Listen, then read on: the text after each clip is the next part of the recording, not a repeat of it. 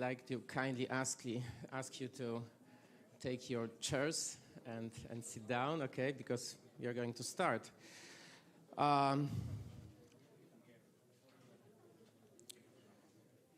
Okay. Welcome to our conference, HumanTech Summit. We decided that at the beginning, this first part of our opening ceremony will be held in Polish, and then we will switch after a couple of minutes to English. I would like to, at the beginning, ask our rector, Professor Roman Cieślak, to take the floor and open our conference.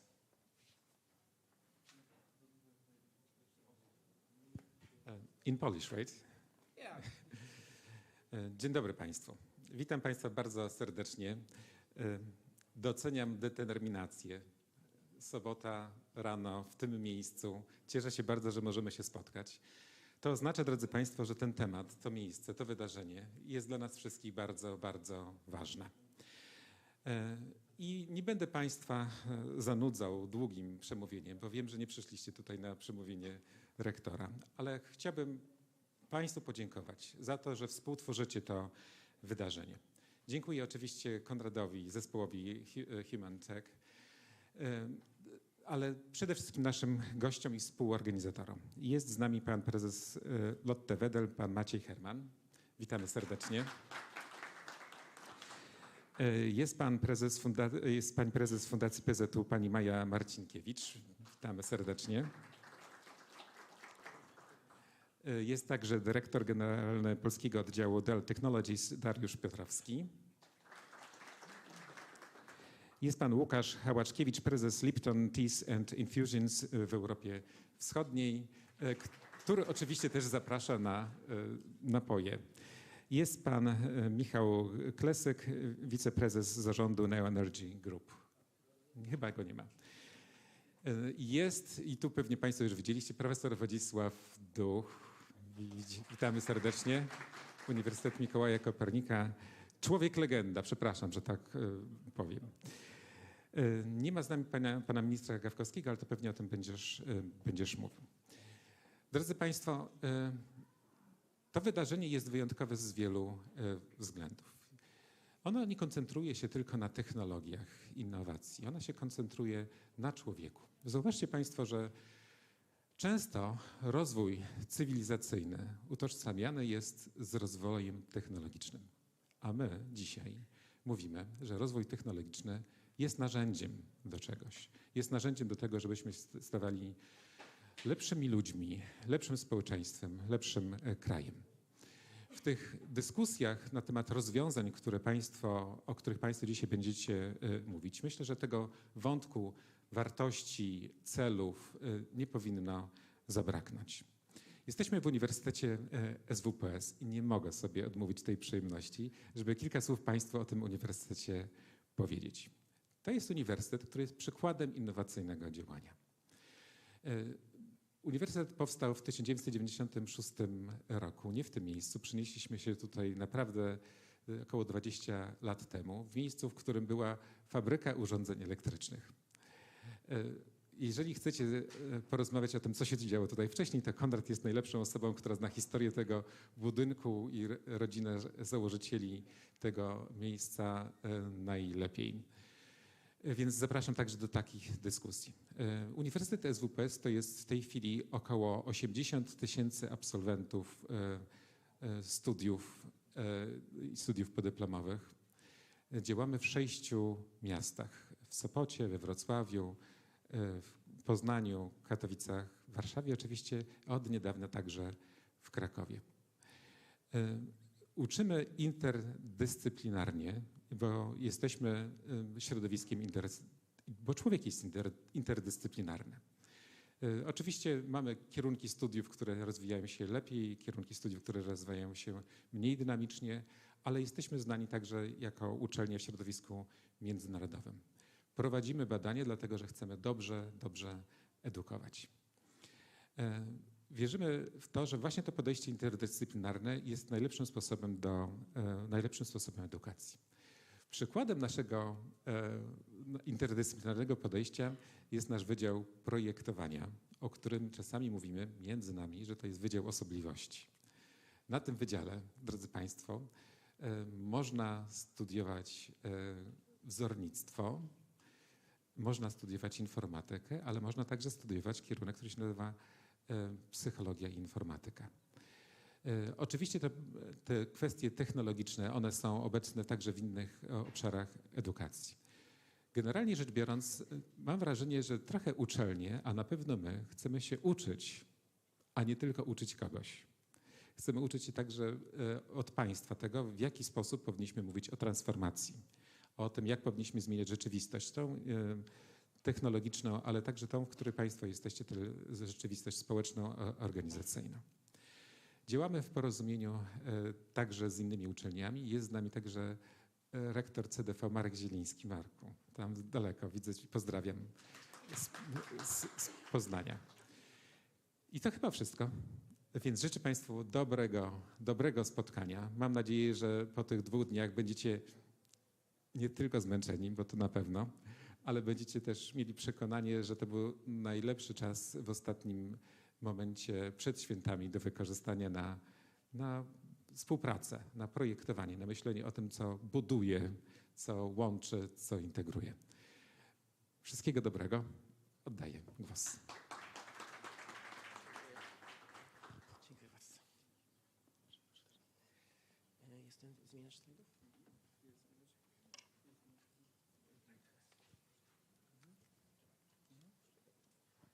Drodzy Państwo, tak jak część z Państwa już wie, nie będzie z nami pana ministra Gawkowskiego, pana wicepremiera.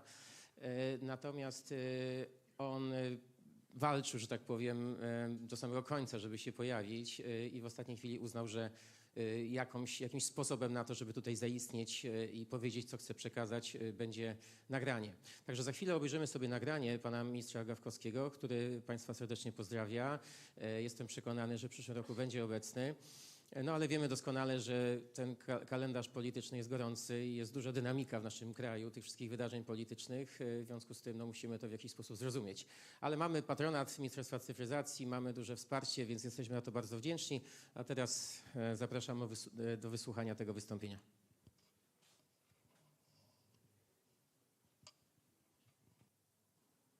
Szanowni Państwo, bardzo dziękuję za zaproszenie na 3. edycję HumanTech Summit. Jednak ze względów na wcześniej zaplanowane aktywności nie mogę być z Państwem osobiście. Jest mi niezmiernie miło powitać Państwa na konferencji myślicieli, liderów i innowatorów z całego świata. Warto rozmawiać o przyszłości, w której technologia i człowiek współistnieją, w takiej harmonii, jak sobie ją wyobrażamy, tworząc lepsze i bardziej zrównoważone społeczeństwo. Zrównoważona cyfryzacja to nie tylko hasło, to nasza odpowiedzialność. Polska ma potencjał, aby stać się liderem technologicznym przemian w Unii Europejskiej. Aby to osiągnąć w Ministerstwie Cyfryzacji, przygotowaliśmy strategię cyfryzacji Polski do 2035 roku. Pierwszy taki dokument w historii Rzeczypospolitej. Wyznacza on kierunki rozwoju oraz wskazuje, jak opiekować się nowoczesnymi technologiami i z nich bezpiecznie korzystać. Stawiamy człowieka w centrum transformacji cyfrowej. To bardzo ważne. Technologia ma służyć człowiekowi, a nie ograniczać czy powodować lęki. Masę sił i środków przeznaczamy na rozwój kompetencji cyfrowych. Naszym celem w ministerstwie jest przygotowanie społeczeństwa do wyzwań, które stawia przed nami cyfrowa przyszłość, zarówno w obszarze umiejętności podstawowych, jak i tych zaawansowanych. Rozwijamy sztuczną inteligencję, projektujemy dobre prawo, powołaliśmy fundusz AI, budujemy fabrykę sztucznej inteligencji i realizujemy projekt Plum. Polski projekt rozwijający duży model językowy oparty na sztucznej inteligencji, a co ważniejsze, na polskich danych, który ma za zadanie wspierać administrację publiczną i lokalne biznesy. Dzięki tym technologiom będziemy mogli ułatwić analizę danych i poprawić komunikację. Tworzymy przejrzyste prawo. Polityka partycypacji i transparentności jest fundamentem naszych działań w resorcie. W Ministerstwie Cyfryzacji dostrzegamy też, że tradycyjne procesy konsultacyjne nie wystarczają, zwłaszcza w sprawach mających duży wpływ na życie obywateli. Dlatego pracujemy nad dokumentem, który umożliwi udział w budowaniu cyfrowego państwa, także osobom spoza branży. Wierzymy, że każdy głos ma znaczenie, a wspólna debata jest kluczem do sukcesów. Zwiększamy środki na cyberbezpieczeństwo i przygotowujemy ustawę o krajowym systemie cyberbezpieczeństwa. Polska musi być skuteczna w walce z cyfrowymi wrogami i dlatego cały czas rozwijamy kompetencje w tym zakresie. Stawiamy także na e-usługi i elektroniczną administrację. Chcemy skończyć z powtarzającym się procesem wypełniania dokumentów danymi już wcześniej zaprojektowanymi i wprowadzonymi do systemów. Dalej będziemy rozwijać e-Obywatela, wdrożymy e-doręczenia i jednolity system zarządzania dokumentacją w urzędach. Szanowni Państwo, zrównoważona cyfryzacja to nasza wspólna sprawa. Jako Ministerstwo Cyfryzacji jesteśmy zdeterminowani, aby współpracować z każdym, aby tworzyć przestrzeń, w której technologia służy ludziom, a nie odwrotnie. Razem możemy zbudować przyszłość, w której innowacje będą dostępne dla każdego. Bardzo serdecznie dziękuję za to spotkanie. Życzę owocnych dyskusji podczas konferencji, a w przyszłości zapraszam do współpracy. Krzysztof Gawkowski. Pozdrawiam.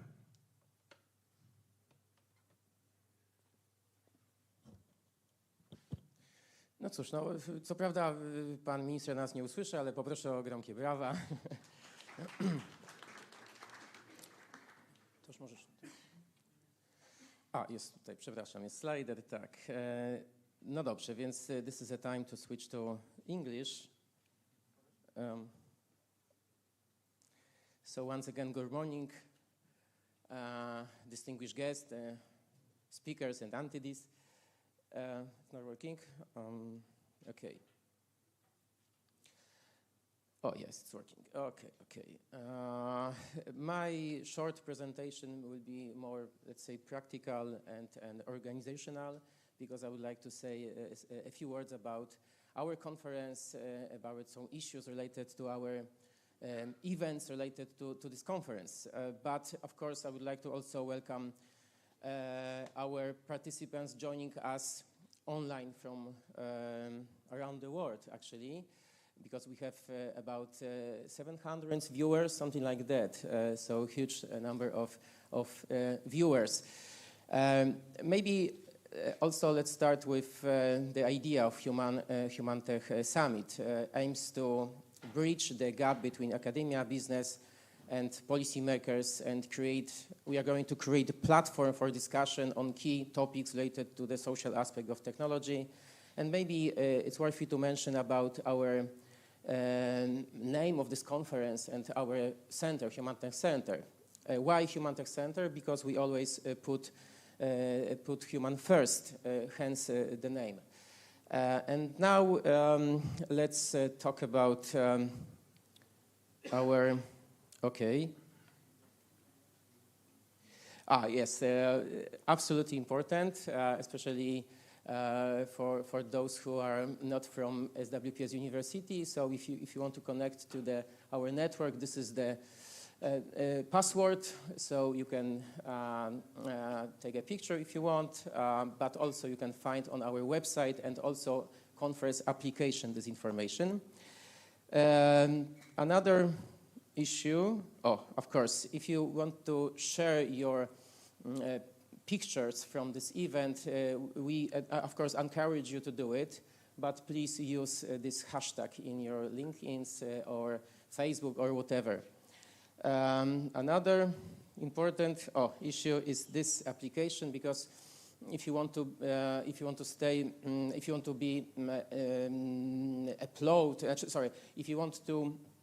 be informed, so it's better to download this application, because you can find there are lots of important information, but also regarding any changes, right? Because sometimes it's happening, right? So if you want to have a reliable, correct program, it's good to download this application.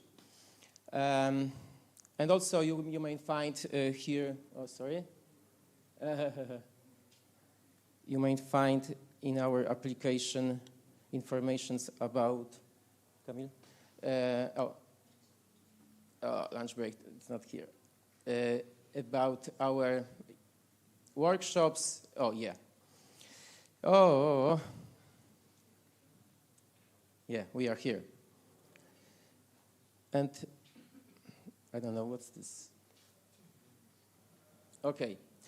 I have mentioned already about our honorary patronage of Ministry of Digital Affairs, Republic of Poland, but also it's worthy to mention about honorary patronage of the Mayor of Warsaw. So thank you very much for this support. And also I would like to express my sincere gratitude to our partners and sponsors.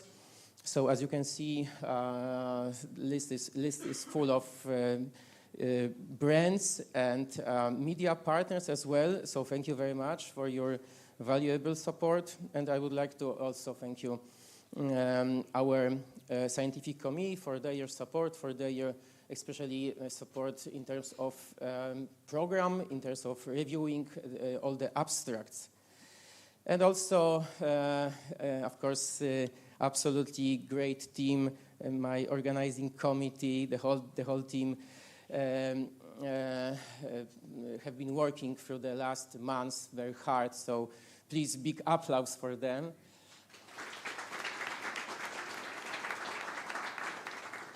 So we have, as you can see, not only professors, but we have the team consists of also PhD candidates, students, not only, it's worthy to mention, from our university, but also from outside our university.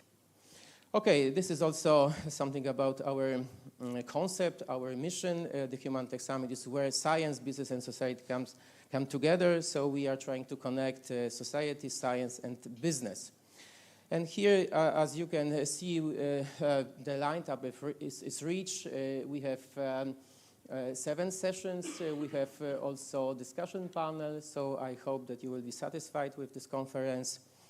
Of course, I'm not going to read all the sessions, all the details. As for additional events, I really encourage you to visit this second room, 305, I guess, in order to see our poster session. Of course, you can grab coffee as well. So in this room will be held also coffee service and lunch break. And also, as I mentioned, I recommend you to join 2 workshops, because we prepared for you 4 workshops, so it will be something more practical, right? So I think there are still available places to join. So if you want to do it, so please use application. And also another important aspect, because we are our goal is also to present emerging technologies, new inventions. So that's why we invited some startups, some companies, in order to see their technology. So as you can see, we have collection of wonderful technology inventions, VR, robots, and things like that. So also it will be everything located in this next room. And now, okay, absolutely important element of each conference, get-together party. So please join us if you have time, if you will have still energy to dance, because we prepared for you also dance floor. We are going also to present some surprise for you. So I'm not going to talk about this surprise, of course. So I'm sure that this event will be also very attractive for you. It's, as you can see, open bar for everyone.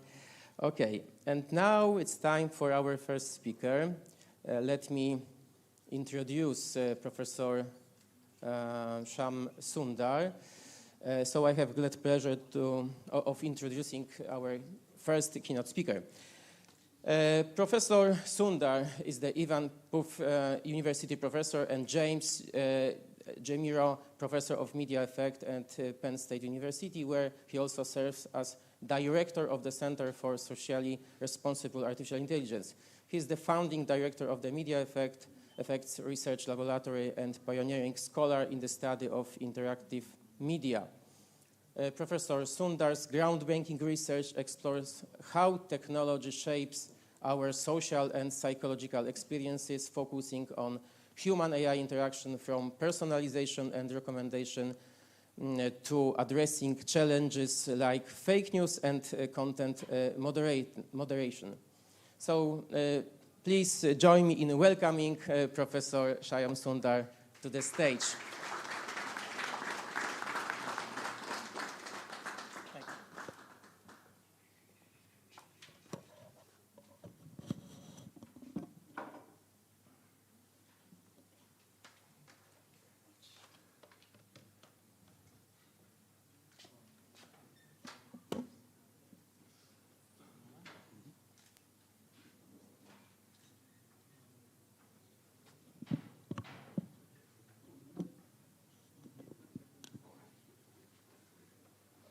All right, thank you. Thank you for the introduction. Thanks for having me.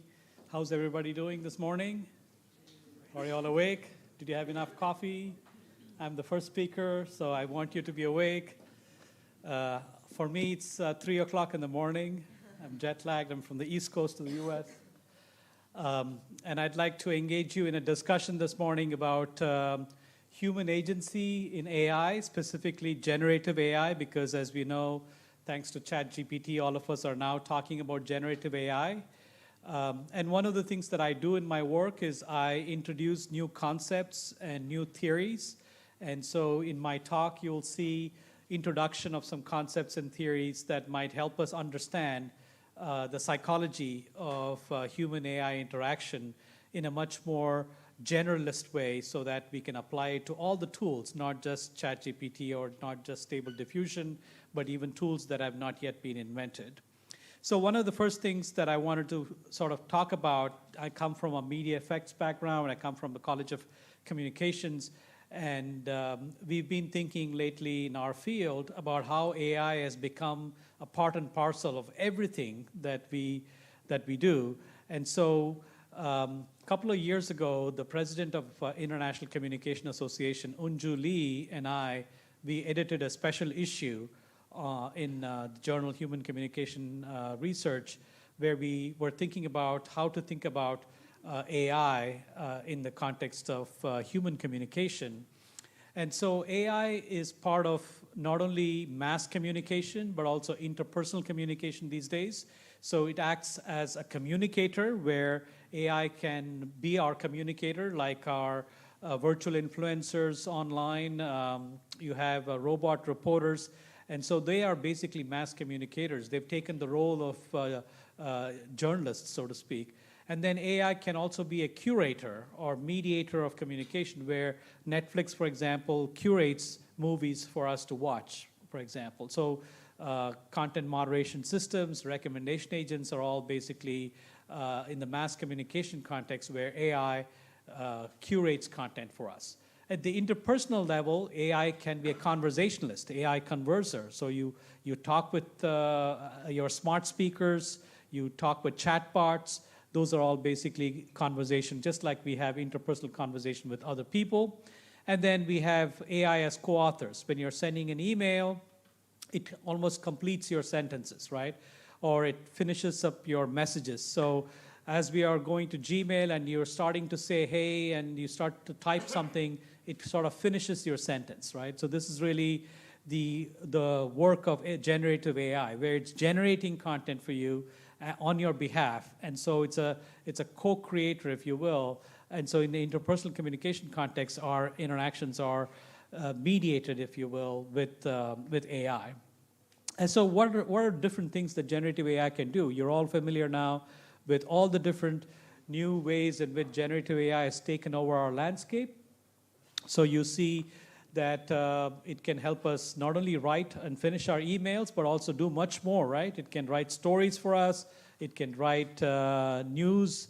It can come up with song lyrics and so much more. It can summarize PDF articles, explain concepts, write computer code, help us with templates for cover letters and things like that.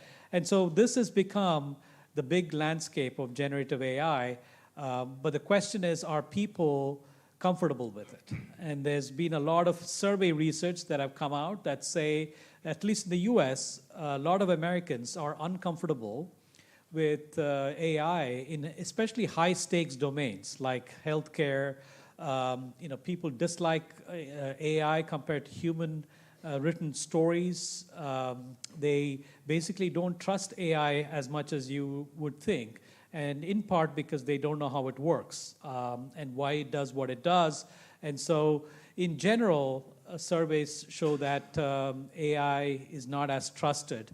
And so even as AI expands, public trust does not seem to be following suit. And so why is that? That's one of the concerns that I deal with in my own work and conceptualize and think about the crux of this matter, which is a concept called trust. What is trust? Some people think trust is something that is inherently technological, but in reality, it's a human judgment. It's a human judgment of deciding to become dependent on something at your most vulnerable spot. So when you're most vulnerable, are you going to trust a technology? So when you are undergoing a health crisis, are you going to let IBM Watson kind of dictate your medical diagnosis and treatment plan and so forth? As it turns out, we don't. In fact, IBM Watson was much hyped, and as you know, it's no longer there. And so people have developed a sort of aversion to algorithms. It's a phenomenon known as algorithmic aversion, which is a tendency to prefer human judgments over machine judgments, even though it's not optimal. Sometimes machine judgments are much better. They're much more scalable and much more efficient. Humans cannot possibly do such a good job as machines, but we still do not trust machines as much. And this is because of lots of issues that people have raised. There are concerns about the ethics of using AI in certain domains, like medical domains. And even from a technical perspective, machine learning scientists talk about there being an ethical issue of machines learning and taking decisions out of their own volition. Just this week, we had all this news about AI Jesus. I don't know if you've come across the AI Jesus in a Swiss church where it listens to your confessions and things like that. So everybody from the Pope to the government agencies are asking for a kind of a renewed look at AI ethics. And not only that, even big tech has been asking for AI regulation for the last few years. As you know, here in the EU, you have the EU AI Act. All of this is coming together because at the fundamental level, AI is a bit of a black box. It does not tell you exactly how it makes decisions. And so it takes some training data, and it figures out that this is the pattern. And then when you feed it some new data, it makes a prediction. But you don't know how it makes the prediction or what is the basis of those predictions. And that's why we often go with how it works and how it looks from the output of what it does. And so one of the famous studies in the last decade was the gender classification study, also known as gender shade study. So an MIT study looked at very prominent face recognition systems to figure out if, in fact, they can discriminate gender. And they found that these systems by leading companies like Microsoft and IBM, they're very good, 90% or above higher accuracy for white males. Microsoft was 100% accurate in identifying the gender of a white male.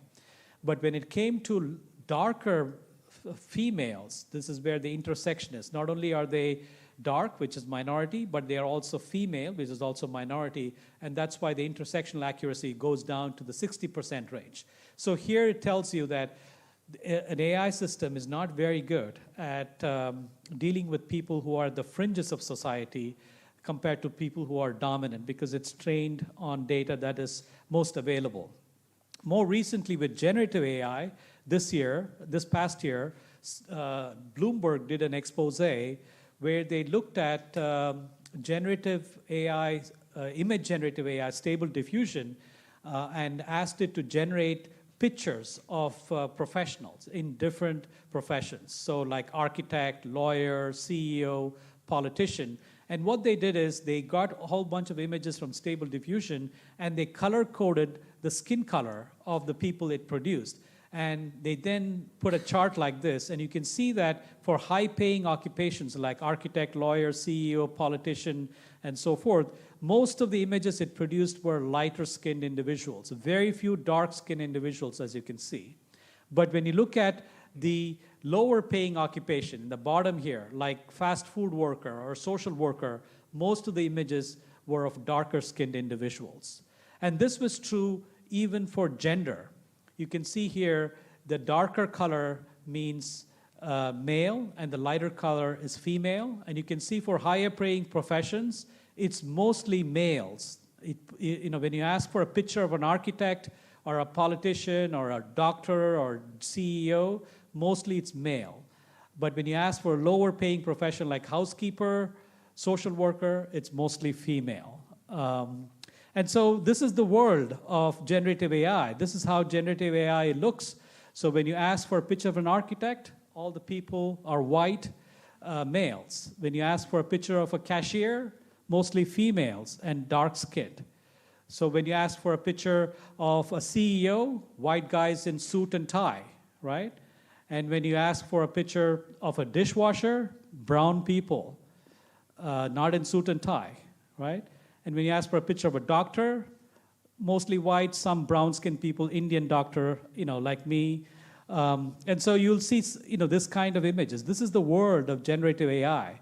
Generative AI has learned that for somebody to be attractive, they need to be young and they need to be light-skinned.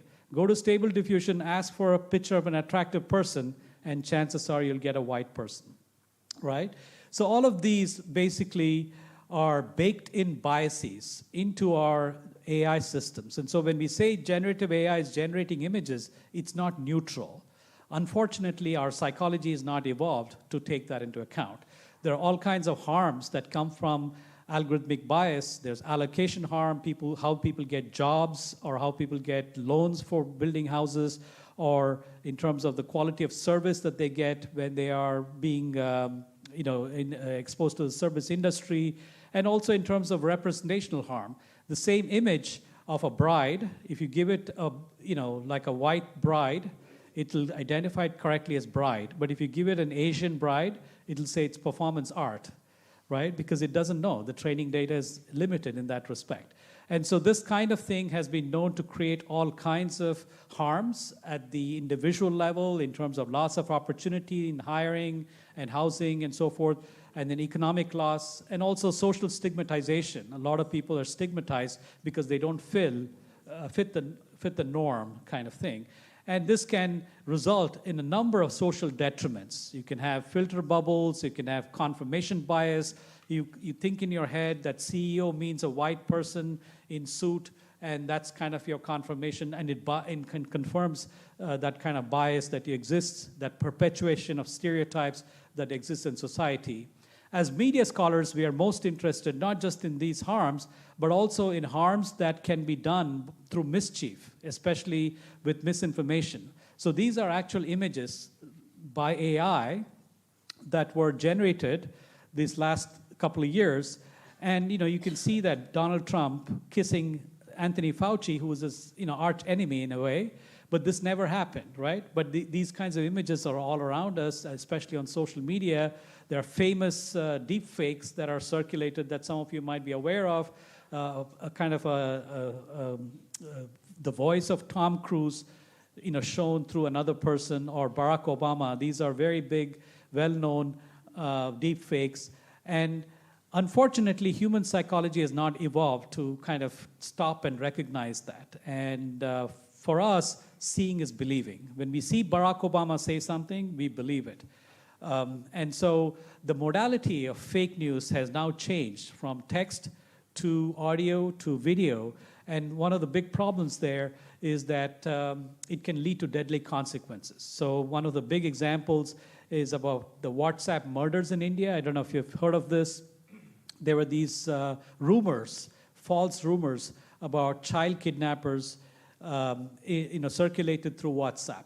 What it really was a public service announcement which showed a grainy video of two people on a motorcycle picking up a child, and at the end of the video it said, keep an eye on your children, beware of child kidnappers. But somebody took out that announcement and they just passed this video around in India. And in India, all kinds of rural villagers who got this WhatsApp message, whenever they saw a stranger in their village, they would beat them up and in fact kill them. And there have been dozens of deaths as a result of this. And there's even a Wikipedia page, you can go check it out, called WhatsApp Murders in India. All because they saw some grainy videos of people, two people on a motorcycle picking up a child, which was in fact staged public service announcement to promote awareness of child kidnapping. So inspired by this, we wondered, is video modality so powerful, it's so visceral, it's so emotion evoking, that it actually makes the change from just believing in it to actually taking action. And so one of the models, theoretical models that I have been most associated with, this is my most cited work, is called the main model, which argues that things like modality and agency and interactivity and navigability, that's what MAIN stands for, these affordances of media can trigger quick mental shortcuts, or called heuristics, which then make people decide on the quality of information and then make judgments about the credibility of that information. So in this particular example that I was telling you of pictures and video kind of triggering a quick mental shortcut which says seeing is believing. If I saw it, it must be true. That's what we call the realism heuristic. If something seems real with our own eyes, it's credible. And so inspired by this, we got funding from WhatsApp, which is owned by Meta, which also owns Facebook and Instagram. And then we went to India and created 3 different versions of many false stories, many fake stories that were circulating at that time, a text-only version, an audio version, and a video version. And we then interviewed a lot of people. We administered this experiment in Indian rural and urban contexts. And just as we predicted, we found that the same fake news, when it was presented in video, was much more believed than it was presented in audio, and that was significantly more believed than when it was presented in text only. And what's more scary is that that was also more likely to be shared among your family. That's what WhatsApp is. It's a network among family and friends, and so people are much more likely to share fake video compared to fake audio or fake text. And we know from our psychological experimentation that this is a heuristic or mental shortcut because people who have high levels of issue involvement, that is, people who know a lot about the issue, whether it's politics or health or whatever the content of the fake story is, they do not fall for this video effect. But people who have low issue involvement are the ones who show this effect. And that tells us that this is a heuristic. And we also have qualitative open-ended comments that tell us that they believed in the story because they could see it with their own eyes. So this is just one example of what we call a heuristic coming from one of the affordances, which is modality in this case. This is the realism heuristic. I'm going to give you one more example, which is particularly important in the context of generative AI, and that is the machine heuristic. Machine heuristic comes from the agency affordance of media, where you tell people that it's a machine rather than a human that's giving you whatever it is that is being given. And so when we think about AI as a source of information, which we increasingly are because of generative AI, our mental models of machines are immediately dominated by these positive stereotypes about machines. Machines are more objective, they can perform tasks with greater precision, and they're more secure. And so, just a few years ago, we had a scenario where we asked people to give some personal information, like their credit card information, for booking a flight. And people were either asked to interact with a human agent or through a machine agent like Siri on your phone. And everything else was identical. It's just a difference in agent. And we found that people are much more likely to disclose personal information to a machine agent than to a human agent. And this was predicted by the degree of belief that they had in machine heuristic, which is the idea that machines are accurate, objective, and do not gossip behind your back. And so even a moderate level of belief in this heuristic tends to trigger greater belief in machine agency and also greater disclosure of personal information to machines. And so this leads to the opposite phenomenon of what I said at the beginning of my talk.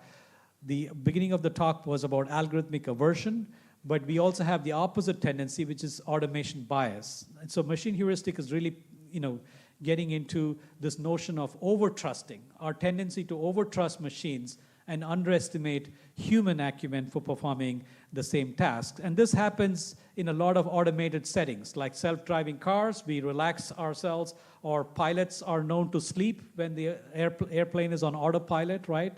You might have heard of all these stories. And in fact, this can also have deadly consequences. A few years ago, you might have heard of these Boeing 737 MAX crashes, which basically was due to faulty sensor that is pushing the nose down. And it needed manual intervention for the pilots to push the nose back up, but they were not trained to do it. In fact, pilots were trained on an iPad lesson for 1 hour only on this new technology. This says that automation bias is not just at the individual level. Even aircraft companies and airlines didn't think it was important enough to teach pilots for human intervention, that the technology was good enough that it can solve all problems. But as we know, technology resulted in the deaths of hundreds of people in both these major Boeing crashes. And so there's a need for us to sort of balance the degree to which we cede agency to machine and the degree to which we as humans take agency. And so that's kind of the biggest tension that we have now with generative AI. We have come a long way from the days of the hammer. With the hammer, we had full agency. As human beings, we held the hammer. Technology was at in our hands, so to speak. We dictated every move that it would make. But we've come a long way since then to our phone apps, which tell us what to do, right? I don't know about your smartwatch, but my smartwatch tells me to get up and move about when I'm sitting and working for a few hours, right? And so this is the state we are in. Right now, we are basically being dictated by our technology. And so what we need is negotiation of that agency. Neither extreme is good, but rather we need to think about ways in which we can negotiate our coexistence. We need to perceive them as intelligent agents, and then we need to construct a mutual relationship that can work for both of us, and also, not have negative consequences, like, misrepresenting us or, intruding into our privacy and so forth. So this kind of tension is something that I've been thinking about a lot and writing a lot about. And so there are many solutions that have emerged in some of my research that I've worked on over the years. One is to deploy machines to enhance our agency. So we have these personalization systems. Instead of just directly personalizing you, they can ask our permission. That's what we call reactive personalization. Before they give you something, they can say, are you interested in coupons for a store that you're walking by nearby? Instead of just throwing a coupon for us on our iPhone app just as we are approaching a Starbucks, for example. That can freak you out, make you feel like your privacy is lost. And also, machines can be more transparent in how they do things. And also, greater visibility. How they do what they do and what they do with your data can be an important way to assure humans of their agency. Another way is to warn us about inferential traps. Like when you see a post with a lot of likes, a system can tell you, hey, these likes could be manufactured. They may not necessarily be authentic. So tread carefully. Don't just blindly go by the fact that this has a lot of likes.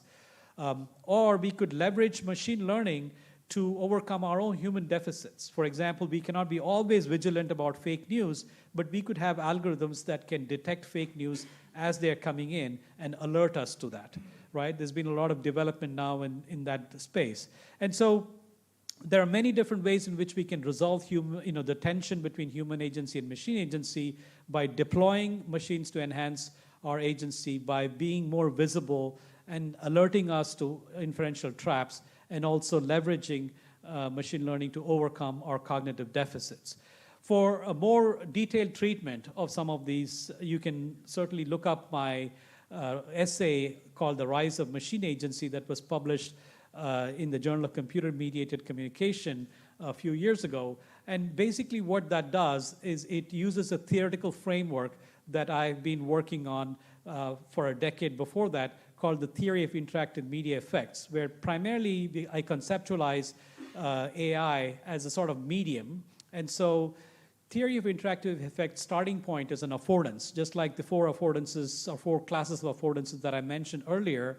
And each affordance can trigger certain cues, and those cues can trigger the cognitive heuristics. So for example, you might see a Facebook post with a lot of likes, or a Twitter post with a lot of likes. And so that can trigger what we call the bandwagon heuristic. So if so many people like something, then it must be good, right? So, and then you immediately make up your mind based on that. That is called the cue route. That's not as systematic as the action route, which is the bottom path, where you're actually performing an action. You're sharing something, you're clicking on a button, you're writing a comment. And so those kinds of things are much more involving of the user. And so there, you're actually interacting with the system in a much more integral way.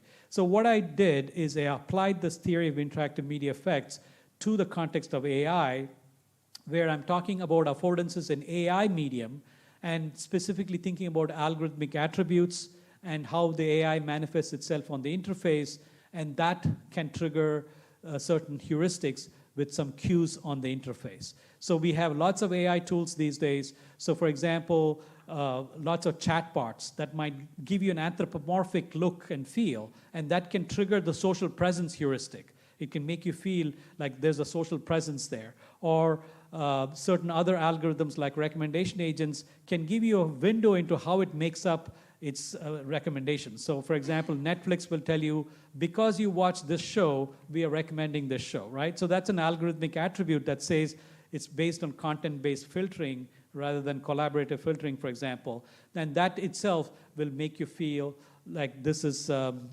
benevolent system, for example.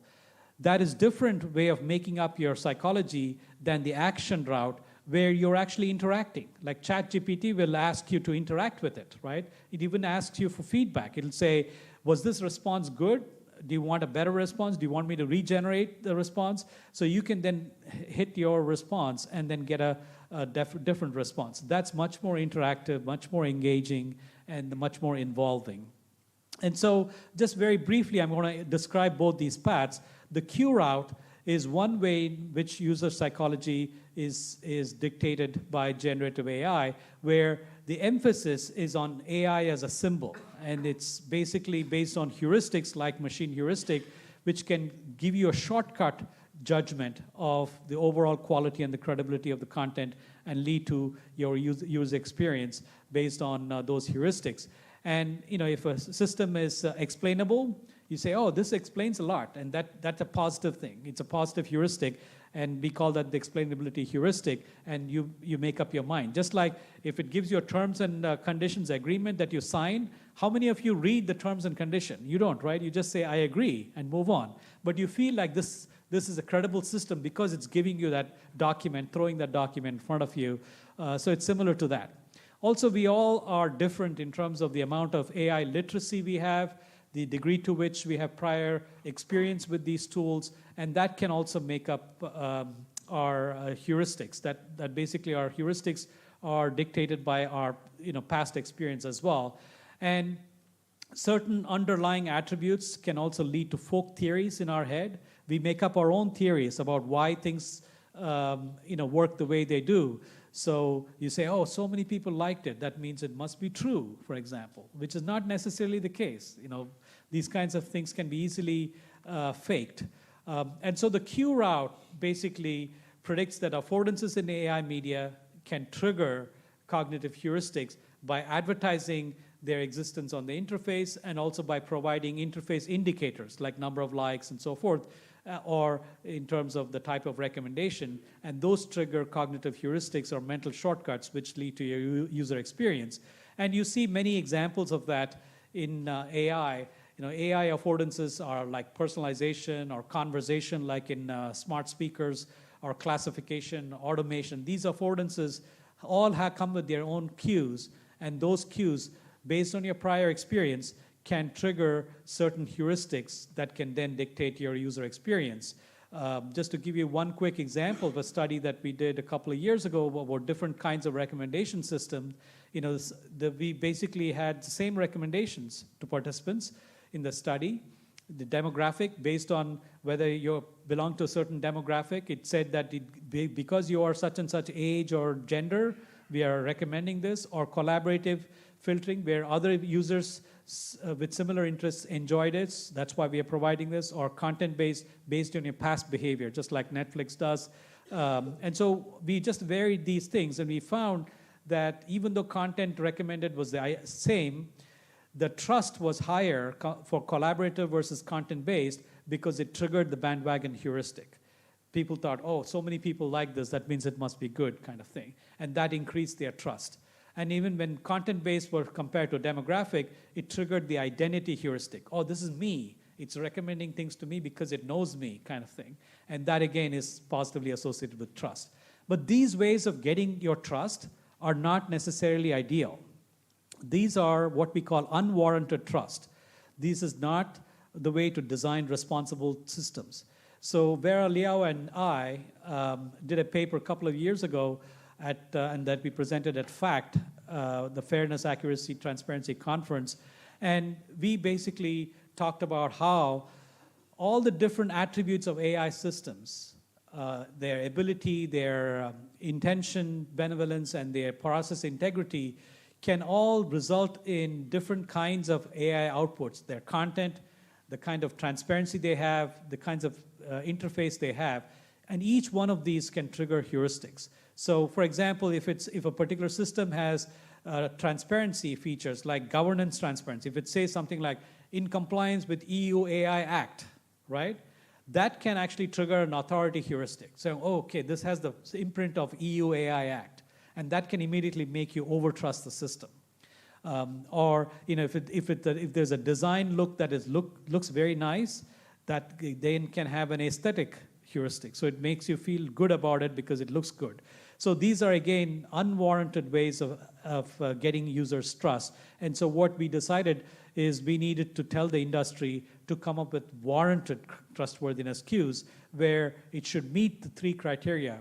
It should meet the truthfulness criteria. Technology creators should use these cues, in a way that is the truthful, that is it's faithful to its purpose, and also relevant. That is, it can reflect the model trustworthiness attributes, the trustworthiness attributes of the machine learning model, and then calibration condition. That is, users should be able to calibrate. They should have the ability to figure out that this cue is untrustworthy and this action is trustworthy and things like that. And that's where we get into a more formal analysis of calibration, where we want to make sure that the right kind of people, like a patient may not really be able to tell the difference between a trustworthy health content and a non-trustworthy, whereas a doctor will be able to calibrate it better, for example. So who is more likely to be more systematic in their calibration? So we basically said there should be no unfounded trust condition. That is the one condition, it has to be met. And then there's a more systematic processing. Users should have the ability to process. And so together, we think that this would help us lead to a much more trustworthy AI. And so the action route, where people are able to interact with the system, is where we can achieve the kind of agency negotiation that I was talking about, where AI is not simply a source, but a mutual actor with which we interact on a regular basis. There's a bit of a social exchange, right? It advances your interests, but at minimal cost. I mean, you don't want us to do all the work. That's the whole point of AI, is to automate certain things. So you don't want too much work on the part, but there should be some amount of involvement in it. And so it's a mutual augmentation idea. So AI augments us, our decision-making ability, but we in turn can also, with our choices, make the AI work better for us in the long run. So all of these things are really about collaboration.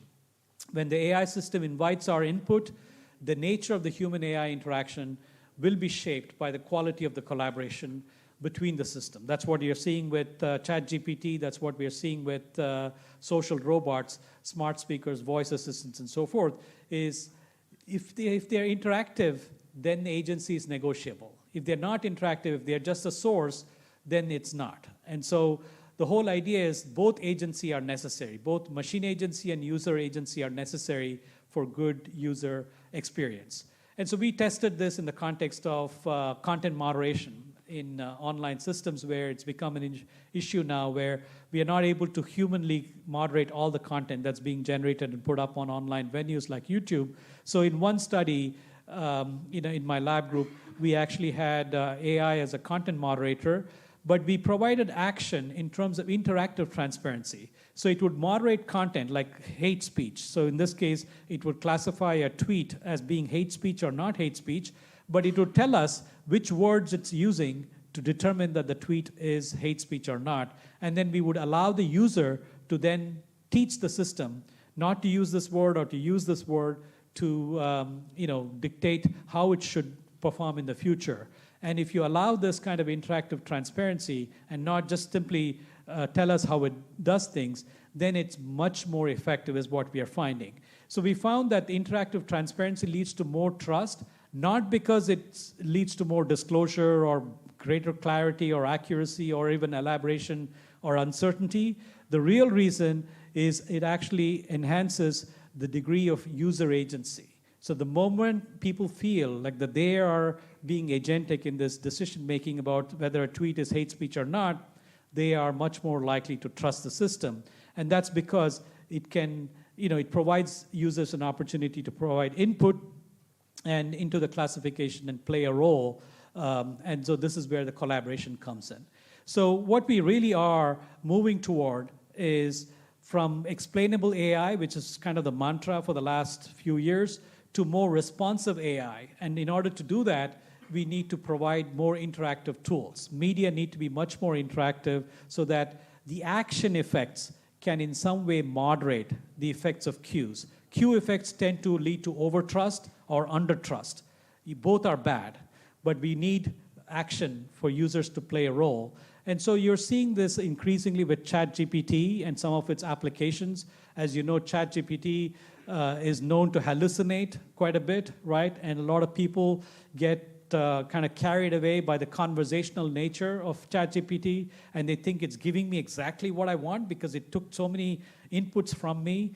And so we tested this in a very recent dissertation study in my lab group by applying the same high time model. And we said one of the cues that makes people make decisions about trusting ChatGPT is this conversational nature. The fact that it's conversational and going back and forth makes you feel like every response is highly individualized to me, and it's giving me what exactly I want. And people even go to it for therapy and things like that. You might have heard of those kinds of applications. What we then tested is whether this kind of formation of trust through conversationality can in some way be moderated by providing people affordances that involve more action. So we looked at the action route as well through a feature that some generative AI tools are using called the verification feature. So if those of you use Gemini, for example, which is a Google tool, they have a verify this button. You can actually verify the responses from its generative AI tool. Then it goes to Google search engine to verify whether the chat did a good job, that the chat engine did a good job. Keep in mind, generative AI is not a search tool, right? So it's not an information lookup tool, it's a probability estimate tool. And so verification goes the next level of actually factually verifying. And this, of course, involves more action on the part of the user. And so we tested the effects of both these in this study. This is brand new, it's not been published yet. You're the first people to get this information. So conversationality increases trust, just as we thought, through heuristics like social presence heuristic and positive or negative machine heuristic is another one that we found. And in general, you find that these heuristics play a role in determining how much they trust the system. Now, when you add verification to the mix, you see that verification undercuts that trust that is formed by these heuristics. And we find that people who go through the verification step, reduce their trust. And this is the power of, agency negotiation. where you're basically providing interactive tools that counter the kind of the blanket overtrust or undertrust that comes from interface cues. And so interface cues can lead to unfounded trust. Interactive tools encourage systematic processing, and that's how you promote socially responsible AI, by very clearly communicating its characteristics and enabling user collaboration. So standard interface cues leads to uncalibrated trust. If you have low interactivity tools, low human agency, so it's heavily weighted toward machine agency. What we really need is much more balance. Much more effective human collaboration can be achieved where you have socially responsible interface cues and highly interactive tools so that you have more human agency, more calibrated trust. With that, I will stop, and I thank you for your attention and be happy to take any questions. Thank you.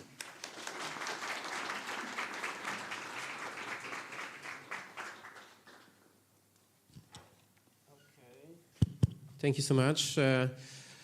Of course, we are a little bit out of time, but I think we can afford for I don't know, one comment or maybe short question or.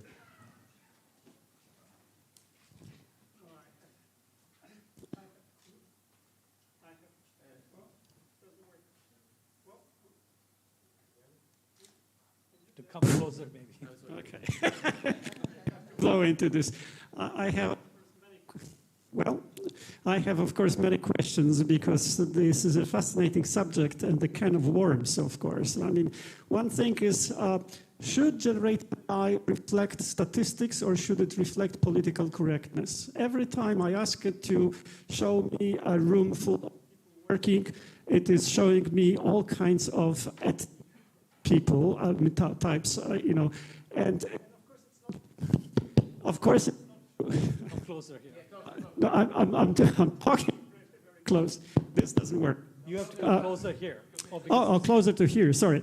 Every time I do it, I see political correctness, which is completely false. So you know the black popes and the woman popes and other things like that. That's because people try to be politically correct and really reduce the bias. That's one problem, right? Should it reflect the reality, which is statistics of different things? And you've been showing a few cases where if you go with the statistics, that's all true. I mean, you look at people high rank in different companies, okay, they're white males mostly, right? We can say it's bad, but we cannot just change the reality and show again black popes or women popes, right? And then one thing that worries me, and we'll talk about that later because I'm working on the brain.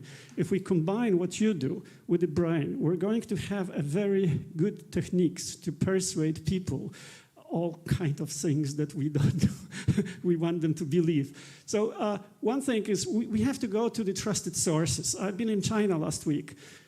To do anything, you have to verify your identity, and it works. And of course, the big brother is watching, and we don't like that, right? But at some point, this will be the only option, I'm afraid. So I'm wondering, what do you think about that? Yeah, there's a lot to unpack in your questions. You asked a lot of questions, but let me just answer the first one very quickly, which is the idea of should it reflect society or should it provide a more politically correct view of society? And in many cases, there's an argument to be made for both sides, right? So you want AI to be natural in terms of reflecting what the underlying data are telling you, almost as a way of exposing the history of human biases, right? It's a mirror that we hold up against us and say, hey, this is what society looks like, whether you like it or not. But the downside to that is that imagine a young girl who wants to be an astronaut, and she goes to ChatGPT and asks for a picture of an astronaut. It gives you mostly males and does not reflect her. And so for her, her hopes are dashed, right? And so she doesn't know enough to be able to calibrate that trust in that system to say, hey, this system is based on statistical averages of prior history, not what is possible in the future. And so to the extent there's that human agency involvement, then it's okay for it to reflect the statistical trends. But in terms of being a machine for political correctness, it's obviously a problem. In fact, Google ran into this black Pope, and black Elon Musk even issue that a few months ago you might have heard of. And so those are all, of course, almost comical kind of exaggeration of this notion. But the idea is machine heuristic is so strong psychologically that we don't stop to correct.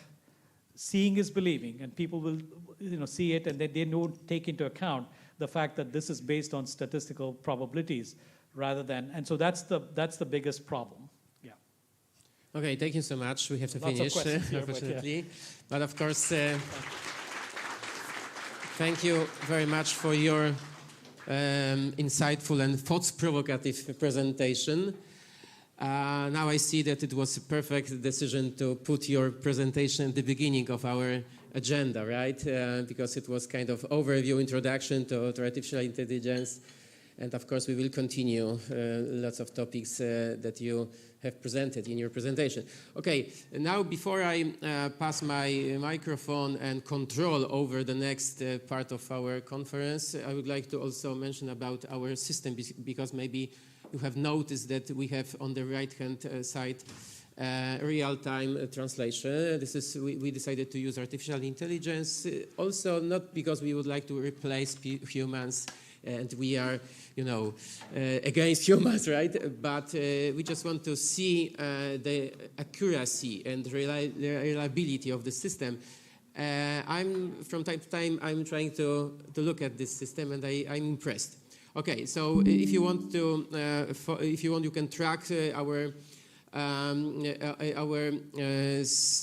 presentations by looking at the screen, and also, provide us feedback. Now, time for first session. So let's get started. Okay, so now we have. Okay, this is okay because first session or.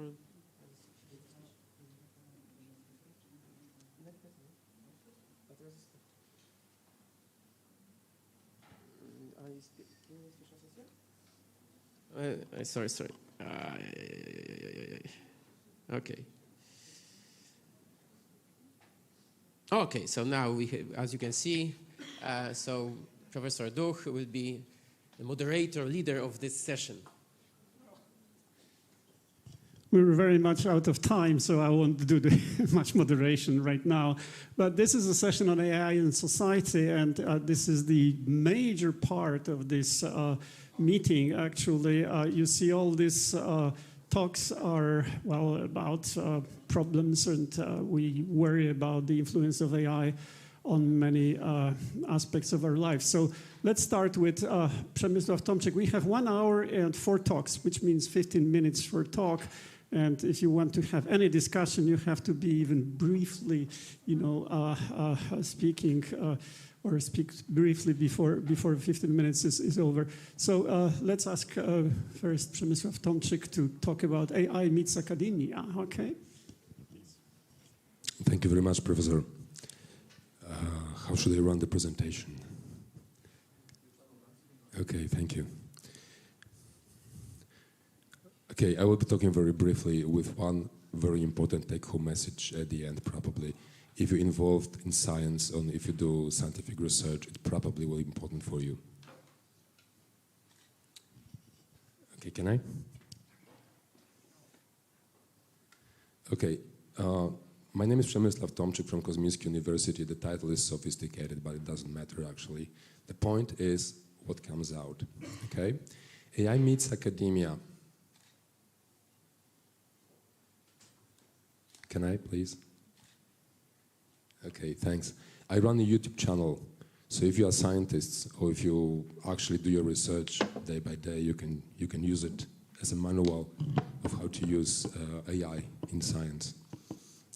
Dr. Przemek Tomczyk AI, in Polish and in English, both. It doesn't work. Sorry.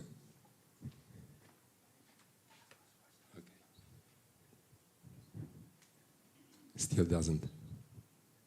Okay, started. I published 5 papers on this topic because I'm trying to do the habilitation based on that. 1 year ago, many colleagues said it's impossible because AI actually is a technical skill.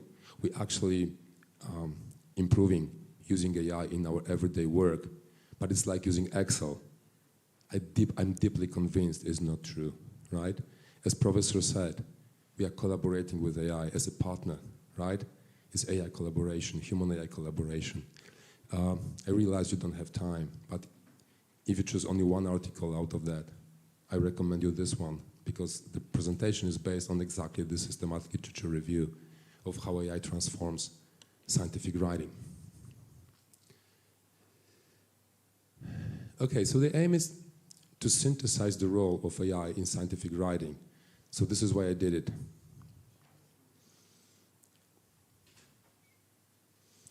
I read many articles. So the systematic literature review has been conducted actually on January 2024. In January 2024, I found 28 articles on this topic of how to improve scientific writing with AI, right? Not that many.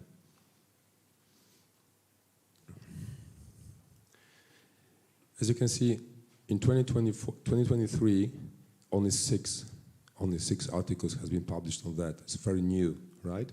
In 2022, only 5. In 2021, only 5 too. Health sciences. This is the field where actually the researchers have been using artificial intelligence to help to write, to help to get published, right, with AI. Okay, most of the articles were conceptual or empirical. Several systematic literature reviews, so conceptual, empirical, and systematic literature reviews, the articles on this topic. I found actually 6 main themes in those 28 articles. So what the researchers were writing about in those articles. So first of all, they concentrated on human-machine collaboration, how to collaborate with AI to be efficient. Second, how to save time, because we actually perceive AI to save time mostly, right? When we run ChatGPT, we don't think about the quality. We don't think about the trust. We think about saving time. I think it's a mistake, right? Number 3, methodological quality. So researchers have been using AI to enhance methodological quality. For example, when we ask ChatGPT which method to use, regression modeling or correlation, right? And we actually believe what ChatGPT is saying. Number 4, more advanced analytical methods. When we ask ChatGPT or other AI tools which method to use to complete our research, and we actually choose between machine learning or NLP, we believe that actually AI can advise us, right? Number 5, what kind of tools should we use? ChatGPT, or maybe Orion, or maybe Lead Suggest, or maybe other specific tools like Elicit, like SciSpace, like Consensus AI, right? And the last but not least, on which stages of scientific writing process we should use AI, okay? What's important? No ethics. The authors of those articles actually didn't mention ethics at all. Very important and, I think, contributive to consider. Actually, I split those threads into 2 groups.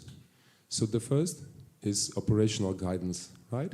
So I realized that some of the threads like tools, methods, quality, stages for the tools, right, are technical, okay? And the second group is, I called it substantial, right? So when we collaborate with AI, we actually can save time and make our work more efficient, and it should come us to living systematic literature reviews. What's that? Researchers from medical sciences know that very well. Living systematic literature reviews is the article actually, I would say, written by itself, which means that it's updated automatically. So for example, when you start writing anything, right, you need to read a lot. You need to think about it. You need to consider. But if you use living systematic literature review, the data is gathered automatically. It's been gathering automatically. The point is, it doesn't matter what type of algorithms we use. It doesn't matter if we save time or no. It doesn't matter what's the methodological quality. Actually, these three elements are independent, but they all depend on human-machine collaboration, right? So the point is, if you don't talk with AI, if you simply treat AI as Google, if you simply use it just to quickly get the information, you're wrong. You need to discuss, you need to ask, you need to doubt. Otherwise, you will fail. Okay, recommendations for further research, right? So first of all, definitely, we need to dig deeper into human-machine collaboration theory. How we interact with machines, how we perceive machines, how we treat machines, how we are treated by machines, right? So first of all. Second of all, to evaluate AI's impact on researchers. Simply to ask researchers, do you use AI? Are you convinced with using it?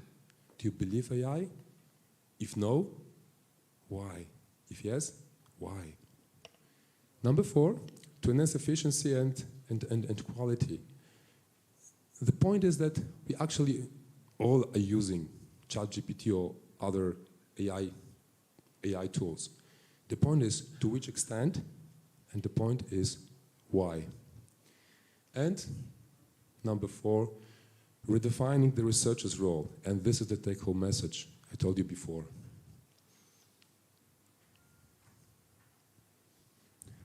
Imagine a researcher who is not writing. Imagine the researcher who is managing. Let's imagine several AI applications, and you are the researcher. You don't write. You read. You don't write. You ask AI what to write about.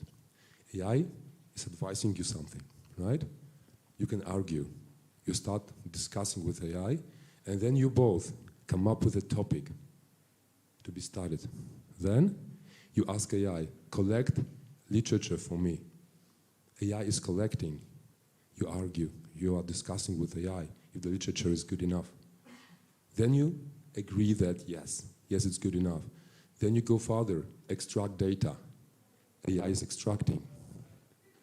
Then you ask, write me a first draft of the article. AI is writing. You are checking this out. You are discussing. You are arguing, right? And finally, you come up with the final version. You can feel as a... Hello? Censorship. Sorry. You feel like a manager of a process, right? You tell AI what to do, like AI is your employee, right? Your worker. You manage. AI works. You manage. AI works. Thank you very much. If you feel interested, contact me, please. Great, thank you very much. We have a few minutes for discussion then. Any questions, please, before I will jump on that? Please. Do we have another microphone? Well, is there one? Yes, please. There. There.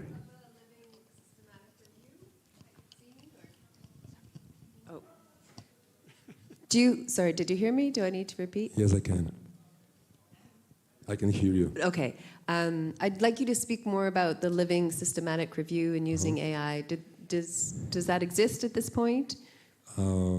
Actually, it's collecting data automatically. Yeah. It's verifying data.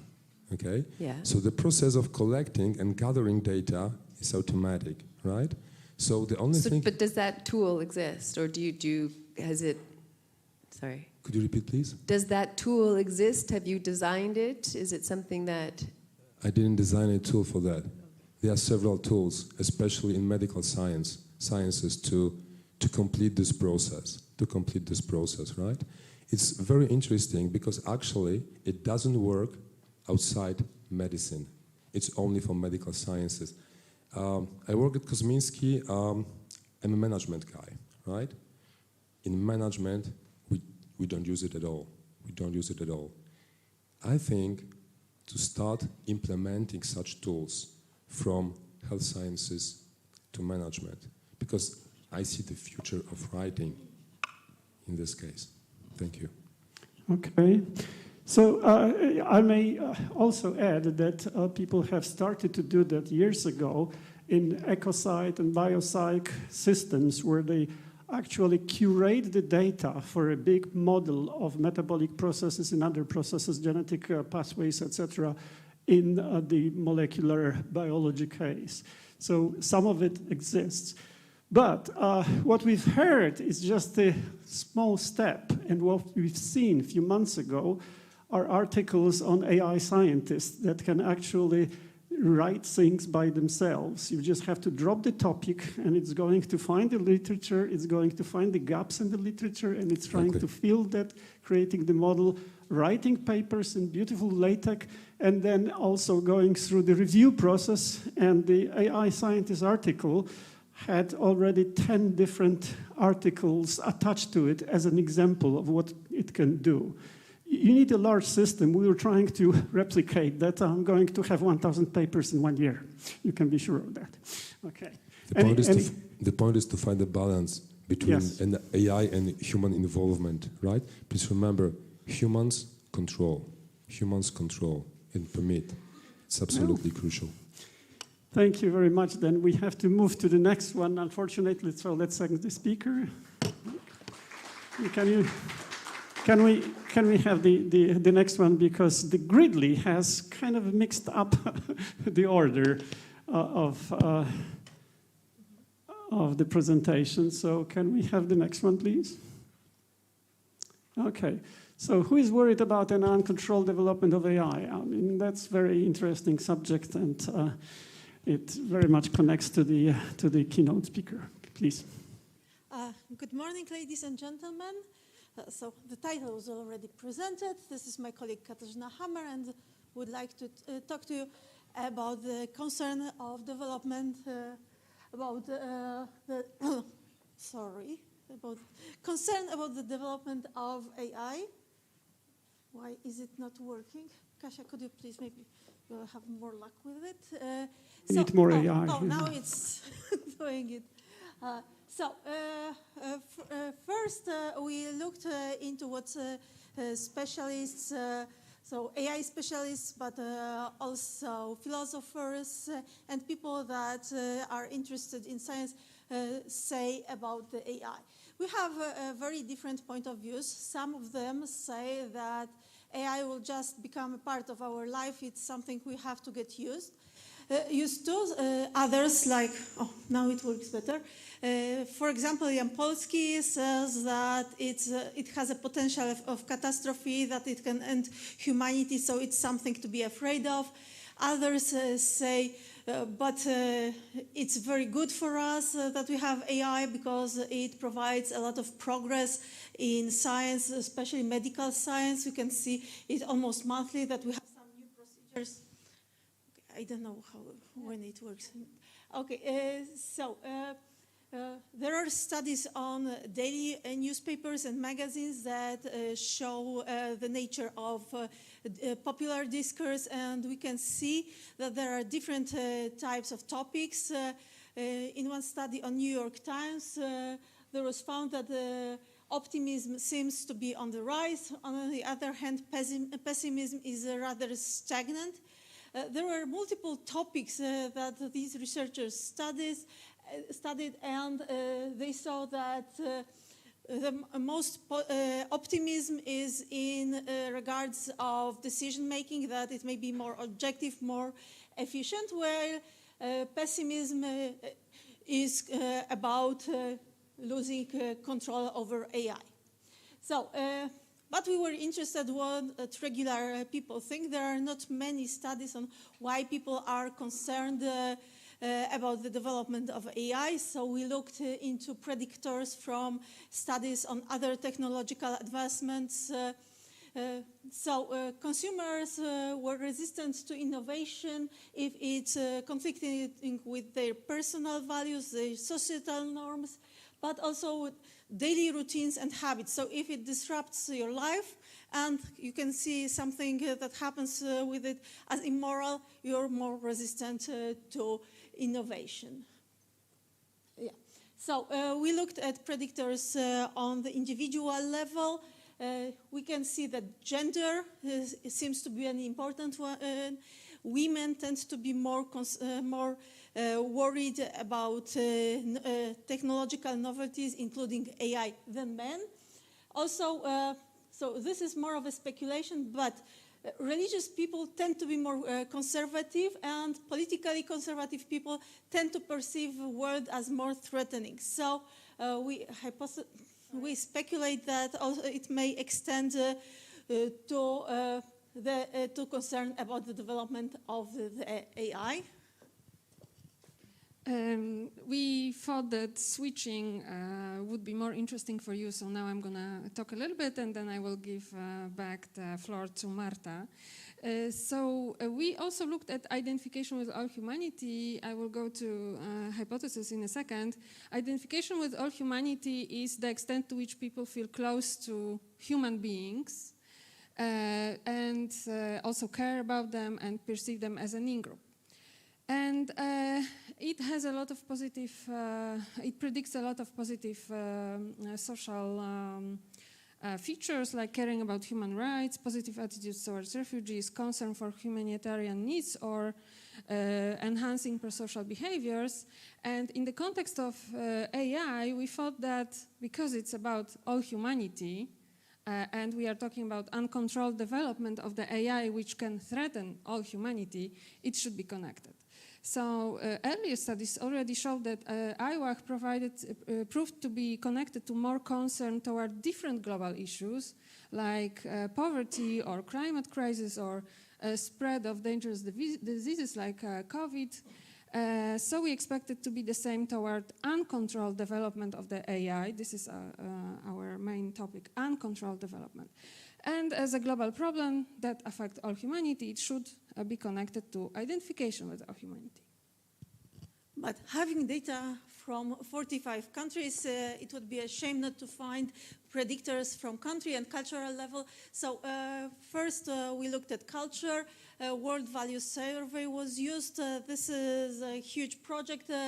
It basically has two spectra of values. One of them is survival versus self-expression. Survival values is when people live in poverty and generally are more concerned about their economical and physical well-being, while self-expression values give higher priority to environment, care of environment, and tolerance to different types of minorities. The second spectrum is from traditional to secular values.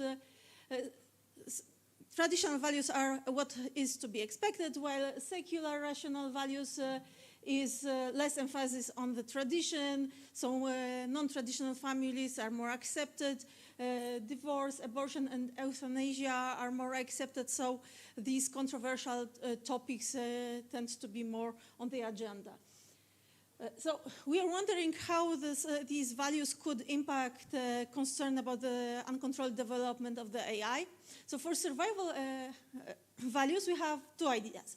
One is that it's usually related to trust in scientific development, so it may foster positive attitudes. So it may be something that improves our life, something new, good. But on the other hand, survival values stress security, including job security. So it may be related to more of a skepticism toward AI because it may lead to job loss. As for traditional values, this is, as was already said, traditional values is related to a more conservative way of life, so dislike for anything that could revolutionize how we live, how we perceive the reality. So we expect traditional values to be positively related to concern about uncontrolled development of the AI. we had also two more predictions that were based on what specialists say. So we thought that people from less developed countries and poorer may be more afraid to lose their jobs, hence more concerned about the AI, while people from less democratic countries with less civil liberties may be more afraid of the AI due to its potential in surveillance techniques. We don't have much time, so I'm going to go quickly to this one. We had a lot of research questions regarding this uncontrolled development of the AI. What is the level of concern? Our study consisted of 45 countries, so we're going to look at the mean fear or concern regarding it. Is it connected to cultural clusters, demographic factors, global social identifications, political orientation, cultural values, and does economy impact concern for this uncontrolled development of the AI and political freedom and democracy? So our study, this is a part of a bigger project. We're going to, of course, show only a little bit today. We had only over 13,000 participants, 45 countries, and we had different level of measures. Individual level consisted of our main dependent variable, how concerned are you with the following issues? We had different issues, but today we're going to talk about uncontrolled development of artificial intelligence as only one. We also measured global social identities, social, cultural, political orientation, and country-level measures, socio-economic. Marta already mentioned that, so I will only add GDP per capita, general globalization index, and so on. We have only 5 minutes left. Let's go to the results. So first we compared the genders. The results were statistically significant. Indeed, the females were more concerned with the uncontrolled development of the AI than male, and people that marked their gender as other. As for countries, so you have here the graph. It goes from here, Greece 3.35 on the 7-point scale, so right in the middle, to 5.78 in Ghana. We tested the differences, and we can see that the highest concern is, and there are no differences between these countries, Ghana, South Africa, Indonesia, Morocco, Nigeria, and Turkey, whereas the lowest is for Greece, Ukraine, Russia, Finland, Netherlands, Poland, Norway, Germany, Switzerland, Kazakhstan, and Belgium. So it's kind of a large group. It translates into cultural clusters, so cultural regions. We can see that in Africa there is the most concern, followed by Middle Eastern and Southeast Asia. The least concerned people were here in Europe, Germanic, and Nordic, so Scandinavia.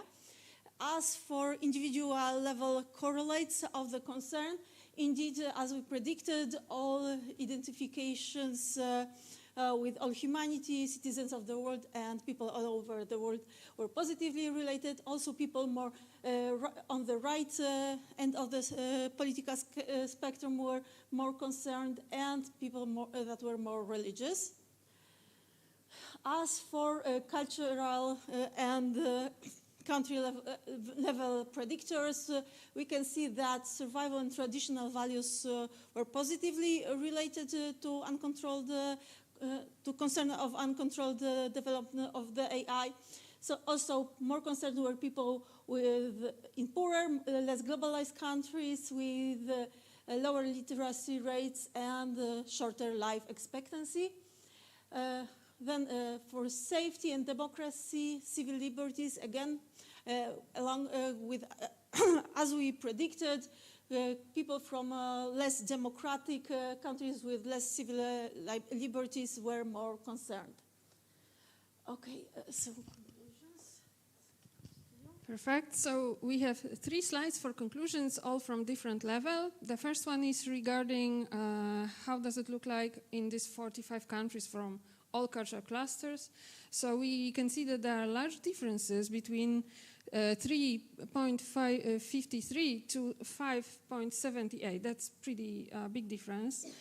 And people from African clusters were more concerned than people from Nordic, Eastern European or Germanic clusters.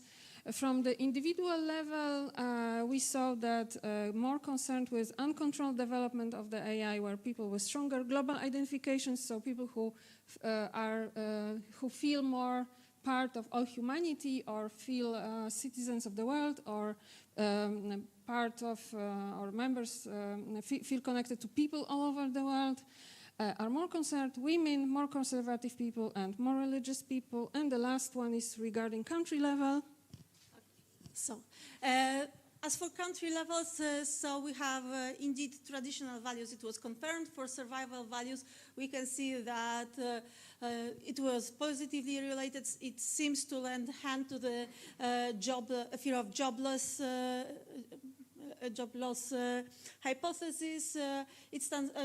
We can see it also with people with GDP per capita.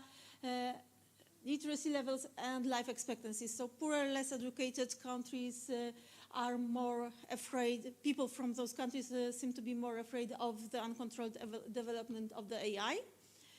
And then we can see that people from less democratic countries indeed are more worried about the uncontrolled development of the AI, so it lends the hand to our hypothesis of enhanced surveillance. Thank you very much for your attention. Please visit our lab to find out more about our studies. Our study, of course, would not be possible without all our fantastic collaborators all over the world. Thank you very much. Congratulations. That is a really very interesting big study. How did you proceed with this? What is the methodology? Are all these people just doing it in their own country, or is it internet-based? We collect Qualtrics in all these countries. They indeed help to collect. Of course, there are some people at the beginning who are more at core team, and some people were just collecting data. Great. Any quick question? Albert.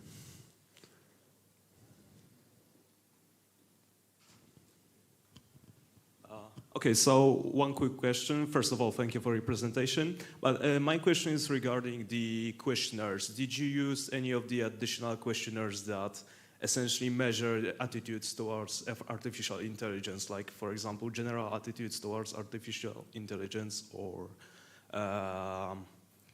attitudes towards technology, if I remember correctly? No, like I said, we only had one item. This is part of a much bigger study, and we only had one item. There was the whole scale regarding different concerns people can have regarding global issues, and one of them was uncontrolled development of AI, and we presented only this one here. So, of course, I realized that we could have a longer scale, but that would be a completely different study. Okay, okay. Thank you so much. Well, great. Or maybe just last one quick. Okay, so that's a more meta-scientific question. Because you say that people who mark their gender as other has similar results to the females. And, to male. To males. Okay, so I don't have questions. Okay, go ahead. No, we don't have an interpretation for this group, but I have to note that this group was rather small, and in many countries, especially more conservative ones, the groups were too small to maybe not existing. Right, okay. So just a quick question concerning the dependent variable. I mean, what would happen, have you looked at your results from that perspective, like what happens after taking into account the overall level of concerns? Because, you know, when I think about, let's stick to the gender as a predictor, no matter what kind of concern you would test, you would get gender effects due to neuroticism, for example. So is it specific to, if we asked about climate change or any other concern, what would happen? The question is clear, I hope. Yes. Yeah, the question is very clear. So indeed, all concerns were correlated. That's true. Although there are differences in their levels and how they're related to other variables, I can check it and talk to you. Yeah. I know. I'm saying to Max that I can check it and let him know later exactly what were the results. Yeah. But we indeed found that women were more concerned regarding all the concerns, yes. Okay, we're concerned about the concerns. Thank you very much once more. I don't think it's specific. And can we move to the next lecture? Well, thank you very much. Let's thank the speakers. And let's move to the next presentation, which, as I mentioned, I don't have the correct order. So let's see. No, not yet. Not yet. We need more artificial intelligence, that's very clear. Okay, so the third presentation is by Wesen Attila Arda from the University of Warsaw on AI surveillance, democracy versus authoritarianism. And the final will also be, please, the final will also be on the authoritarian tech. Oh, that's an interesting subject, please. Not this one. For sure not this one. No. Yes, that one. Exactly. So, let's get started. So, I'm not here actually to convince you which one is better or which AI works better in democracy or authoritarian states. No, I'm not here for this. I'm here even to criticize both of them. Let's get started.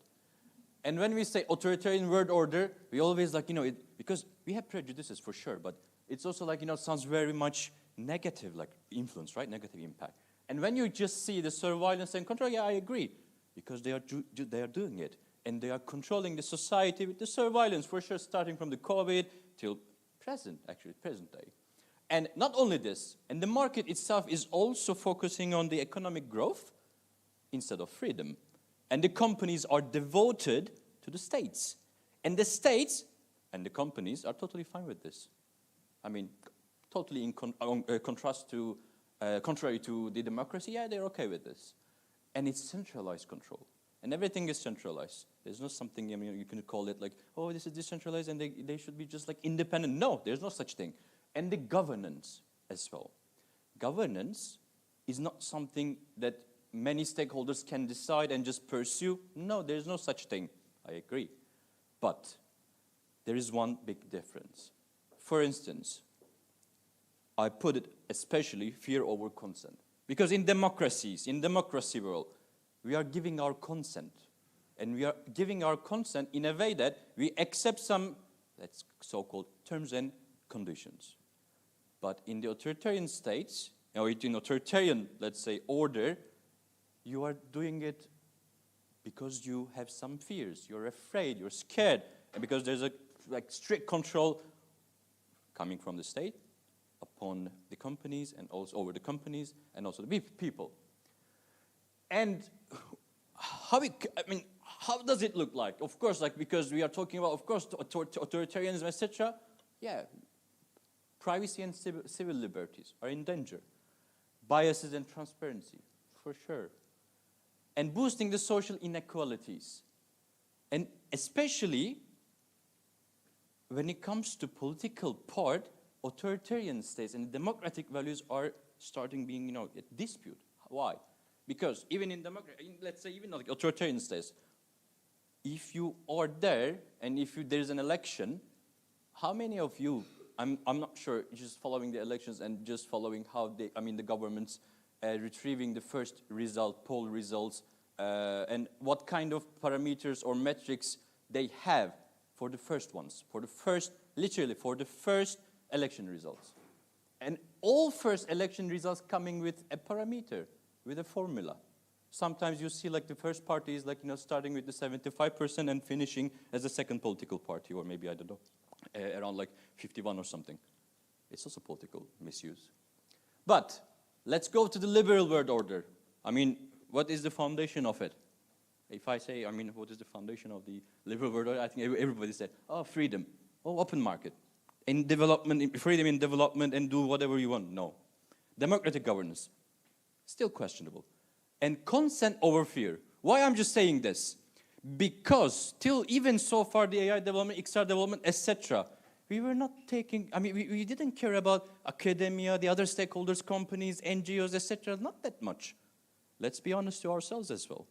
And democratic governance, here in that case, should be our issue, because we should include, definitely, all stakeholders, companies who created this technology, people who are doing research on this technology, developers who are developing this individually or with a company, whatever.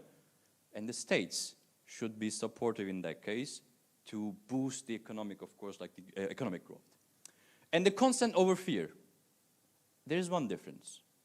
And I will just refer to Antonio Gramsci here, because right now we are giving our consents. We are accepting every day terms and conditions. We are accepting every day some, I don't know, rules, etc. There are like different procedures that we are accepting every day. But basically, at the end of the day, it's a consent. And what is the critics to the liberal order? So we talk about, you know, all the time surveillance, etc. But it's not only for the authoritarian states. It's also for democratic states. Because I'm sure if our data and our profiles and everything is there. And it's like monitored. We are being monitored as well. But not only this part, of course. But when it comes to ethical part, are we just covering like the ethical part by saying like the democracy, or just like keeping ourselves behind the democracy? Or are we really stepping into the democracy? So if yes, if we are just really stepping into democracy, then we are just coming into the regulation part. And the regulation part is a bit, how to say, again, a kind of dispute, because regulation over development, we should ask this question first. Are we just, do we prefer to go for a big development, or we are just preferring to regulate it and just put some barriers in front of the development phases? It's a question mark. And we always, of course, you know, in democratic areas, etc., we call like, you know, freedom, civil liberties, etc., but the weaponization of AI, it's still there. And it's just, you know, at the end of the day, it's killing people. But in my opinion, it definitely contrasts, I mean, it definitely overlaps with the idea of democracy and freedom. And if AI becomes more intelligent but not accessible, then we should talk about the global inequality within the world order. So it's just like the general part of it, of course, but I will not be like, you know, focusing every part of it, but there's like some basic differences. The form of the service is changing. And development or regulation, development or devotion is part of like the two parts, actually, democracy and authoritarian states. Or we should talk about when it comes to the information, there's a manipulated information. But we also have the manipulated information, but just to maximize the profit, because this is the essence of the liberal order and the liberalism. And state efficiency in technology development is crucial for, of course, democratic states, and also for the authoritarian states. They should get involved. But how?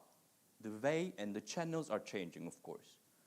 And as I said all the time, consent-oriented democracies, we give the consent. We don't have fears, but we have consent all the time. And there, in the authoritarian part, they have fears. It's fear-oriented. And this fear drives you to do something, or this consent drives you to do something. But let's go through some examples. How many times have you received a call from unknown e-marketing companies? I'm receiving every day. Every day. Lots of, I mean, I don't remember, I gave my Polish number to any like the company here. I don't remember even I just like let them to call me. I mean, I didn't accept anything. How many? I'm receiving at least 2 per day. This is profit maximization. And in the living, like, you know, we are living in the AI, XR, like the new technology era. But still, at the end of the day, if my data is not secured, I'm talking about like the profit, because they're calling me just to maximize the profit. Maybe there's no, I mean, I don't know, there's no such other, let's say, purposes, other goals. No, but the profit maximization. Or let's ask a question. How many times did you hesitate to use Chinese products, such as could be Pico VR headsets, Chinese smartphones, or social media apps? Did you hesitate? I hesitated, by the way. I hesitated many times to use TikTok, and I'm not still using TikTok, by the way, because I read the terms and conditions. That's why I'm not using it. And the second thing is, this is fear, because I have a fear. Because if I accept that terms and condition, it will cost me like a bunch of data that I won't be giving every day to the TikTok. But this is part of fear. And the last one, maybe the not last one, before the last one. Have you hesitated to let, how many of you using Quest 3 headsets, or here? Oh, I see at least some hands. You let, because when you just enter for the first time in Meta Quest 3 headsets, AI scans your face and creates your avatar. How many times you hesitated, or did you hesitate to, I don't know, to create your AI avatar in Meta Quest headset after the big data leak actually about Facebook? Have you hesitated? I didn't hesitate. I directly went through, like, I created my avatar immediately. And I was like, oh, yes, I will do it. But, this is learned trust. I have the consent here. And this learned trust means, in that case, somehow you feel that you should just, give your trust. You should trust them. And this is the learning part. And the consent is given immediately without having any fear. No fear. But still, I'm accepting something they would like me to accept. And the final question. How many times have you read the terms and conditions of any Western or Chinese software product? Could be AI, could be, I don't know, apps, social media apps, etc. How many times? Do you know, like, what they are collecting? What they are collecting? You should know. Believe me, you should know. And when you read this metaverse terms and condition, when you read, I don't know, this AI terms and AI tools terms and condition, social media apps, etc. At the end of the page, you will be shocked, believe me. And of course, let's just, this is like the questions, but let's give some place for food for thoughts, because here, we should be human-centric if we are developing the technology. But, there are some buts, of course, but we should definitely consider society and societal impacts should be over the profit maximization. And again, I'm not convincing what is better, what is not. No, I'm trying to convince you here. So if we are talking about human comes before anything or in tech development, then we should definitely say that society is also should come first in profit maximization, and rather than profit maximization. And responsible AI governance. All stakeholders should be there. And when we say responsible, we should know what we are doing. Literally, I shouldn't be doing like something only for my, let's say, my goal, my profit-seeking approach. No. I'm just saying here, whatever we do, we should prioritize human and society and awareness within the society. I asked you a couple of questions, and I saw mostly no. And the awareness is stepping in exactly at that point. We don't have awareness. We are not aware of what's happening in these apps, what's happening in this society, what's happening in these AI tools or XR tools in headsets. No, we don't think about the consequences. We just live that moment. Sometimes it's nice, but sometimes not. So, thank you very much. And as I said, human, society should come first, and then we will develop the technology. Thank you very much. Indeed. Any questions or comments on that? Yes. On your intro slide, it's okay, I'm loud, thank you. On your intro slide, you were founder of something. Is that somehow related to your research, or is that a different? It's XR NAI company. We are providing learning solutions. And exactly, I'm also responsible for this, like the ethical part of my products. But yeah, it's an XR and AI company for learning. Awesome. Thank you. Thank you very much. I also don't give my fingerprints and the face and try to avoid this kind of authentication. And this year I've seen for the first time that the handles on the doors in Chinese labs have a fingerprint reader, so people can enter only if they have given their fingerprints. So maybe this is the future, I'm afraid, in some countries, authoritarian ones. Oh, of course. I mean, whatever we give, actually, it's like a basic part of like the data, everywhere, literally. Right. Okay, any more questions? Oh yeah, just please, last one. I remember you. Yeah, I also remember you. Yeah, do you really think it's learned trust to accept the terms and conditions of, for example, MetaQuest headset? Or is it really maybe a fear of missing out because it's a choice, but either to get in or not use the technology? So it's based on the monopoly of one company. You have either choice to accept that, or yeah, do not use anything like that because you are more afraid of the Asian, Chinese, authoritarian. Yeah, say global, maybe not the global south, but yeah, authoritarian, let's say, order. But what you have said is totally correct. Why? Because if I'm talking about the consent, giving the consent is your choosing, actually. And even if you just use, let's say, Pico, you will be choosing to give your data, facial data, let's say, to a Chinese company. But you're choosing MetaQuest 3, and you're just giving it without any question, without even questioning what's happening here. So this is definitely choice. And the choice, part of your consent process, consent giving process, let's say. And without choosing, you cannot give your consent. And I totally agree what you said. But this is like the part of the process as well. And at the end of the day, you choose Pico. I chose MetaQuest 3. And even like it doesn't matter there's a scandal or something, I did it. Right? This is the part of it. This is the whole process, and you just explained the one part, actually beginning of the process very well. A lesser evil, I would say, and also trust, because you say like a lesser evil, and then I can trust. Yeah, so it's like kind of connected. Yes. I've also noticed that many people in Poland don't trust Chinese products and try to be very careful. Even so EU, that's about great. the Huawei, etc. Yes. There are like some regulation between EU and Huawei as well. Well, So, yes. Well, I mean, not only EU, but Huawei has been pushed out of the US market, as we know. Even though they make the best phones, but unfortunately without the Google software. So thank you very much once again, and let's move to the last talk of this session. The last talk is also on the authoritarian stuff. If we'll just get that, in the Southeast Asia, balancing innovation, efficiency, and risk. Please, Marta Sukma.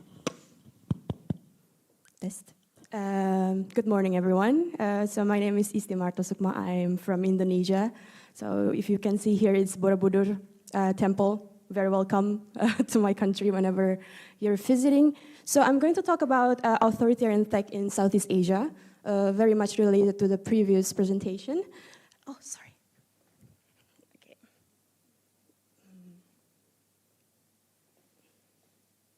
I don't think it works.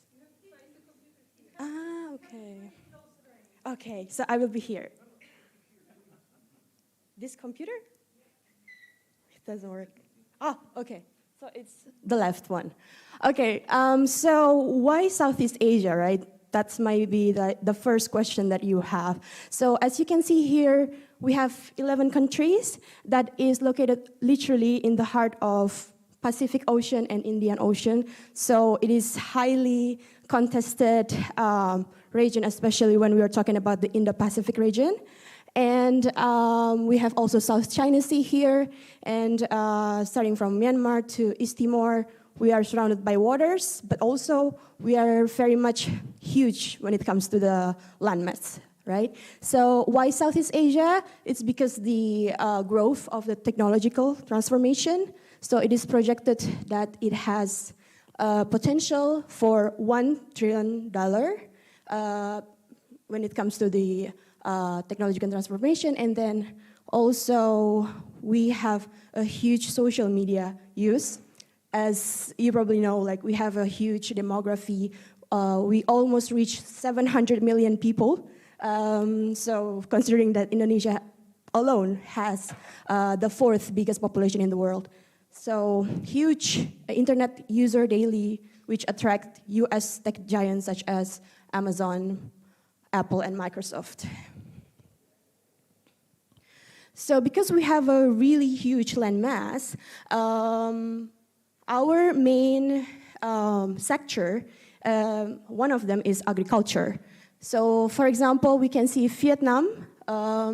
Vietnam has 40% of land that goes to agriculture, and the Philippines has more than 20% population that work in agriculture, but that's not without problems. So our main problems when it comes to the agriculture is first, water scarcity, climate change, and pest, land degradation, and mismanagement. Some of these problems, obviously, are not manageable by human, right? But some of them are actually have been helped by AI and human.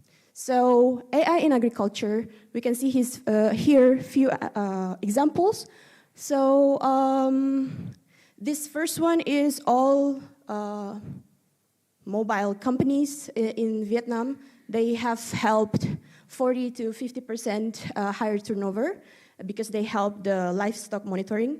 And also Huawei offers smart farming solution with the drones, the precision irrigation, and SAG, it's also a Chinese company. They are helping with the AI-powered drones for precision farming. And Easy Rice is actually a small company from Thailand, but it is also very much getting the hype right now because it has 95 accuracy when it comes to the AI-powered scanning inspection. And other than agriculture, so this is the AG Funders report. You can see the link, or you can search on Google if you would like to see the full list of the AG Funders funding that goes to Southeast Asia. Okay, so this is Gibran. So Gibran is the founder of eFishery. So what is eFishery? So eFishery is one of the most well-known AI company right now in Indonesia because it helps to monitor the aquaculture systems. So the biggest problem of the fishery or aquaculture in Indonesia is actually the feeding system, right? So when you feed fish too much, it can die. When you feed fish too less, it can die. And if you don't feed them on time, it can also affect the production of the fish. So eFishery comes with this feeding system analysis with AI integrated system, and then now has contributed up to 1.55% to Indonesia's GDP, which is huge. And now it has been invested by ASBC and G40 Expansion Fund. And not only that, now the government is also very much interested in his company. And we also have FishBrain. FishBrain is, I think, an American company. But the problem is that when an American company or like any other Western companies goes to this like rural agriculture company, they cannot touch the fishermen by local language, right? So if it's too complicated for them, they will say, you know what, it's too complicated, I'm not gonna use it. So this is why eFishery is more useful when it comes to the application itself. And in Vietnam, they say that it is an answer for Vietnam for eFishery, so they created their own called Farmext. So it's also pretty much similar, but they can also monitor the quality of the parameters of the pH level, and they are also invested by the AG funder. And the third sectors that I would like to talk about is the market access or e-commerce. So e-commerce is very much booming in Southeast Asia. Lazada, Shopee, Tokopedia, and Zalora. I know that Shopee tried to expand to Europe and it was not really successful, but in Southeast Asia, it is really huge. It is the main e-commerce that we have. So like even fishermen and these farmers can even sell their goods directly to the customers. So we have also GD Central in Thailand, GD.com. It's a Chinese company as well, but they tried to expand to Indonesia, but it was not really successful.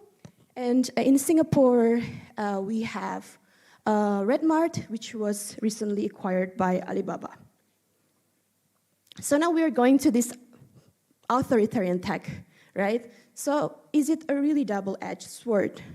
So this has been an ongoing debate.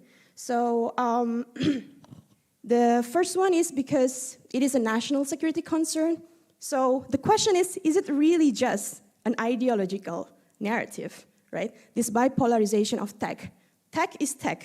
Like if you are looking back into like the development of tech, like up until today, just now, like people are really concerned about this bipolarization of democratic tech and non-democratic tech, right? So it's an open question, and also there is a question of democratization of AI. So what is it exactly? To what extent it has to be democratized? And does it really matter if it is concerning tech? So again, this debate is touching upon AI and data as the new oil. I don't know if you agree with this statement, but I think the digital minister of Singapore is really, really on point when she concerned. The difference is that oil and data is reusable, right? So you can use data over and over again, but the problem with oil is that there can be scarcity. So I think that's very interesting. And also sorry, if you don't mind, can I drink? Just a second.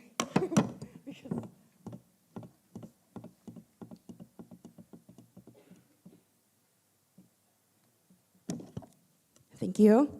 So another concern is also the BRI and DSR expansion.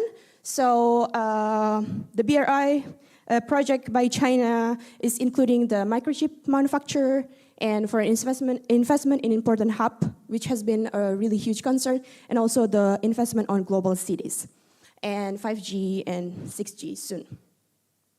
So the concerns is about the AI surveillance, right? So the AI surveillance used against the minority, if we can look into the use of AI surveillance in Xinjiang region, for example, against the Uyghur minority. So this has been an ongoing concern. And the question is, to what extent it can be transferred to states outside China? Because when we are talking about Xinjiang region, it's still under the jurisdiction of China, right? So the question is, to what extent it can be transferred to another countries?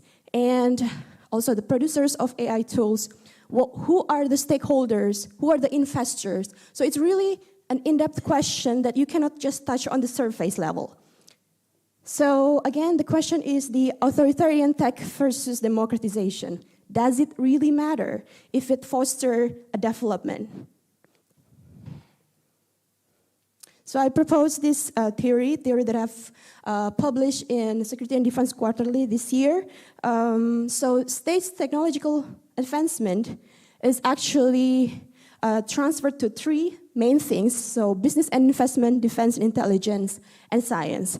So in this case, we are focusing on business and investment of the authoritarian or democratized tech, and it goes to economy and human resources, and it goes back to the technological advancement. So should we reinvent the wheel? We can see an example of Aleph Alpha. I think in Europe, it's very well known of creating their own Gen AI and reinvent the wheels of ChatGPT. And it's not always the answer, right? So again, this is also like the question whether or not we should reinvent the wheels. And regional data management. We do not have in Southeast Asia GDPR, for example. So this is also one of the concerns that has to be addressed. So AI in the geopolitical context. So if you can't beat them, then join them. So it's an open question. Does it really matter who creates what? So in conclusion, cost effectiveness wins.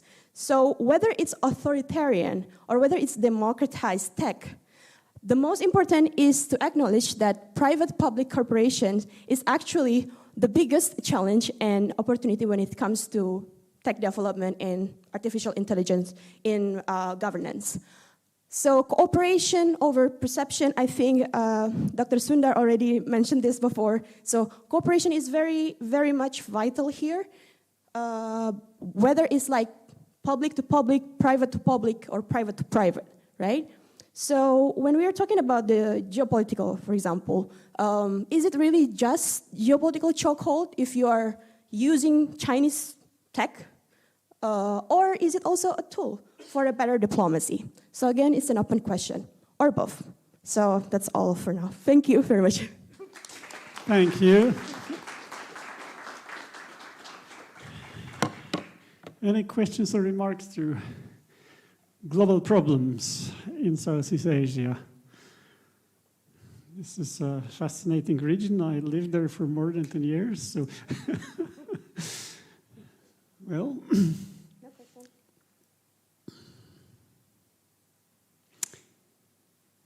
If no question, then we are really a bit short of a time. Let's just thank you again and move on to the break, I understand. If we have any organizers to announce that, please. So this session is over now, and I think we have a short break, right? Am I right? Yes, I would like to invite everyone to take a coffee break for the next 15 minutes. Thank you.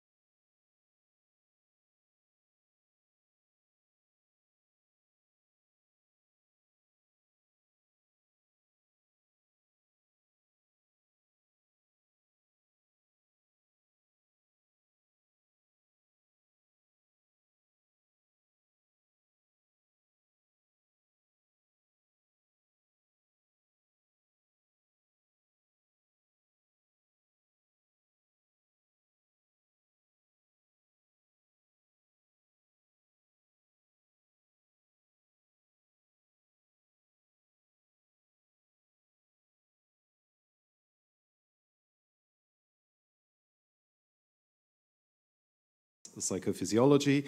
He's a professor of psychology at Constructor University in Bremen. He has worked in many different countries. He's a fellow of the APS and many other important organizations. So please join me in welcoming our next speaker. The floor is yours. Thank you very much for this kind introduction. We had some technical issues, so I hope that we can sort them out. It is already late. You had like 3 hours of knowledge hitting you very hard.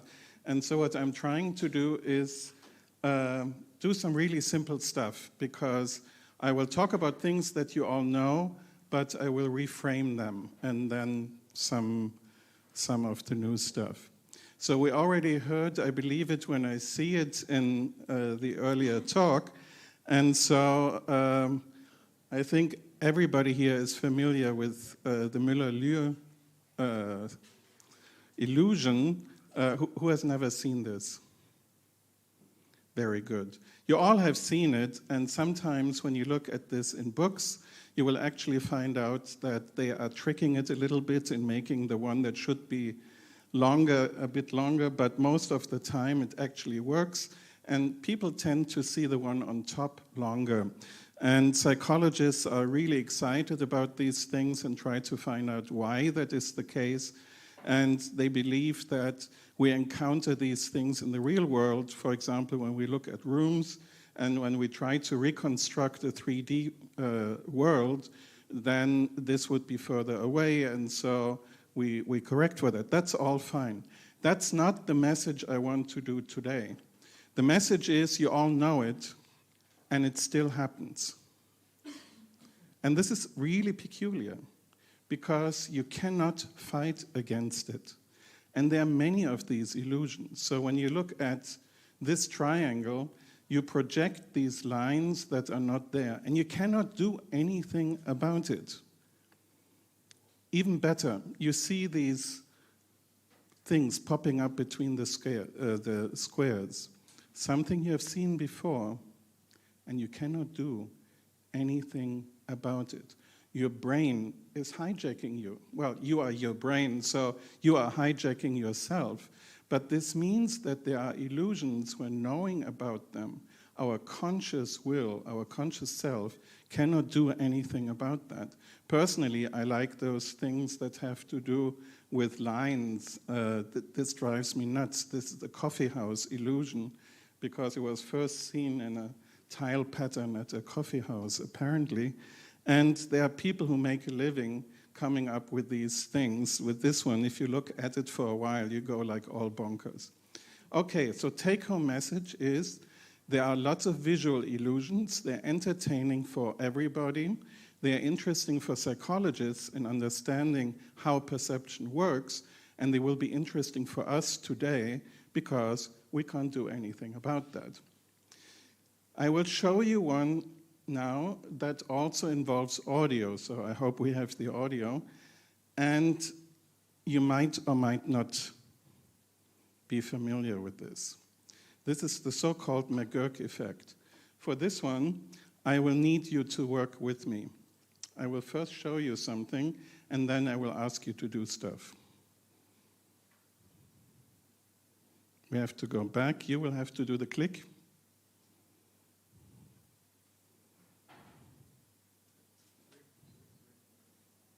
Just a moment.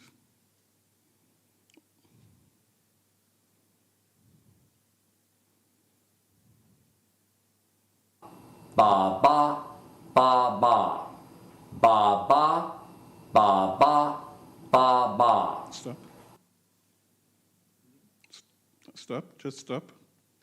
Okay, I want half of the room, starting from here, all you guys, to close your eyes. Don't look at the screen until I tell you to, okay? Be with me. It's nothing bad happening, okay? Ba ba ba ba ba ba ba. Okay. Now, you guys with the eyes closed, what did you hear? And you? They heard a different sound. They heard a different sound. Say again. No, ba-ba, a va-va. Va-va. Actually, we'll play it again, and you can open and close your eyes at will. Ba-ba, ba-ba, ba-ba. Ba-ba.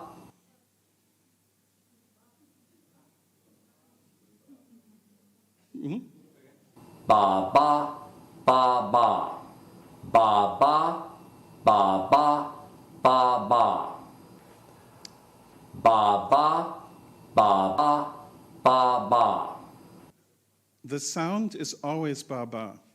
What happens is that this is a phenomenon that this guy McGurk and an assistant found out by accident. When you edit on top something that says, for example, va-va, your brain fuses the visual information and the audio information. This is something that we use when we lip read. Everybody does lip reading to a certain degree in order to deal with noise in the surroundings. And your brain fuses this to a new perception. We have only limited time. This is called the McGurk effect. Write it down if you want to check it out. You will easily find the video. This is just to say that these illusions not only are visual, they are also audio or multimodal illusions, and you can't do anything about it. I've seen that thing 100 times. Eyes open, eyes closed, it's a different thing. So there is actually something that is quite interesting here. So now we can go to the next slide. So, okay, knowing about them doesn't render them ineffective. Okay, now we come to a different thing. What do you see? Well, of course, you see an electrical outlet, but what else do you see? A face. Because we have a social brain. Apparently, we tend to see faces in things, even if there are no real faces. This year's on Mars. It's quite unlikely that this is a face, but it looks like a face. So you can say, yes, this is a configuration of patterns that somehow resembles a face, but it looks like a face. You cannot help it. You cannot switch that off. But it's a different type of illusion. It's a social illusion. So, what do we see here? A girl and jeans. And what about the girl? She's smiling. And what about the girl? Is she? She's nice. She's nice. Why is she nice? She smiles, yes. What does she feel?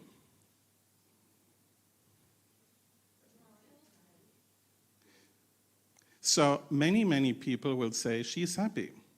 So if I would take that photo and would put it in a test, and I would say, is this anger, sadness, and whatever, people will say this is happiness.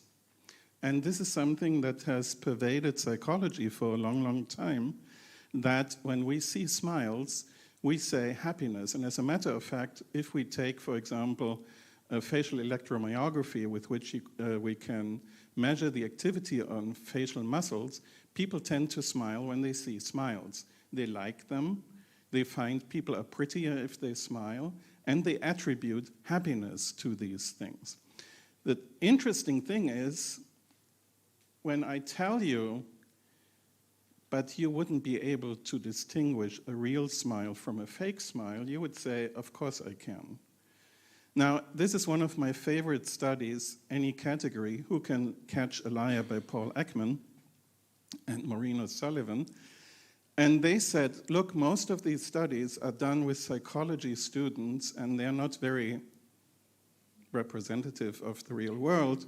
So if it comes to understanding emotions and facial expressions, why don't we take the experts, the judges, the police people, the psychiatrists, the Secret Service agents, and we show them smiles that are either genuine, where people are happy or find something cute, or not.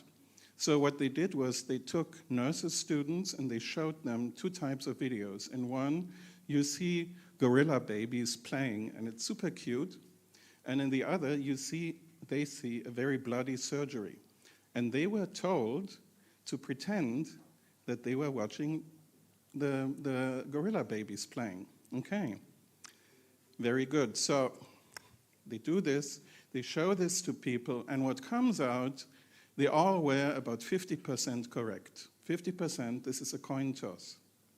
The judges, 50%. The police people, 50%.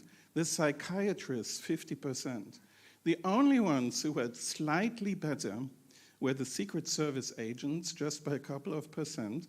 And when they drilled down on the data, this was the young ones who had less experience. The experienced ones were also not able to do it. And then they asked them, how sure are you about your judgment? Most of them were very sure. So what that means is we run around the world trying that we can read people like books, but we can't, and there's other data that shows that, but we believe we do. It is an illusion. It is a very important illusion, because if we could do this all the time, the world would break down. There's a movie with Jim Carrey, Liar, Liar, a few years ago, where you always had to tell the truth, and terrible things happen. Now, this is something that is very difficult to accept, that we overestimate our capacity to read emotions. So some people say, but there is a particular type of smile, and that is the so-called Duchenne smile, or smile of enjoyment, which involves not only the zygomaticus major, which pushes back the corners of the lips, but also the oculi around the eyes, which produces the wrinkles here. And it is true that if you show people smiles with the wrinkles, they look happier, they look more genuine, but they're not necessarily. So here's a recent paper, and there are others out there that show that there are instances where people are happy and you don't have it, and there are instances where people are not happy and they do have it, and you can train people to show it, and it's not very complicated. It is not a very good sign. But still, people feel about that. So we are very good in identifying stereotypical expressions, but we are really not so good in understanding emotions, it turns out.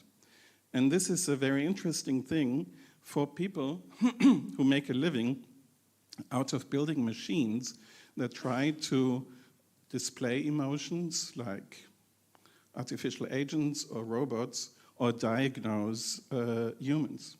Here's another video.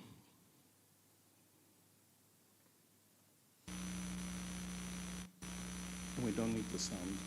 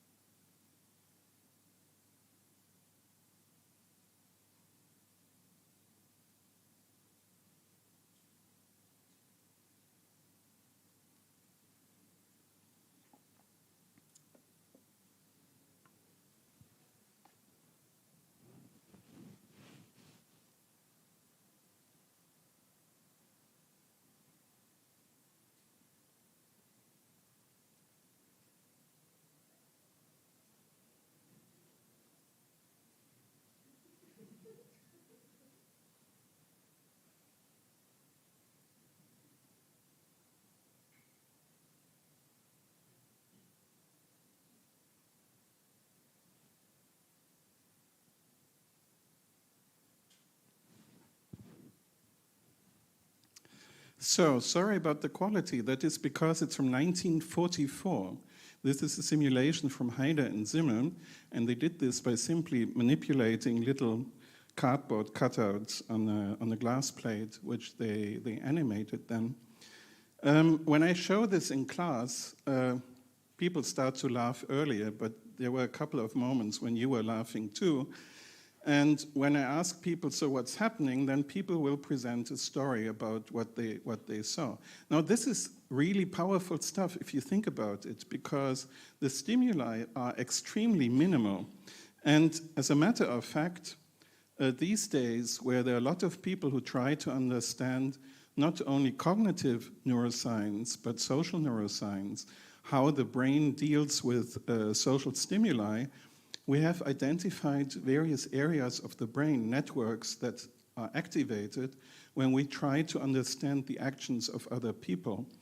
And they could show, for example, that if you present this to people in the scanner, even without any information about what this is and what they should do, the same areas are activated that if you try to understand somebody else's actions and intentions, like superior temporal sulcus or temporoparietal junction here about.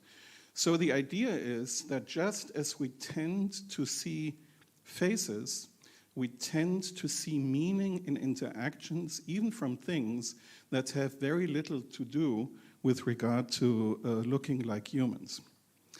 And we can't do anything about that. So I spend these days most of the time somehow trying to juggle between engineers and robots and users. And so the idea is that engineers, they know stuff, they build robots, and the robots interact with some users.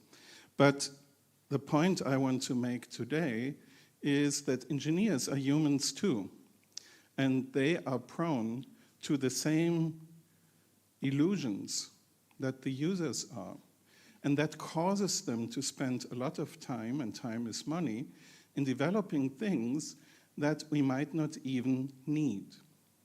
So there are certain beliefs about emotions that causes, here's just a random page. Some of you will know Noldus is one of many companies that offer automatic analysis of videos, and they identify emotions from videos, and you can see here that this person is raising the upper lip raiser, so the zygomaticus major, and it is that happy.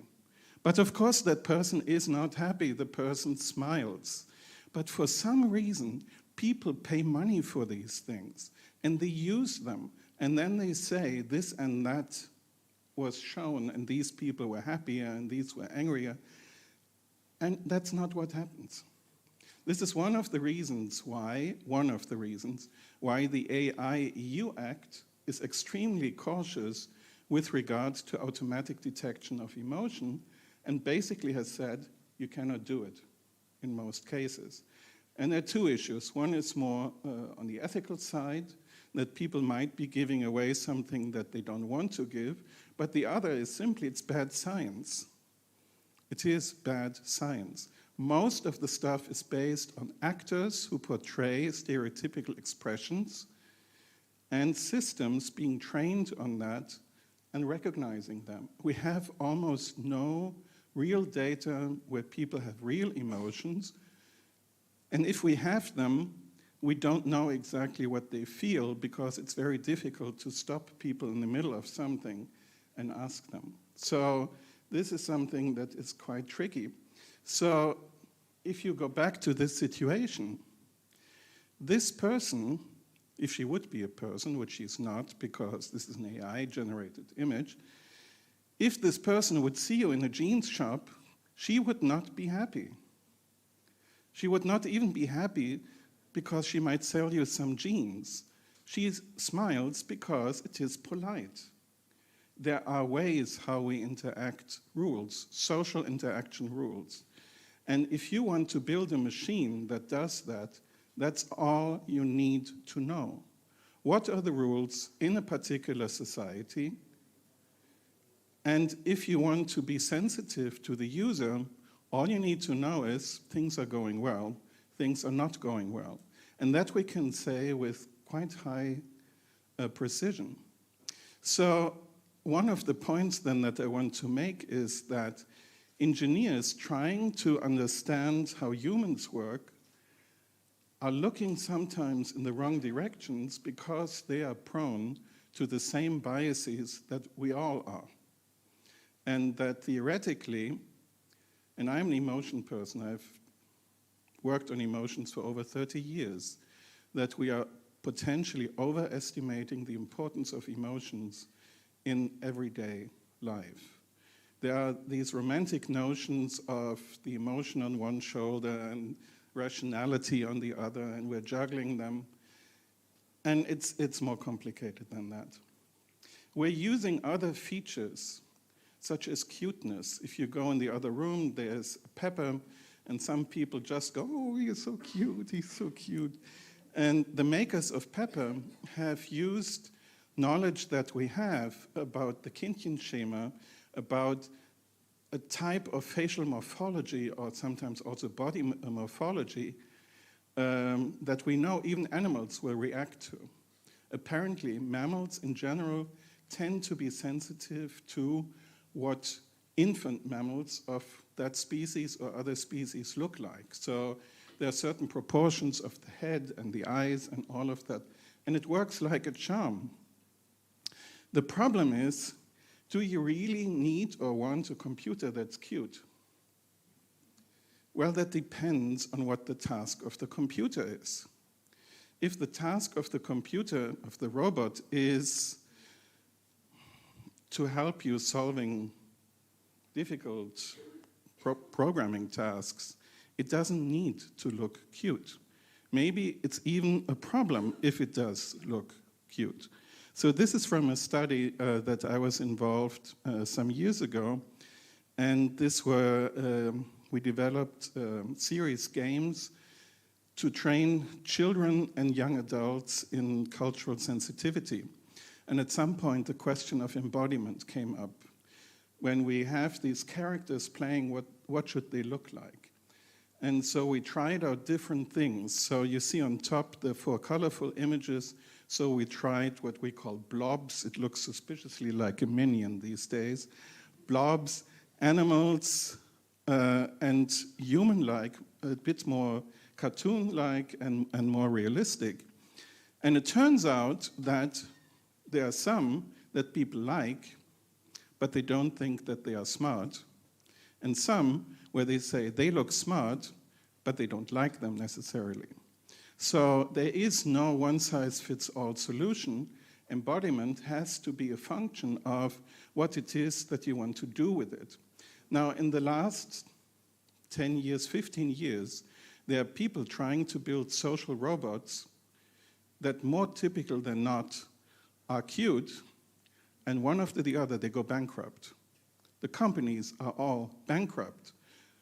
Even the top ones, MIT and so forth, because this is cute, costs a lot of money, you have it there, you chat, and then what? It is not sufficient to be cute. There has to be a functionality.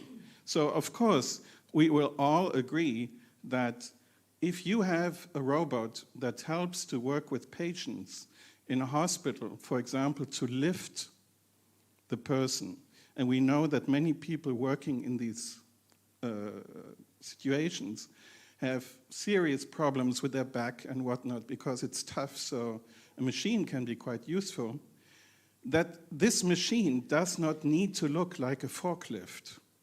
You could give it a more friendly outer shell or so, but it's not there to do conversation. It's not somebody who we would invite for some chatting. So these things that relate to embodiment are mainly linked to our built-in biases, and we need to better understand how our brain works in order to design things for the task that we want them to. So this is stuff that I'm doing right now. So with some colleagues, we're working on a project which is called Reconstructing the Naive Theory of the Self.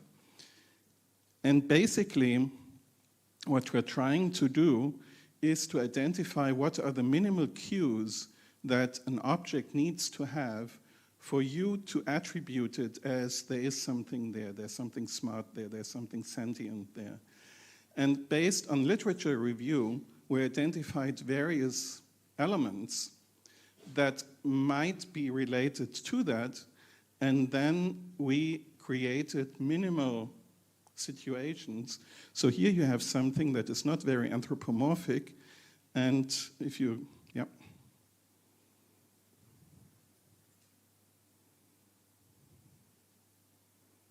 That's one.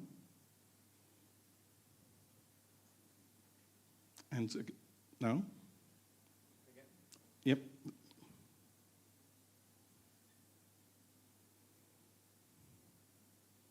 Okay, you saw the difference between the two. And we have multiple instances of all of these where a robot seems to do something very simple. One is more efficient, one is less efficient. And these are robots banging against boxes, avoiding boxes, stopping in front of boxes, and whatnot. And we try to understand these minimal cues. It turns out it's more complicated because it is as if this concept of a self was like a big bell. And the moment you hit it from one direction, they all start to swing. So one of the colleagues called it a halo effect.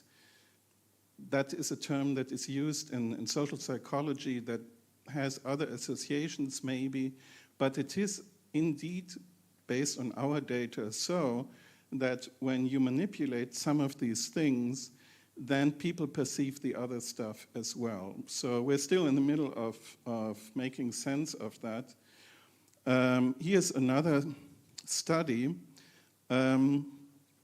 Here we're interested in how people react to imperfect robots, because, you know, when you have robots, they're very expensive, and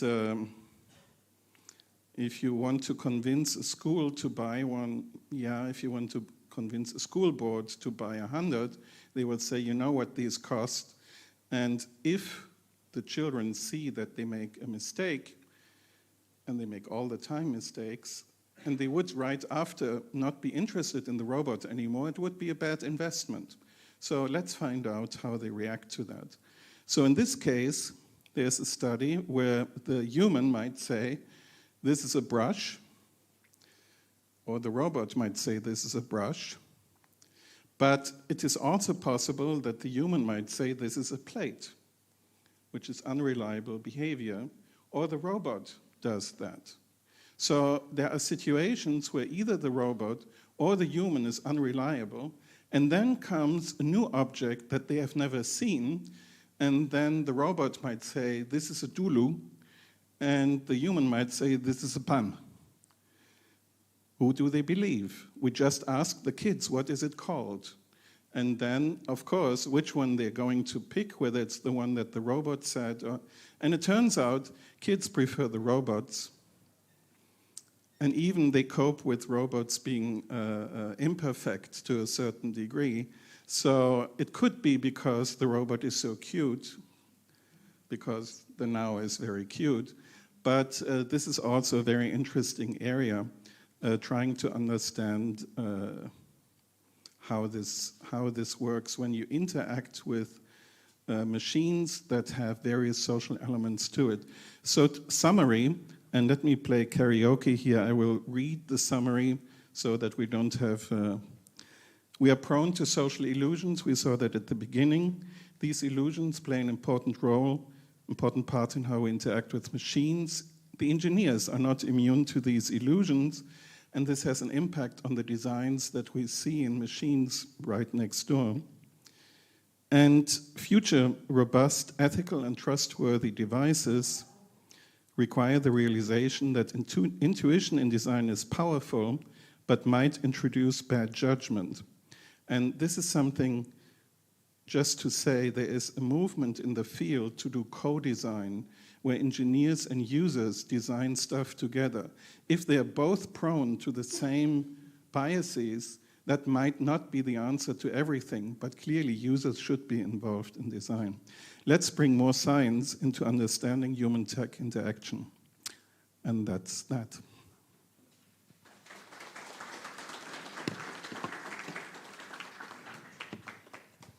Thank you so much for that wonderful lecture. I'll try not to smile because you might derive that I'm polite, deeply unhappy, and AI-generated, and that probably wouldn't be a correct conclusion. I guess that we have time for one brief question. Okay, so could you please pass the mic? Yeah, I have a question because you've mentioned that the software for emotion recognition based on facial expression is prone to biases because also humans are prone to biases.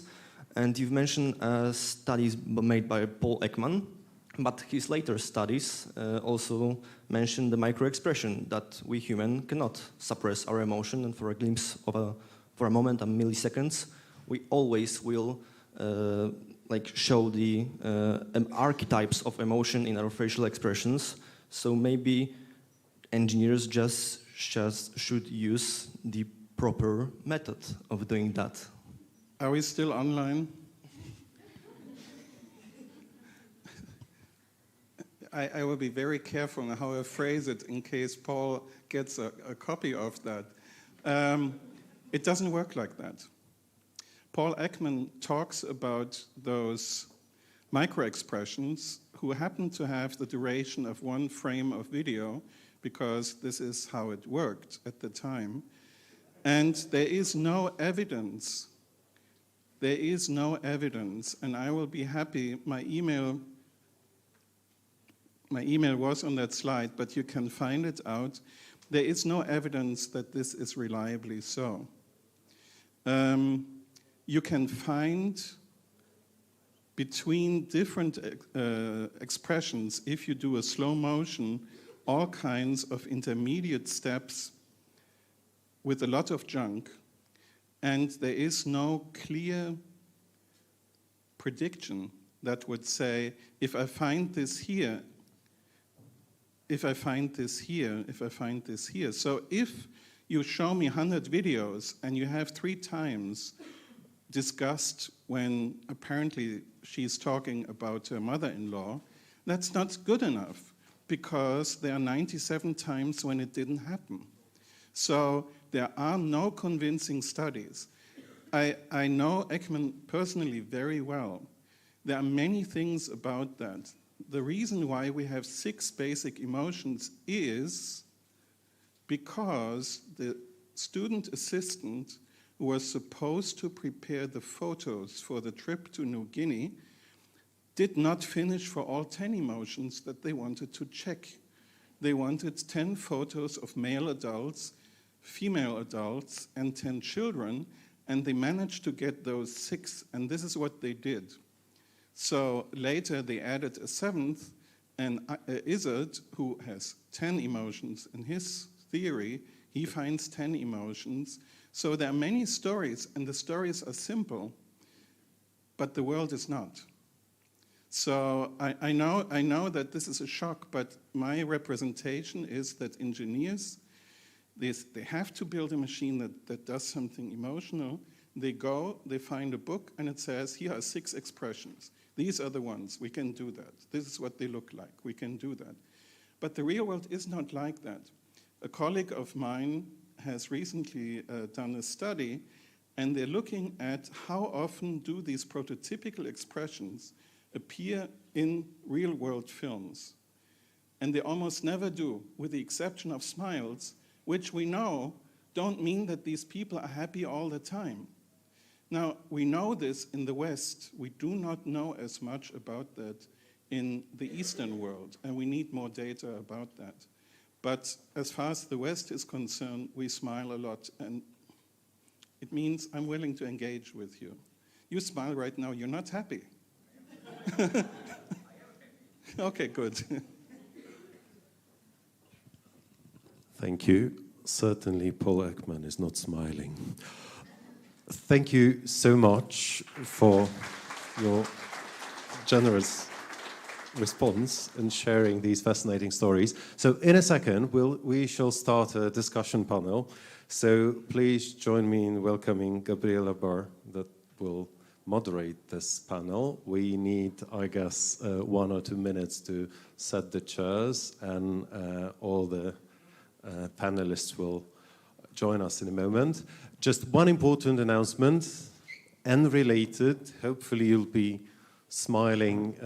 The important announcement is that if you're interested in, and if you want to pick up a wristband that will allow you to join the evening party, you can do it downstairs at the reception desk, and that's, I think, a very important piece of knowledge. So the panel will start in a second, and then we'll start the lunch break. Thank you very much for such a kind introduction. Well, let's start. We have very, very interesting panel, Artificial Agents in the Digital Age, Impact on Social Relationship and Trust. We have 45 minutes, not enough, of course, but we'll try. So I cordially invite to the stage Maja Mazurkiewicz, the president of the PZU Foundation. She's been professionally countering disinformation for almost 10 years, and she learned how to think critically, and she teaches how to think critically in this world of disinformation. She's also a lawyer, educated in Poland and the United States, and co-founder of Alliance for Europe and host of the TV program Anatomy of Disinformation. Welcome, Maja. Nice to have you here. Next is Małgorzata Szyszko. Małgosia, come here to us. She is a project manager and Scrum Master, mechatronics engineer. Wow, sounds very posh. Collaborated on the RAMSIP EU project. She was involved in human-robot interactions trials with end users in Lublin, in Poland, and in Barcelona. I'm very, very interested in what you are going to say about it. Tests were conducted in simulated home environments in Poland and in Catalonia in real homes. She is also a member of Polish Information Processing Society, Polskie Towarzystwo Informatyczne, section Current Challenges of Artificial Intelligence, as well as me, so it's nice to have you here. Okay, Professor Arvid Kapas. I don't have to introduce Professor one more time because he was introduced already. And Professor Shyam Sundar, welcome.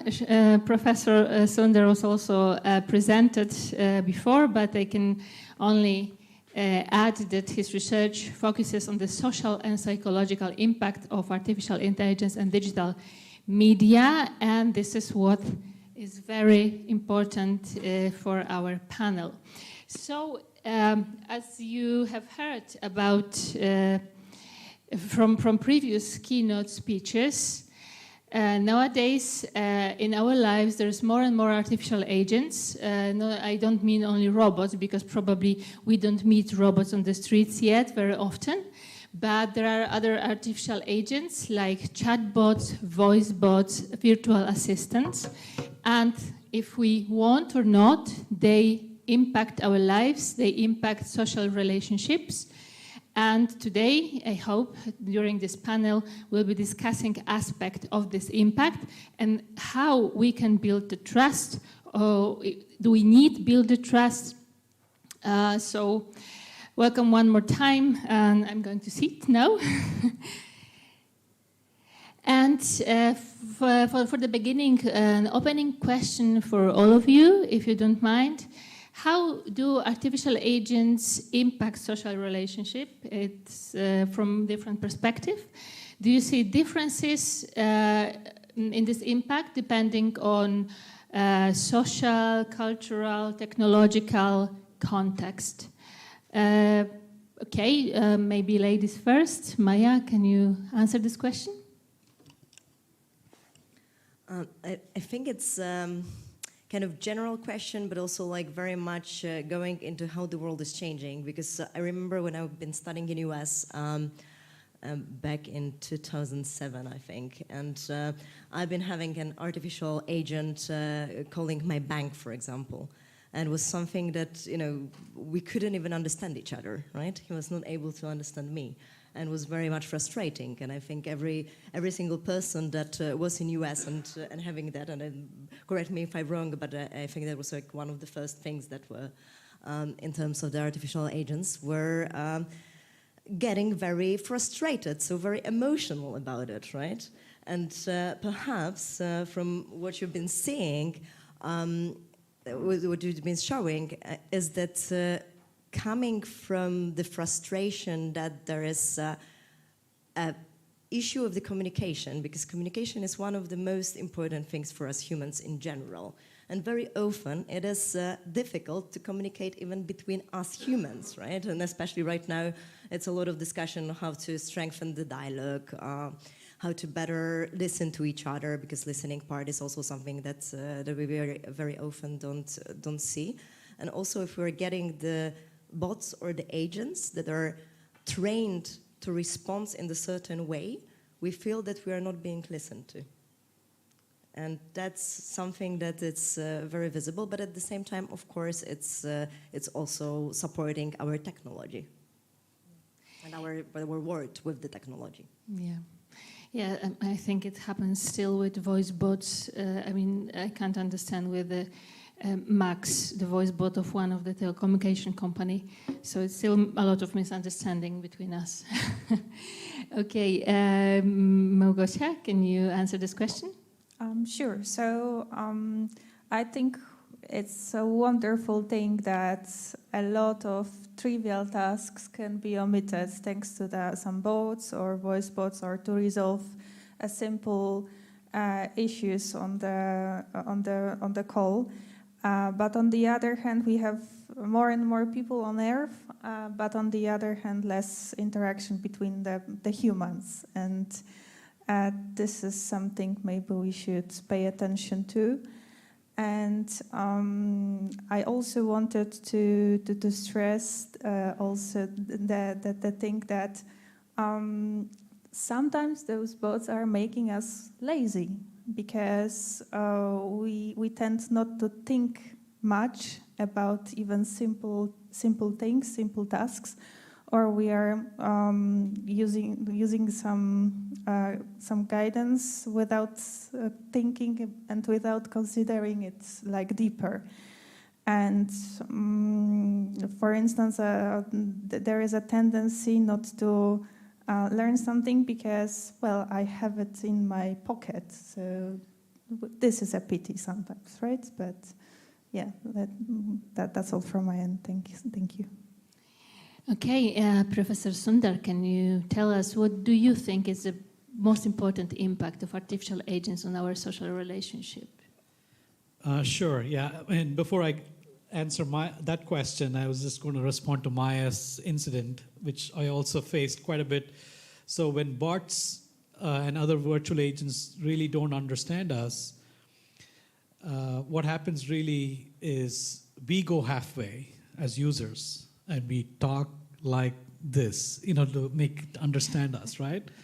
So humans adapt, but in reality, machines are the ones who are supposed to adapt to us, right? But in fact, we adapt all the time to humans. And so in some ways, the socialness that we attribute with machines, or in fact, we take a lot of effort to build social, like Dr. Kapos was just talking about, to our own detriment, to our business detriment.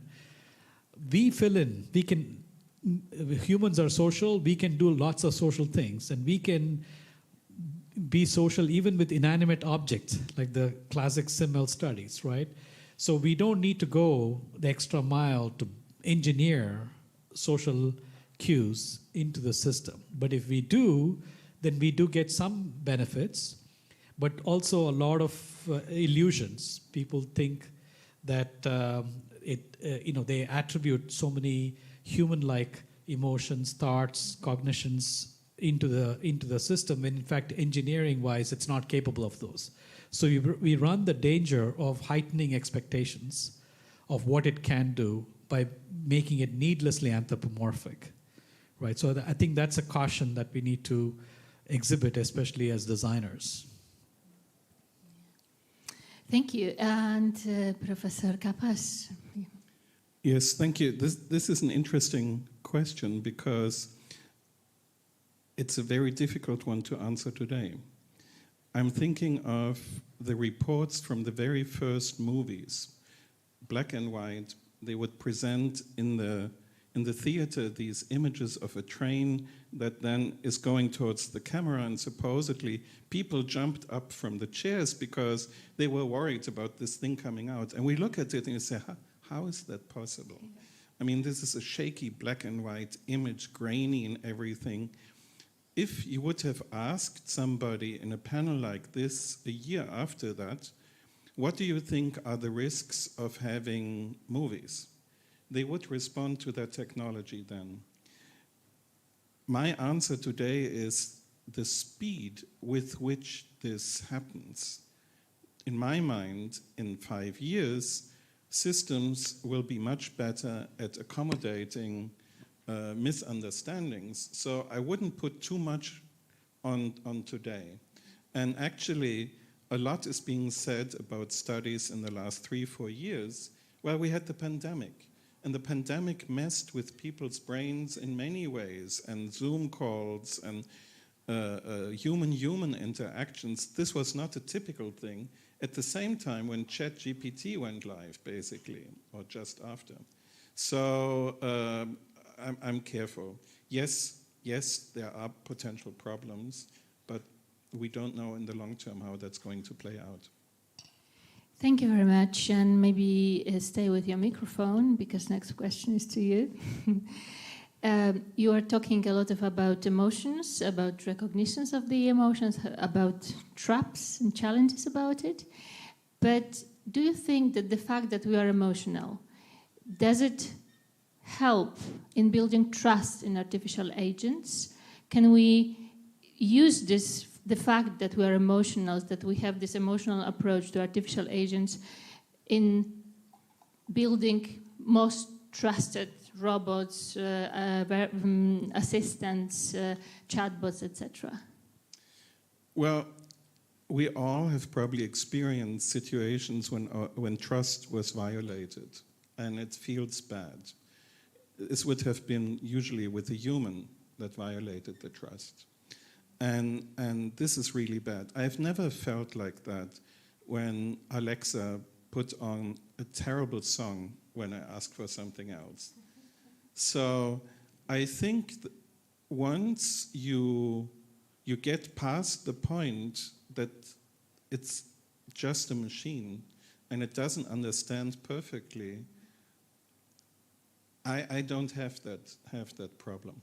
Now, when it comes to certain populations, this gets more interesting, like children, patients, and so forth.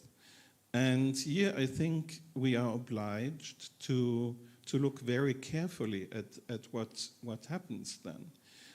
I remember a study, a big project that I was involved in, and it was to build an empathic system for tutoring children. And I was so happy, and we had the review meeting, and I was first talking about empathy and how the kids felt that they were understood. And the reviewer said, so you're saying that the children really connect to the robots? Yes. And they like them and all? Yes. So what happens at the end of your study? And you take them away. And I was like, oh shit. I didn't vocalize it, but I was thinking it, because we were so excited about building a system that would work that we hadn't thought about that before. So from that moment on, we went through a training and we showed to the children what a machine is. This is plastic, this is metal, it's a computer, and it will do this and it will do that. And by trying to do some expectation management, not getting them into this trust game too deep. So in case the trust doesn't work, that, well, the machine is stupid, you know. Yeah. Thank you very much.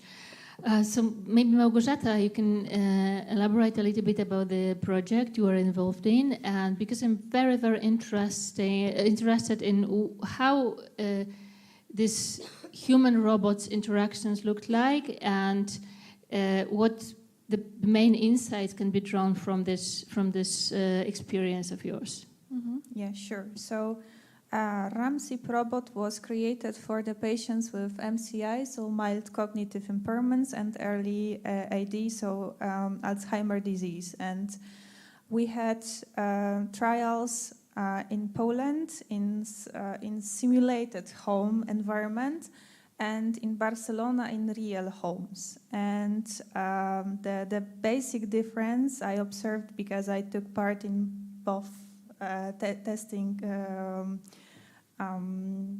places, so is that the people felt more natural at their home, inviting the robot. So the robot was coming to their houses, and in Poland the people had to come to visit the robot.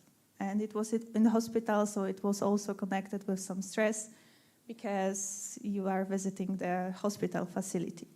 And I observed that the people in Catalonia were also saying like, oh, it's next piece of furniture after a few hours or some days, because we spent few days there at each home. And well, they did like it. And in this simulated home environment, the people were saying, oh, it's huge, it's taking a lot of space in the room. So that was one of the differences. But generally, the people were very patient, and they did like interaction, although they had a bit of concern because that was a prototype and it was pretty heavy and pretty big. So there was a palm with 3 fingers, which were quite heavy, so it didn't look like very small, tiny human hand. It was bigger. Cute. They weren't cute. No.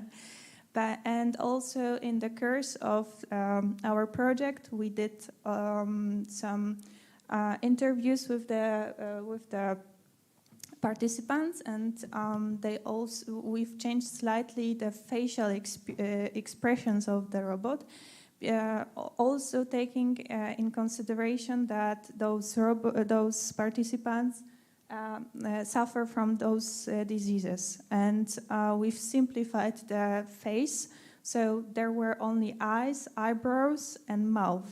No nose, no nothing else, nothing more. And that influenced the collaboration, the human-robot interaction, but it didn't like change it in the negative way, right? And I think,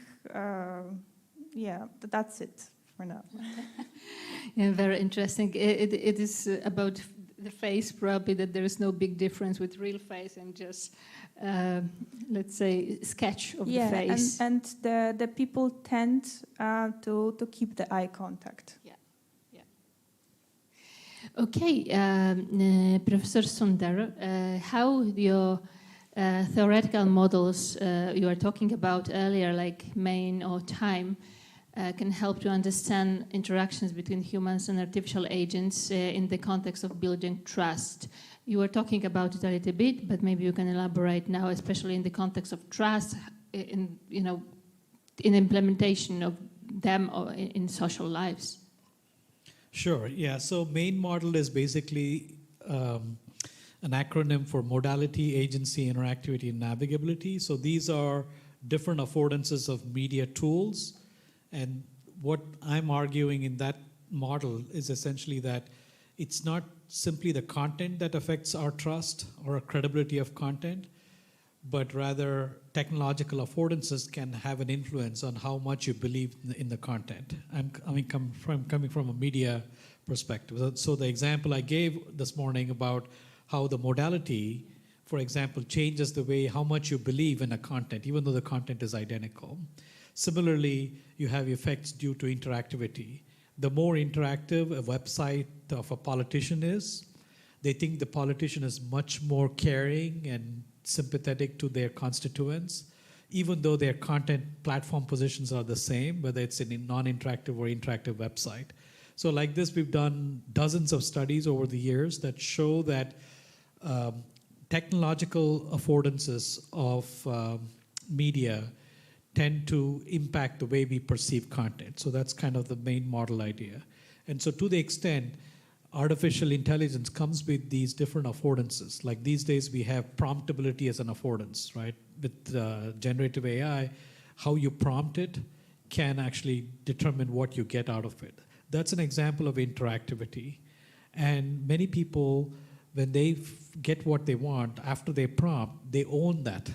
They feel like it's theirs. There's a kind of the ownness heuristic.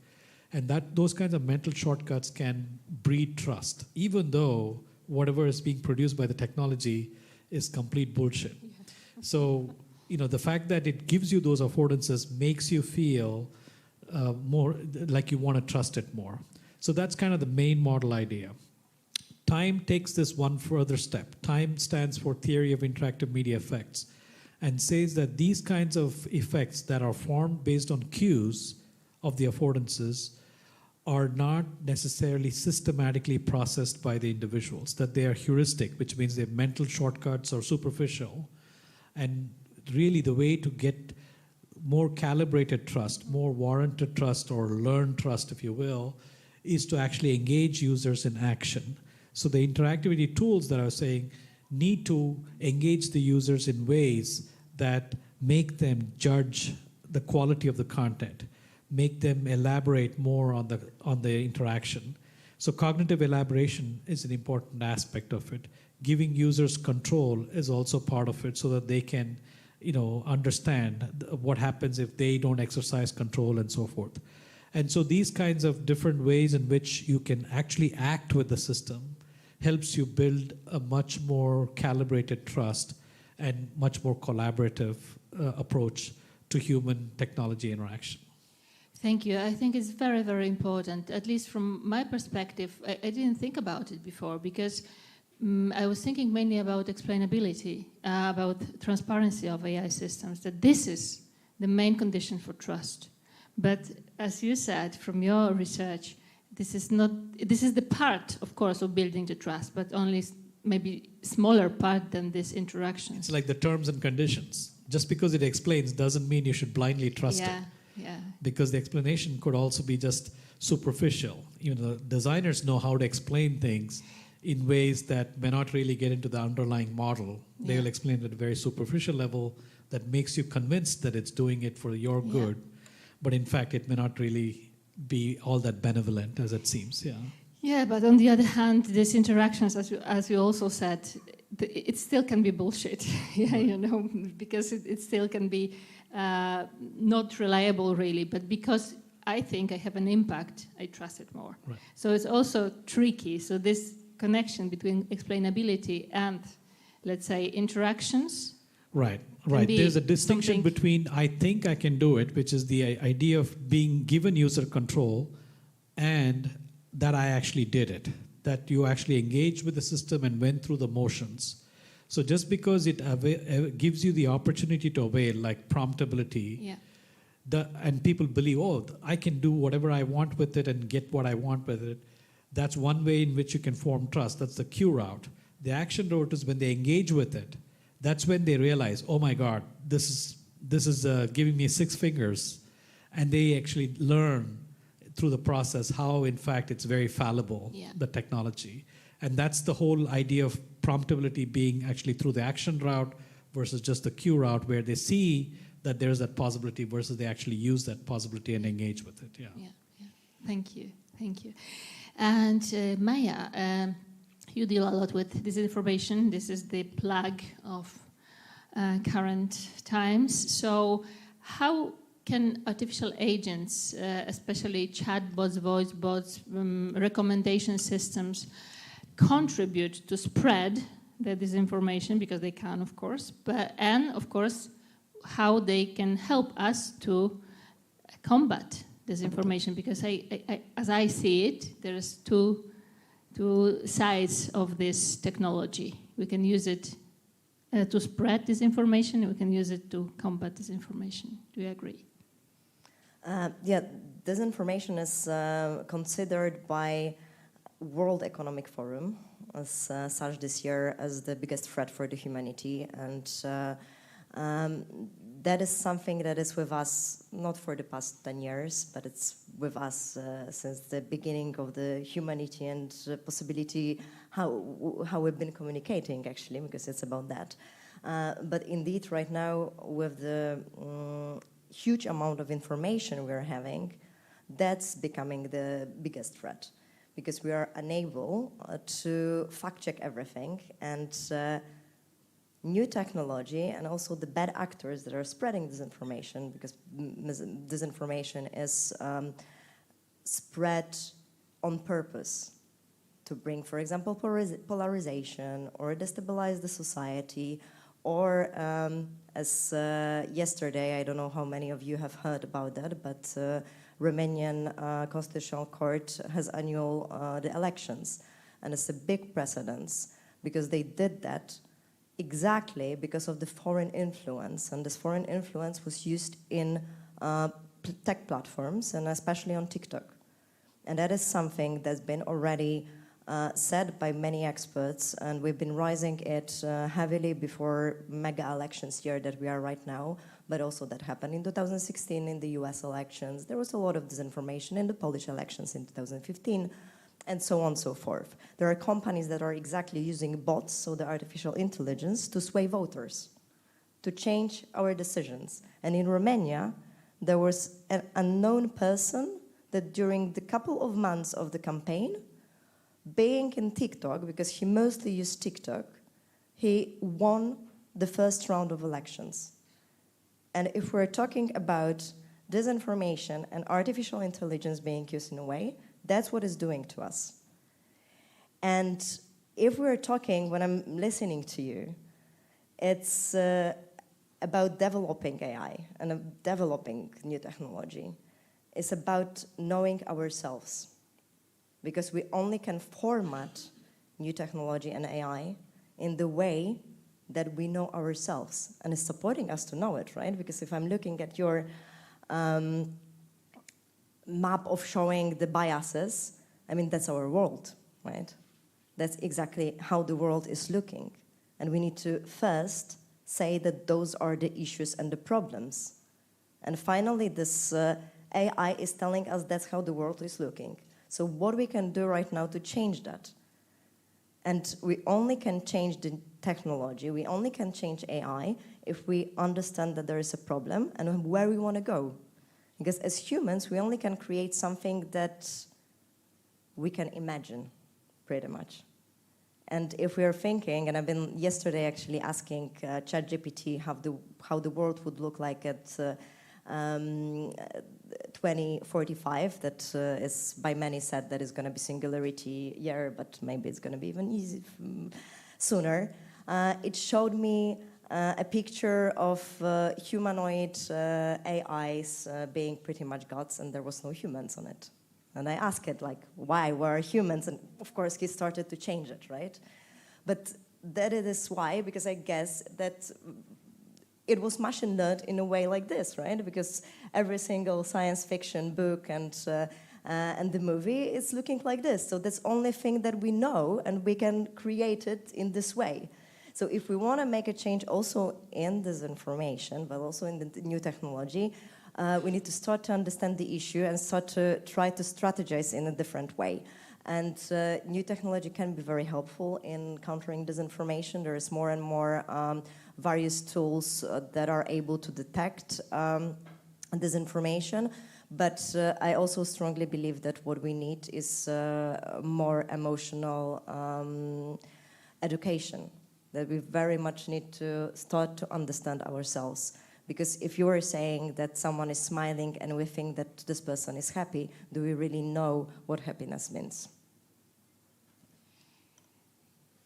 Do you want to ask something? Could yeah. I think it is important not only to talk about the impact of AI, but let's take the AI for a second completely out of the picture. If we are in a world where people believe in flat Earth, where people believe in the most random things, where science is completely losing authority, that means that there is a destabilization, and this AI stuff, it jumps right in that. But it does not explain it completely, because there is this general trend that, I don't know, the Renaissance was a glitch, and we are in some medieval state of mind. And that is, of course, deeply shocking. And if then you have these systems that sound good and that look good and that can sound trustworthy, then we're in deep. Yes, that's one. Thank you. Keep your mic with you, please. I have a question about because we are talking again about emotions, about how we perceive the world, how we react to informations, what we believe in. Do you know if there are any differences between cultures, like some of us were from Europe, some of us from United States, or we live there, or we work there, but there are also Africa, Asia, some other, or South America. How people differ in these countries in the context of emotional responses to artificial agents. Did you have such research maybe in the past? Well, firstly, all of this emotion research stuff is a very Western obsession. Okay. There are quite a few countries where there are no emotion researchers, and it is not because of some Western conspiracy, but because people might tell you, that's not extremely interesting. Or, is this none of your business? Mm-hmm. So there are cultures where people feel how they feel is theirs. They might not have many worldly things, but they do have who they are and what they think, and you have no right to that. So putting that aside, the typical thing is to say, well, in Japan, because in Japan there is a lot of interest in technology and there are lots of studies. And there we know that it is a completely different world, because in Japan, many people believe in a spiritual world where you can have spirits in what we consider inanimate objects, like a tree or a stone or whatever. And because of that, there is no problem in thinking of a machine in a very different way. There is a book, The Buddha and the Robot, by Masahiro Mori, which predates all of that stuff. And in class, I would show this thing, a Japanese couple, and the woman says, we both didn't have much time. So with the dog, we really had problems to take care of him. Now that we have a robot dog, it is much better. We come home and he's happy, and the students look at what are they on? This doesn't make any sense. In Japan, apparently there are businesses that take robot animals on vacation if their owners don't have time to do that. Mm-hmm. So this is completely a different mindset. But frankly, we know about many parts of the world very little. A colleague of mine did an interesting study in India, where they were trying to do a robot that would carry water, because many women spend a lot of time in rural areas going to somewhere where there is water, bringing the water back. What if you had an autonomous device that could do that? Cool. So they had this four-wheeled thing, and everybody referred apparently to this thing in the female form, because it must be female, because if it carries water, it's female. And so we need more studies that look at real-world situations, I really love the difference between the lab situation and the home situation, because it's a completely different thing. It's not the machine, it's the machine embedded in a context. Yeah, thank you for your insight. Really, I'm also very interested in these differences, but as you said, there is not a lot of researches about it. So yeah, let's go back to you, Bogosha. If after your observations, after your experience, what are key ethical and maybe social challenges in implementing, in providing people with these robots, helping them in hospital, at homes, in every daily task? What would you say, what is the most challenging in this context? Yeah.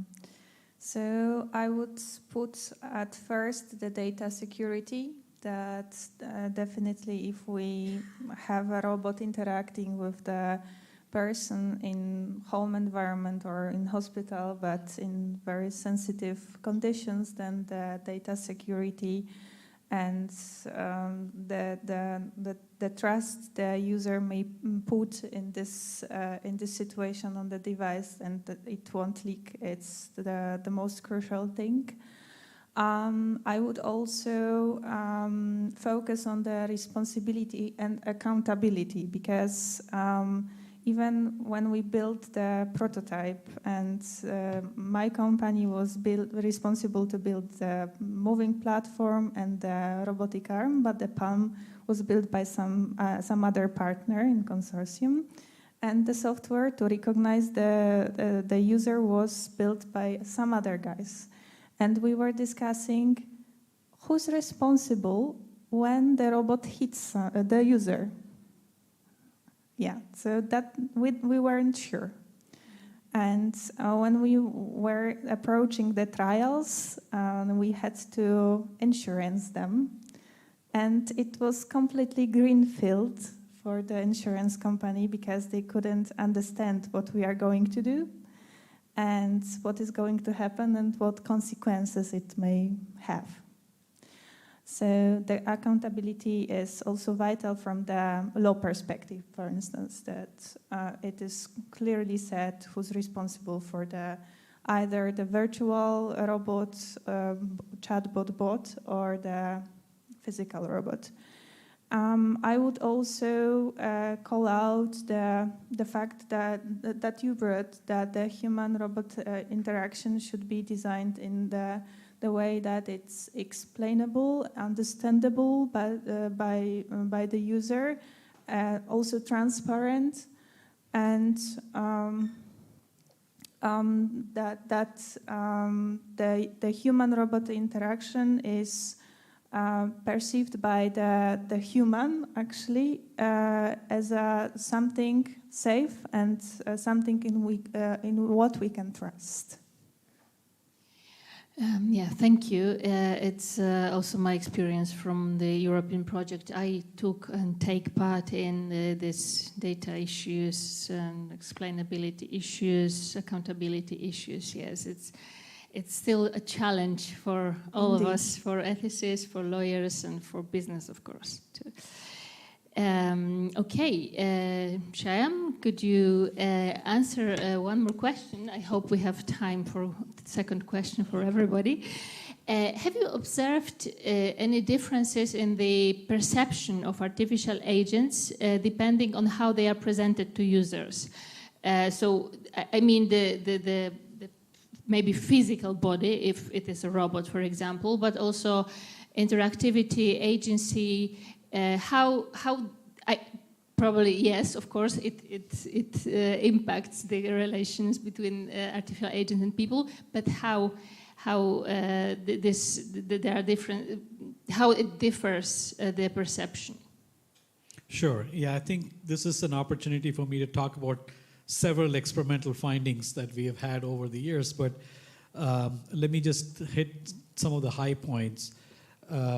One of the key things is interactivity that we've already talked about, and the way it leads to trust is by allowing for more cognitive elaboration for people to then pause and reflect and think about it. The other is customization. The moment you offer people an opportunity to customize, they then try to tinker with the technology and make it their own in some ways, and promptability that I talked about earlier is an example of that. Another one we've talked about this morning quite a bit is anthropomorphism, the idea that technologies are made to look human. So that can breed trust by increasing social presence. That's the mechanism through which we found it works. It can also have a compensatory effect when the interactivity is low. Sometimes anthropomorphism makes up for it, and we then come halfway and make up the rest. Another big affordance of AI technology specifically is personalization.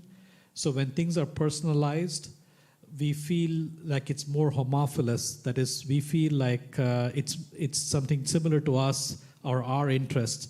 And so we've done a study where AI doctors individuated you. So for example, an AI doctor asks you things about your son.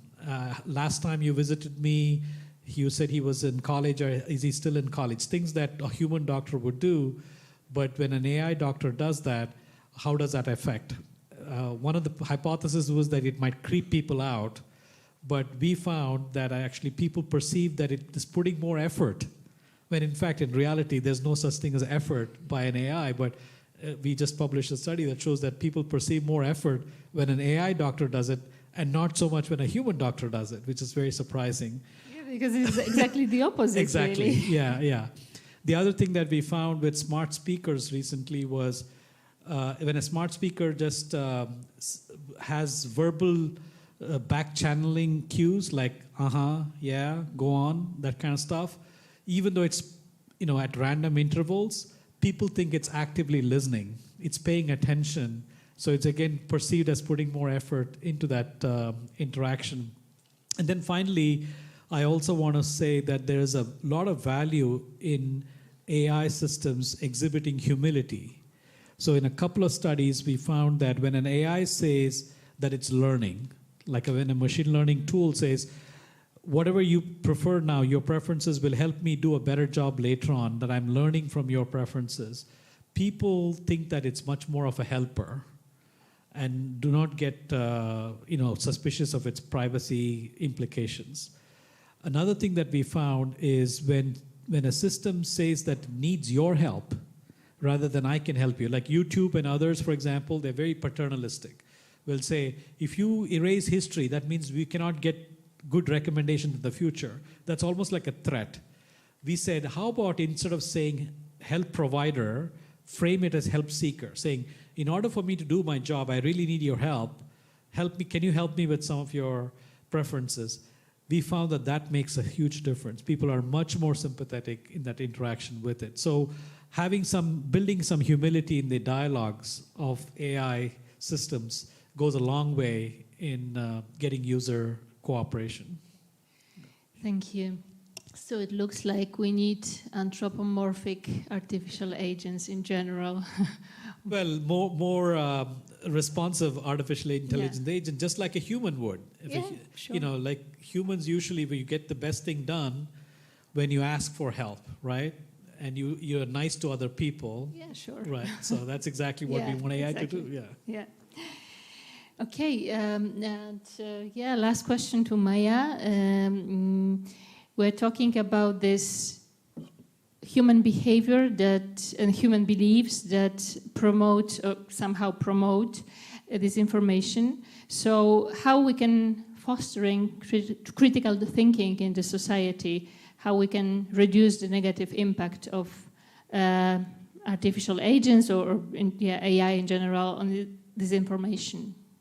Well, first of all, it's not human belief that promotes disinformation, it's the algorithms that work in a way that they know who we are as humans and what are our vulnerabilities. And I think that's the most important, right? That exactly, technology knows us better than we know ourselves, and bad actors are using such a research that they exactly know what a specific community is vulnerable towards.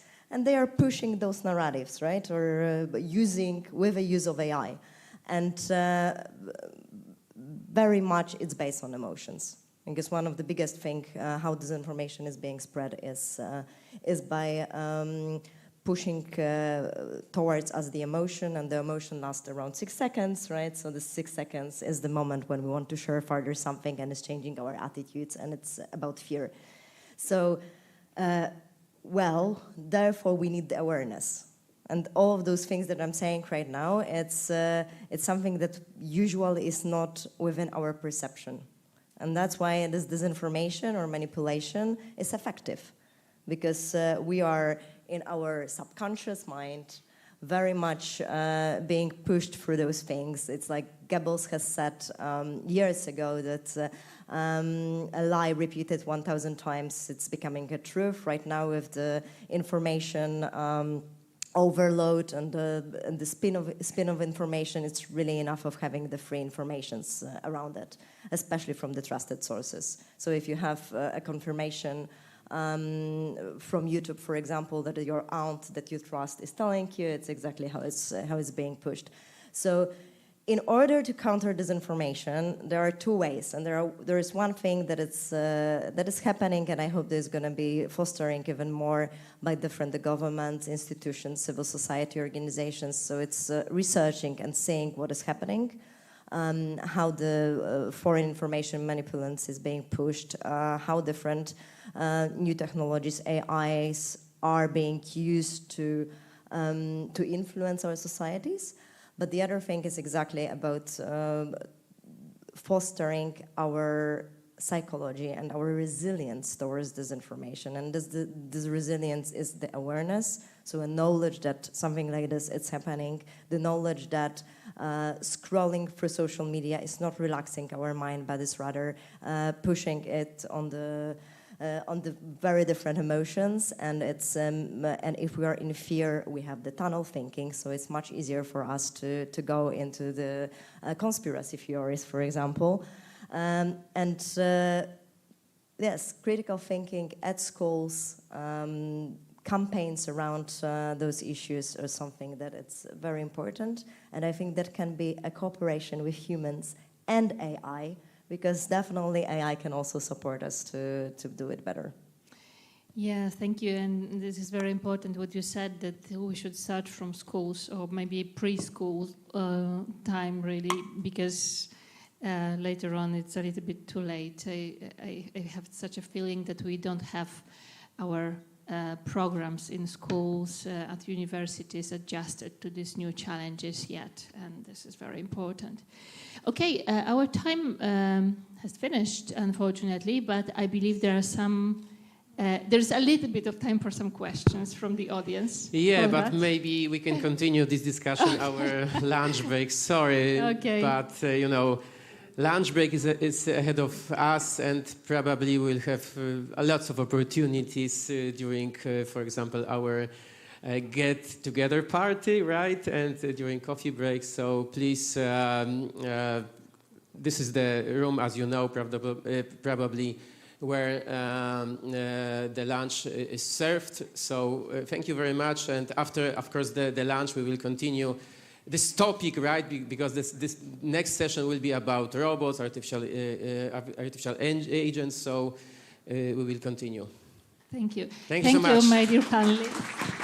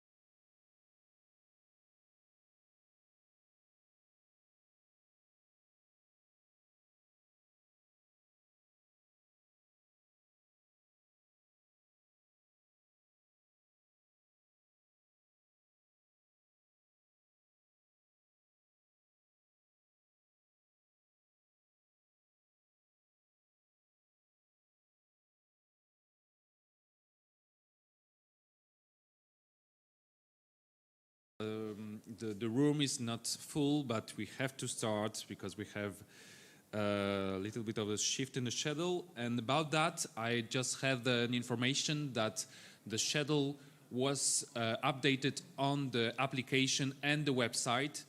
We cannot change this presentation, but if you want to know the actual schedule is on the website. So again, good afternoon everyone, and welcome to session 2, AI in Human Interaction. I am David Sypniewski from SWPS, and actually my title is so long that I have to read it from my screen. So I'm the head of the AI Open Lab at the Design Department of SWPS University, and I have the honor to be the chair of this session. So artificial intelligence continues to reshape the way we interact with technology and with each other, as these interactions are increasingly mediated by machines. In this session, we take a broad view of machines, including both bots and robots, to explore their growing role in our lives. Our first speaker will share insight on human-robot communication and its role in fostering understanding, a topic central to exploring the evolving relationship between humans and AI systems. Please welcome Ilona Iłowiecka-Tańska from Copernicus Science Center.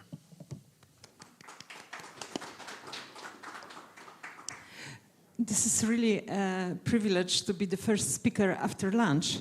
You know, this moment when everyone is a bit sleepy and a bit tired, so yeah, it's wonderful context. And my name is Ilona Tańska, and I will speak about the humanoid robot from Copernicus Science Center, which, not surprise, its name is Mikołaj Kopernik. And at the beginning, I will tell you the anecdote. So almost 2 years ago, I was offered to take the position of the innovation director at Copernicus.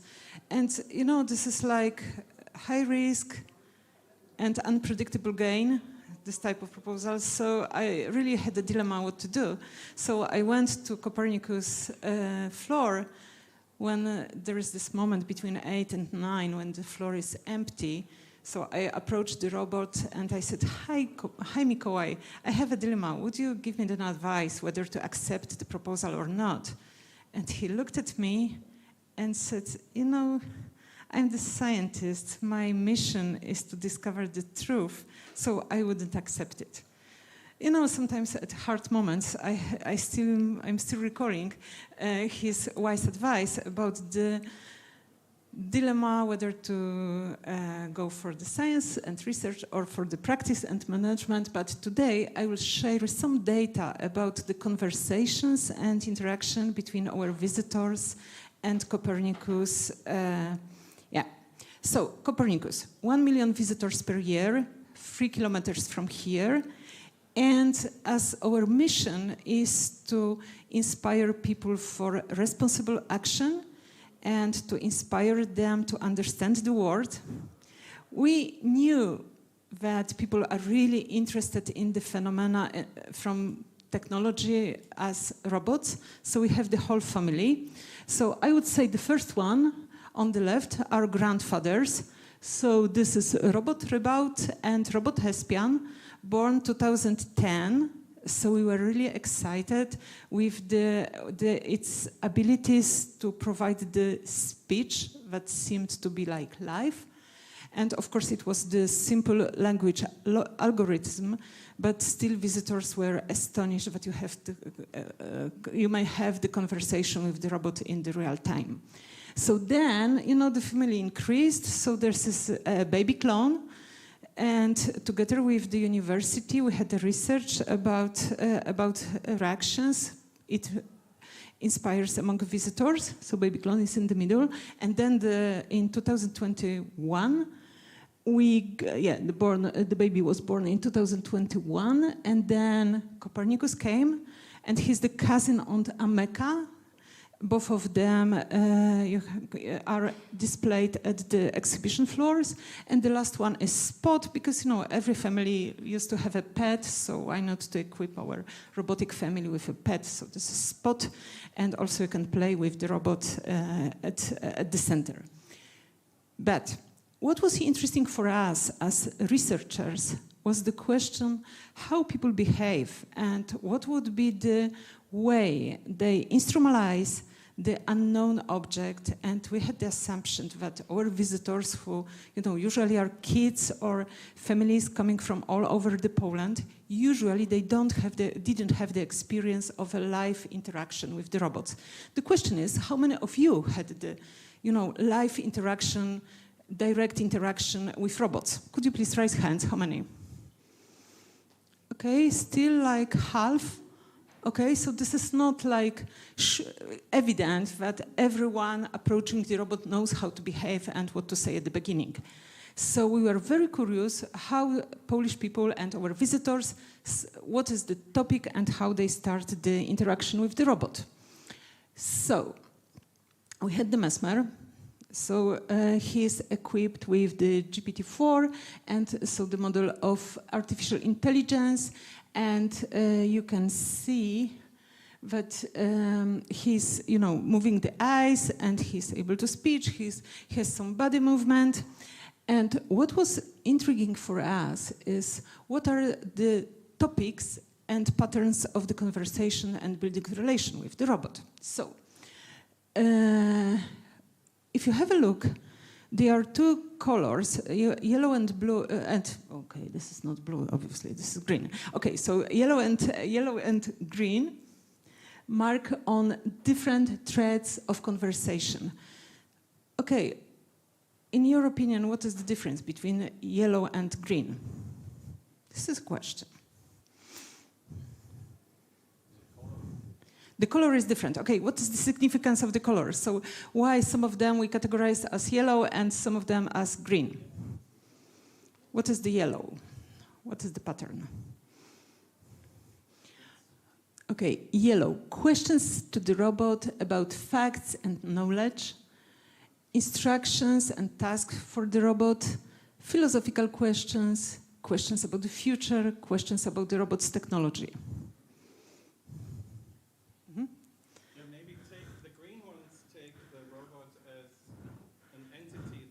Some personal experience. While the yellow? The yellow is more about things not attached to the robot as a person also. Okay, other hypotheses? Adults and kids. Adults and kids? So who would be adults? Green. Green. So others would ask questions about the robot's features as a personification and its personal experience. Okay, never think about, but interesting. Okay, other hypotheses? Okay, so we had the... So what came from our analysis is that usually visitors take two approaches to the conversations and interaction. So the first one is the familiarization, so how to build the relation, so it's very close to the personification of the robot, while the second is an approach that is evaluative, so to check what are the capacities and capabilities of the object.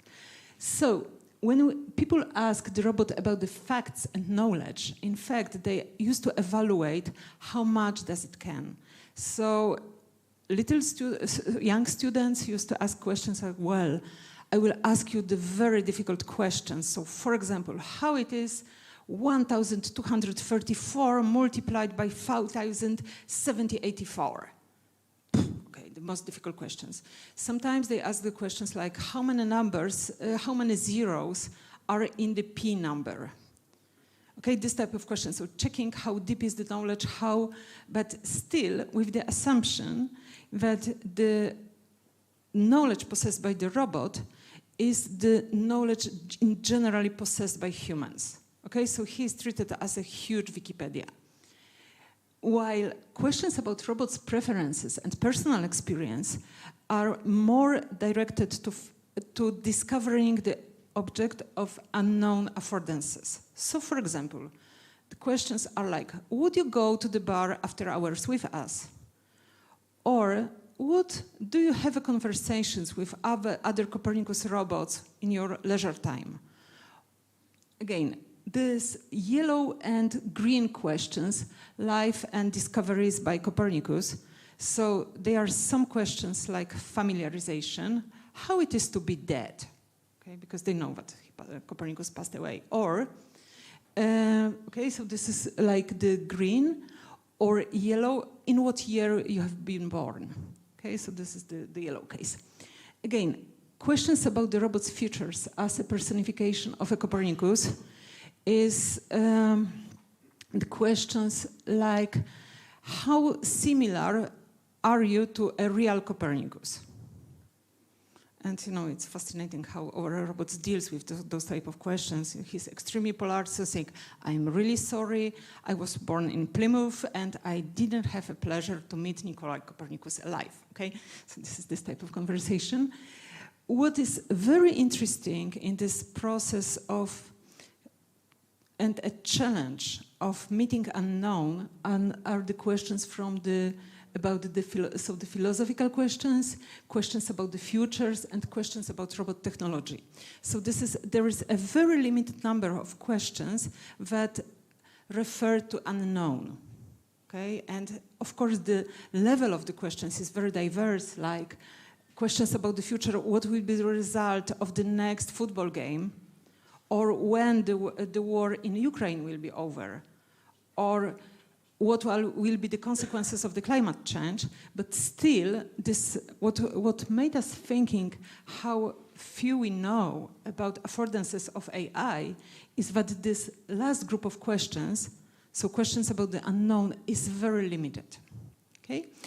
So, if you would be eager to learn more about Copernicus, we published already a paper about the conversations between visitors and Copernicus, and I think my time is over. So thank you very much. Thank you very much. We have time for one small question, maybe, and I will ask Konrad May to get ready for his speech in a minute. Yes. Okay, thank you. Piotr Skrzypczyński, Poznań University of Technology. Well, it's a very, very interesting project, and of course you are able to gather a lot of data about how the people conversate, how they interact with the robot. But my question is kind of different, as I am an engineer, actually. Here I'm mostly humanists. So the question is also touching the engineering point. The robot is more or less personifying Nicholas Copernicus.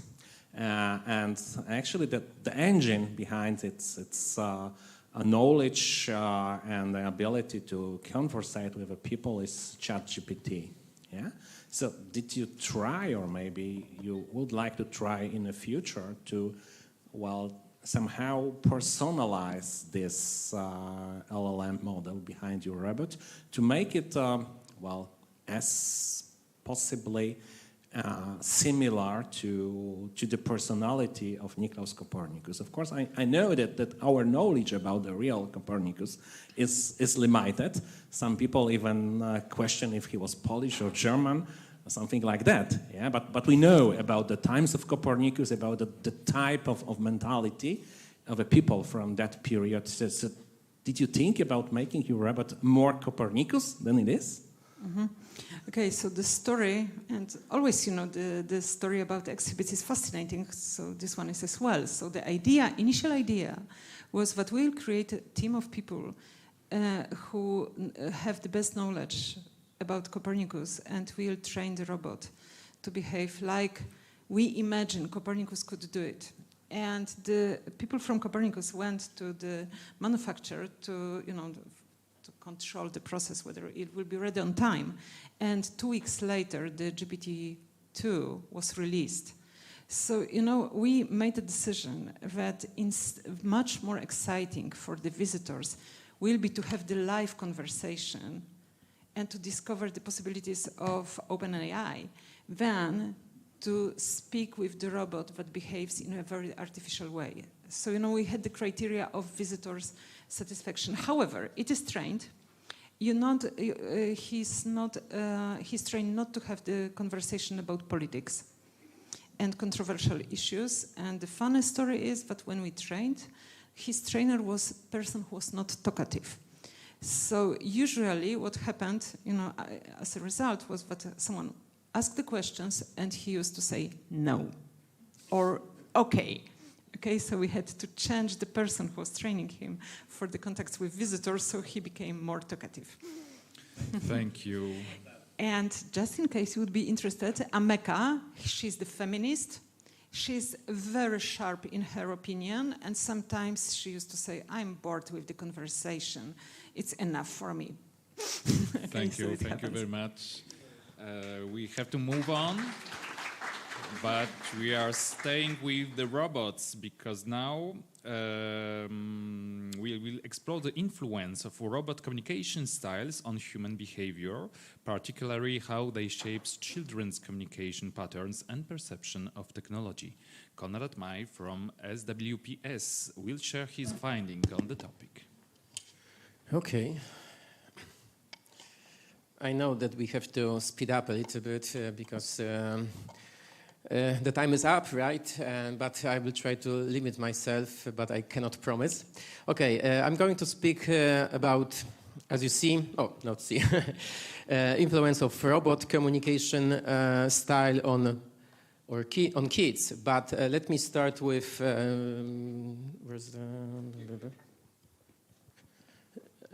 let me start with short description what we do in our HumanTech Center. So here you have our research areas. As you can see, we deal with, for example, physiological, of course, reactions to touching robots. So we are interested in humans' reactions, right? If people touch our robot. Of course, I'm not going to tell you more about this area of research because today I decided I single out something different, right? But so generally speaking, we are interested in this topic. Another area is milligram paradigm with robots. So we are interested in obedience to authority, probably. You are familiar with milligram experiments, so we decided to place our robot in the role of authority.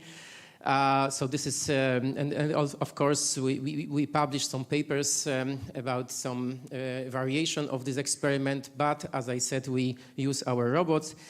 Another area, perception of intelligent machines. So we are interested in our attitudes towards robots, right? Because probably you've heard about some fears towards robots. So we are also interested in some let's say, correlations, right? And we also published some reports about this topic.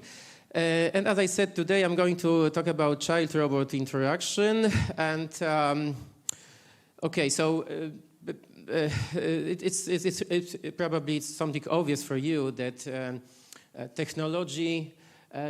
technological inventions, not only robots but also voice assistants, are playing now important role in education, right? But this kind of, let's say, inventions are becoming popular, more and more popular, right? So we may say that such artificial intelligence, as I said, not only robots but authority, so can change this kind of communication, your perception of such machine like robots or voice assistant. And also we can talk about risk of over-attachment, right? Because such interaction could become very friendly, and also some researchers talk about that. And another problem is double standards, right? Because we may ask ourselves why we expect politeness in our relationship with voice assistant, but why not with other technologies, right? This is also the question. So there are lots of concerns. I'm not, of course, want to discuss this problem because it's kind of introduction to my own research.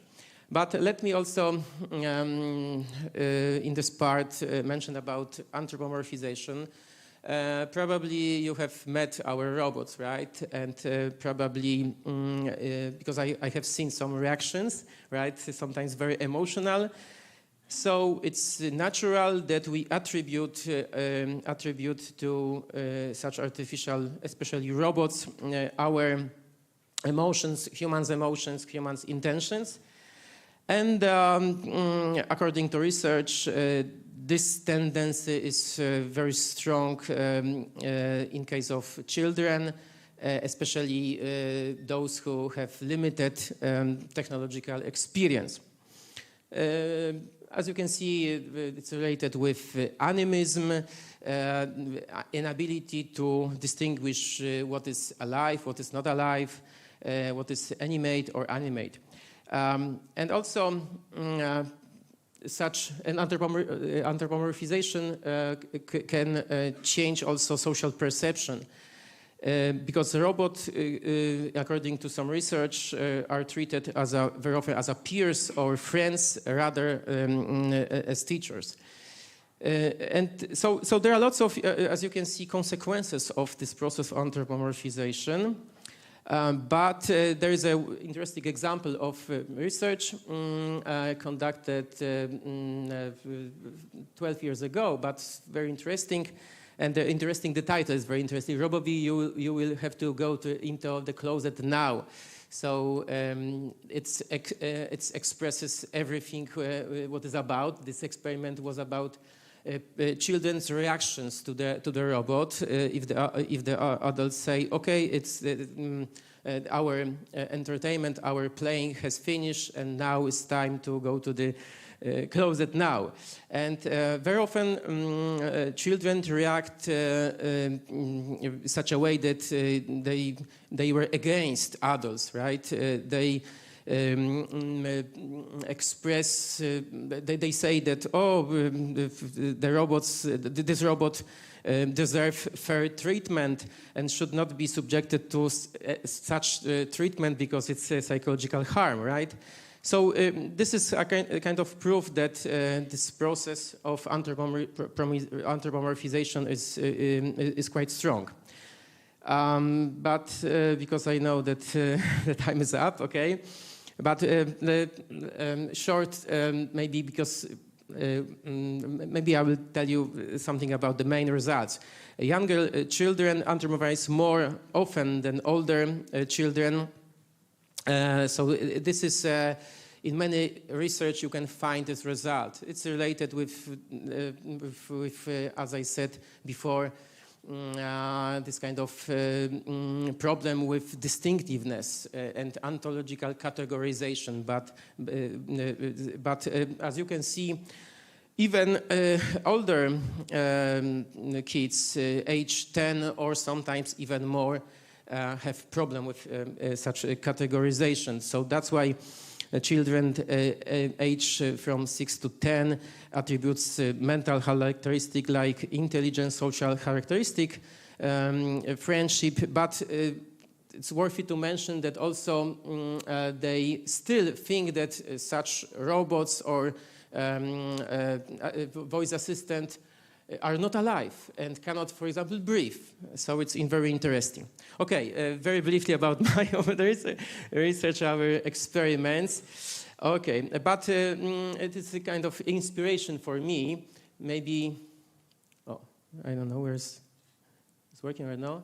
This is a movie, very short movie, but we have to wait, or I don't know.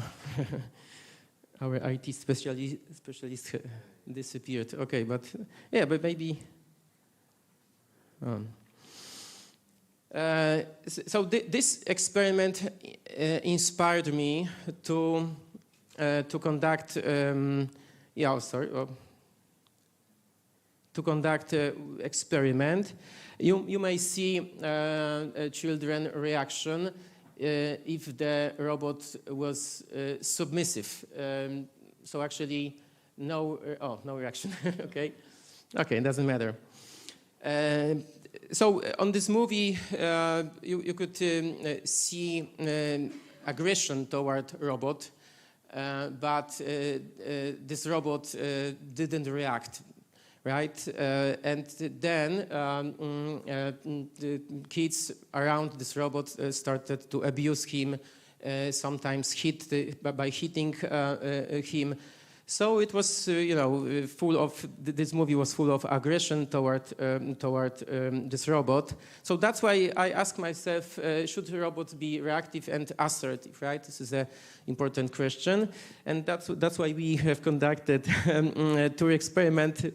In one experiment, we wanted to check kids' reactions when the robot was assertive. As you can see, we have some important result questions, but the most important question is: how will children react to the technology robot that uses a direct tone and refuses versus a submissive tone? So we manipulated robot behavior, actually. In one case, the robot was very assertive. In the second condition, this robot was very submissive. Maybe very quickly about procedure, because of course we have to. Oh, sorry. So we wanted to check the consequences of such assertiveness of robots, and technology, robot aggression. Yeah. Maybe let's wait a couple of seconds. About procedure, right? So we, at the beginning of this experiment, it was short demonstration. After this, during this demonstration, I can talk about Copernic. Let's try. It's not our robot. After this short demonstration, not after, but during this demonstration, a robot was asked to present something, right? So can you imitate cat, for example, right? And in some cases, a robot said, no, I'm not going to present, to imitate cat, for example. If you want, I can present dog, for example, right? So it was assertive behavior, right? And in the second condition, when the robot was submissive, of course, he agreed to do it without any problem, without any hesitation. Next slide, is possible? Okay. Oh, nice. But maybe I will. Okay. Yeah, maybe I can sing something. Okay. Next slide. Okay, and next, because I would like to show you the results. Yeah, this is the description of the procedure. As I said, robot complied or robot refused to do it something, right? And here you have real pictures or GIF from this experiment. It's important that we measured anthropomorphization, a level of anthropomorphization. And here you have results of our experiment. Generally speaking, because it's, for me, the most important result, assertive robot behavior increases anthropomorphization overall. It means that if we see such reactions, assertive reactions in case of robots, when a robot expresses such reactions, it means that he's more human, right? Because we are assertive. We have some very often tendency to say, no, I'm not going to do it. So this is the main result of this experiment. Of course, we have more interesting results. The last one is, for me, huge surprise because female than male robots. I have to also mention that we manipulated robot gender, right? Sometimes we name this robot that this is Ada, so female. In the second condition we named this robot this is Adam, so male, right? So as you can see, female than male robots received more imperative responses. So it's something that surprised us. Okay, but let's move to second study. And I conducted very quickly this study with Ariadna, with collaboration with Ariadna, yeah. And we wanted to check kids' reaction to different communication style, commanding versus polite. And the whole procedure was quite similar, but because we have a similar demonstration, but during procedure, in this first condition, commanding condition, the robot was instructed to say, do not take photos now, put the phone away to the experimenter, right? So use commanding style. In the second condition, robot use always polite communication like that. Please don't take a photo. Could you put the phone away? And also we checked, as before, a level of anthropomorphization. And here you have result. So the most important result is that children more often imitate the polite communication style, not commanding style. So here there are some, in my opinion, main conclusions from our research from those two experiments. Of course, technology shapes children communication style. This is the general conclusion. And the second conclusion is that when faced with refusal, with assertive behavior, children are more likely to resort to commanding behavior. But when exposed to commanding tones, children tend to adopt polite communication styles. Of course, it's for now it's so hard to say whether such results have practical implications, right? What can we do? But I think we just by such experiment we just want to start discussion about the consequences of interaction with robots. That it's not something that we can ignore, that it's something unimportant. We have to also think about transfer this style of communications to peers or adults. Thank you very much. I know that I have to finish this publication. Thank you. And I invite you, if you want to, for example, interact with our robots, they are open for that. Give me that. I'm in a delicate position because Konrad is actually my boss in a HumanTech Center, so you understand that I cannot cut him in a brutal way, but I won't take a question this time. I encourage you to interact with Konrad. He's the head. No, I won't take a question. Sit down, please. So I encourage you to interact with Konrad. He's the head and the heart of the HumanTech Summit, so he's around all the time. Thank you. So moving on, now we go out from robot and we go to AI. Following that, we discuss the moral agency of synthetic personalities and their potential ethical implication. I'm presenting you Izabela Lipińska. Please, come on. So who will present her work, and Roman Krzanowski, Ewa Dolińska-Wysocka, right? So you are all there, right? Okay, so an applause also for the team. From the Polish Information Processing Society. The floor is yours. I will begin. I'm the last on the list, but I will begin. I have good news and bad news. Good news, I have only 5 minutes. Bad news, there is no bad news for you. So we will be talking about AI moral agency and development of synthetic personalities. Can someone flip the slide? It's too complicated. So we'll be talking about robot personality, technical aspects of it. Could robot have personality? What it possibly could be? Yeah, personality for robots, anyone? And personality ethics, are they related? And should robot have legal personality? My view is not, but not everyone is agree. Yeah, thank you.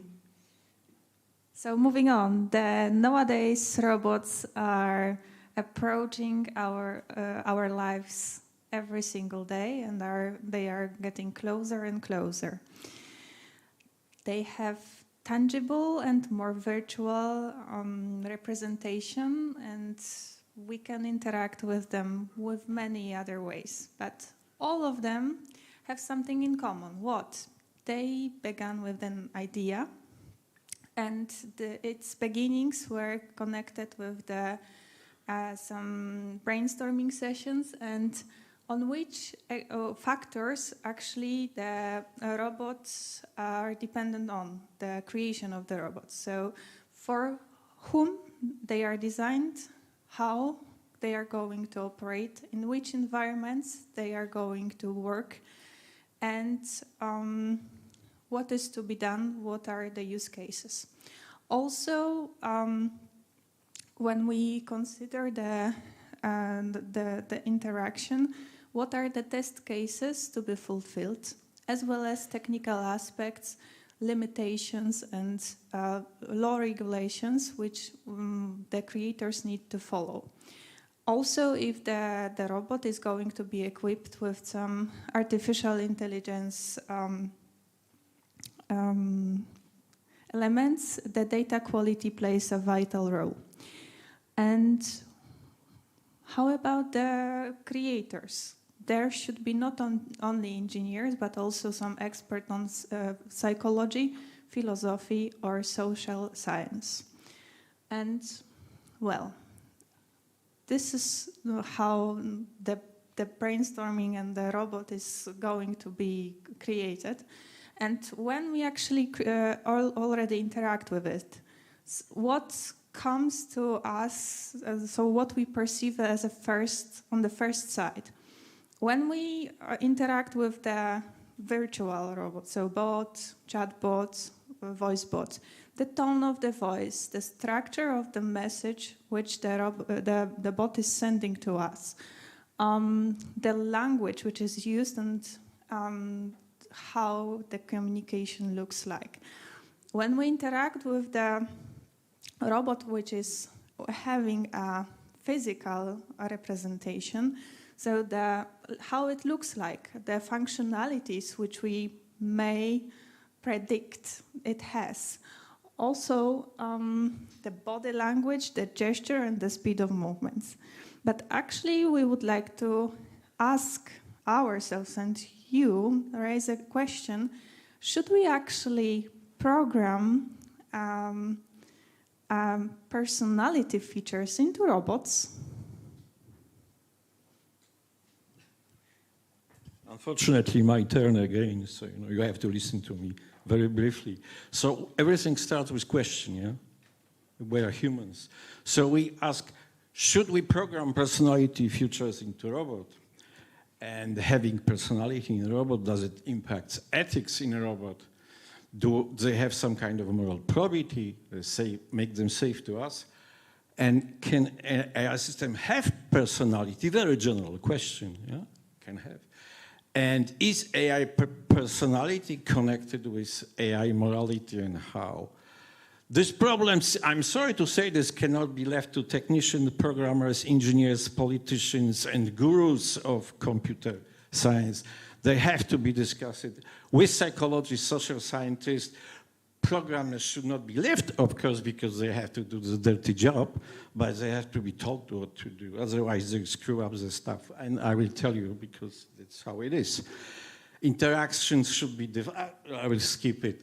So we have, in my view, 3 options to program personality into robots. Yeah? The first option is AI systems like robots are ontologically different from humans, like apple and oranges, okay? So don't get confused.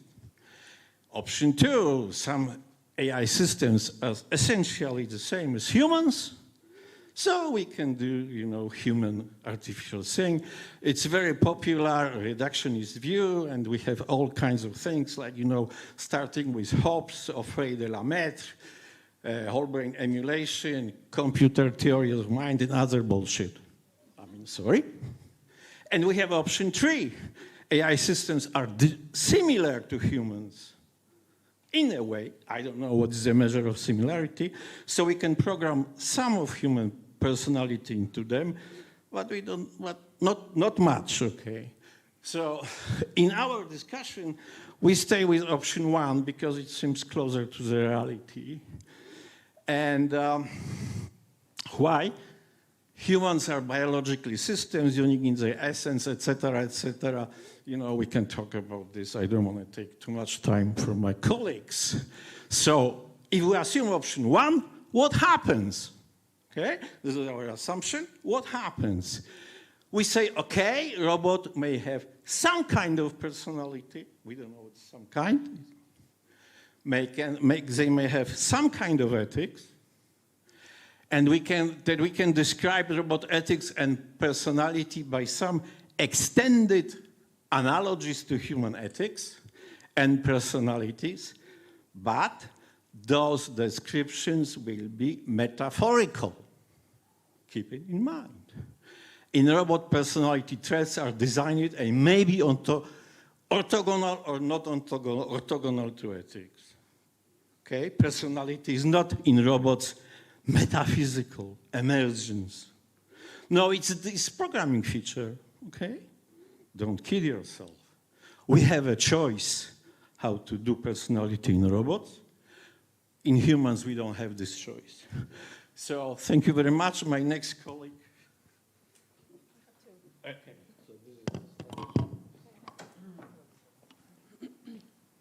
Will you choose that one or that one? That one.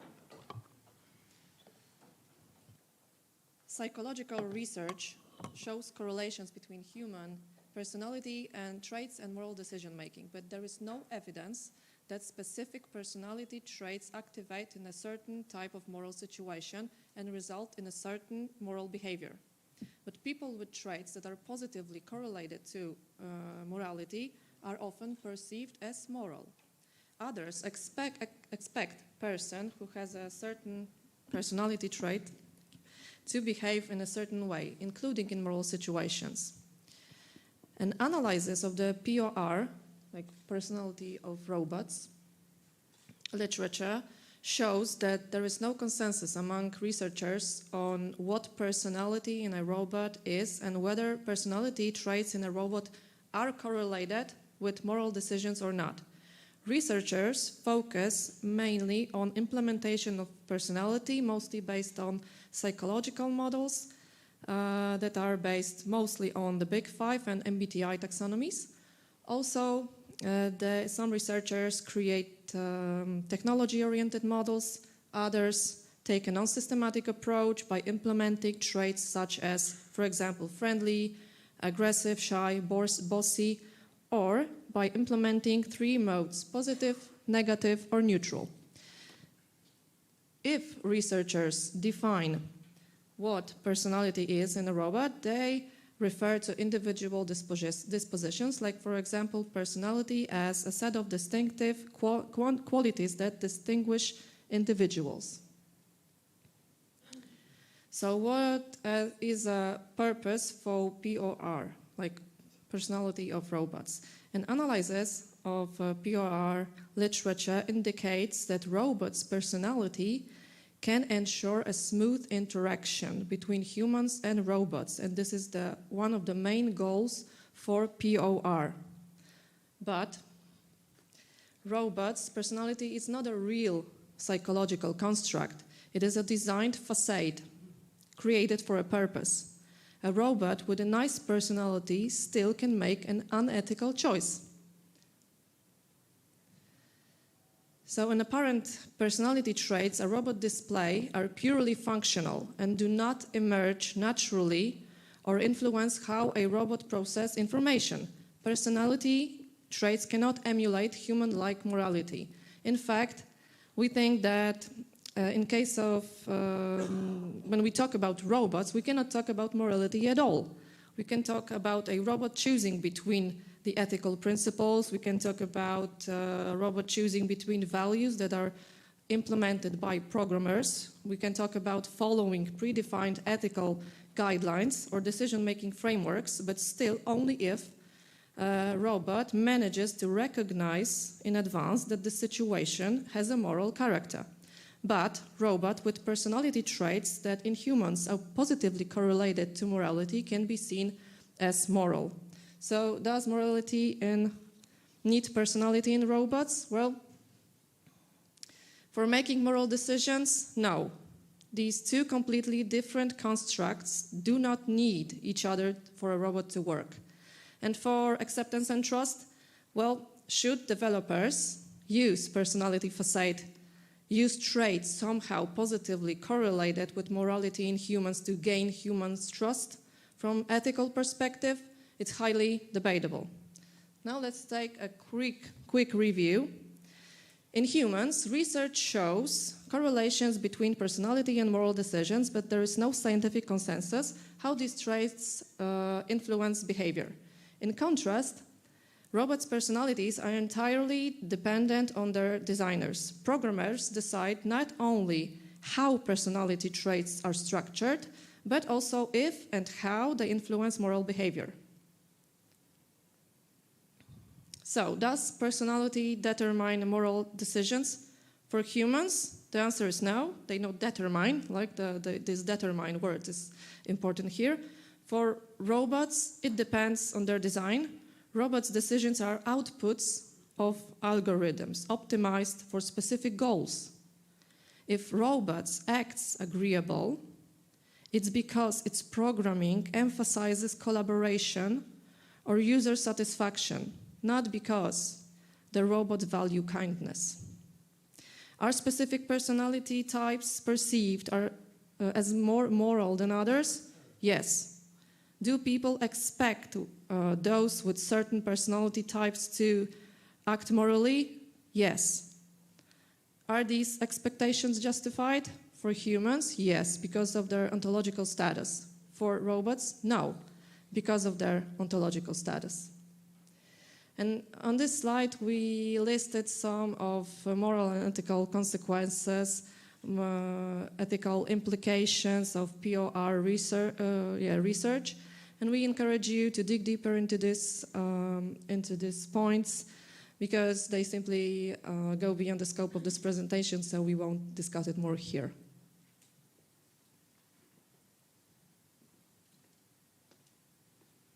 Which one is working?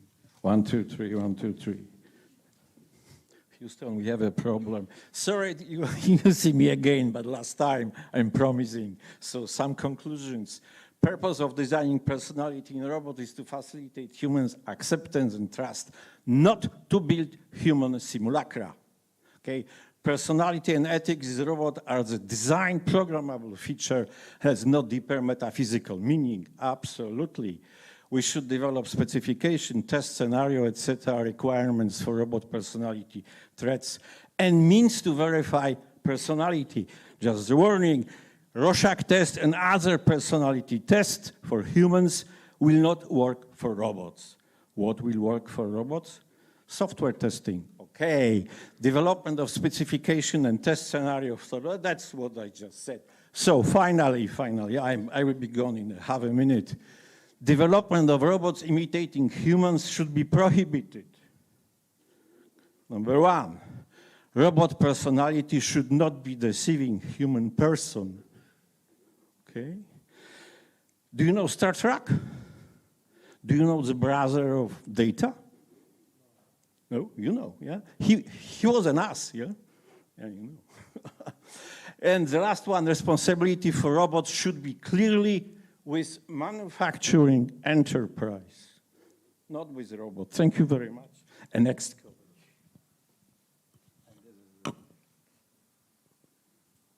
Roman took the liberty to kind of spoil my part of presentation. And I suppose there are not many lawyers today, so I'll try to avoid legalese as much as possible.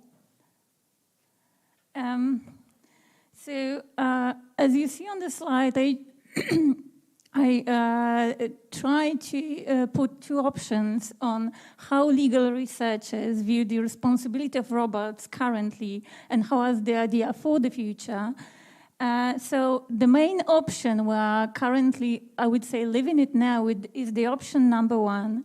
So the option where we see robots as only the objects of law. This option is raised from the idea that the norms of law were created for humans, for living persons. Also, they are strongly linked to human characteristics, human consciousness, reasoning, desires, feeling, emotions. And in that sense, robots' morality and robots' choices are also imitation of ours. So kind of robot responsibility cannot be compared to ours. The other point of view is more futuristic, I would say, where robots are not treated as tools, but mainly as subjects of law. Because some researchers believe that, especially with regard to advanced artificial intelligence systems, we could speak about some kind of autonomy that could cause robots to bear this autonomous responsibility. Whoops.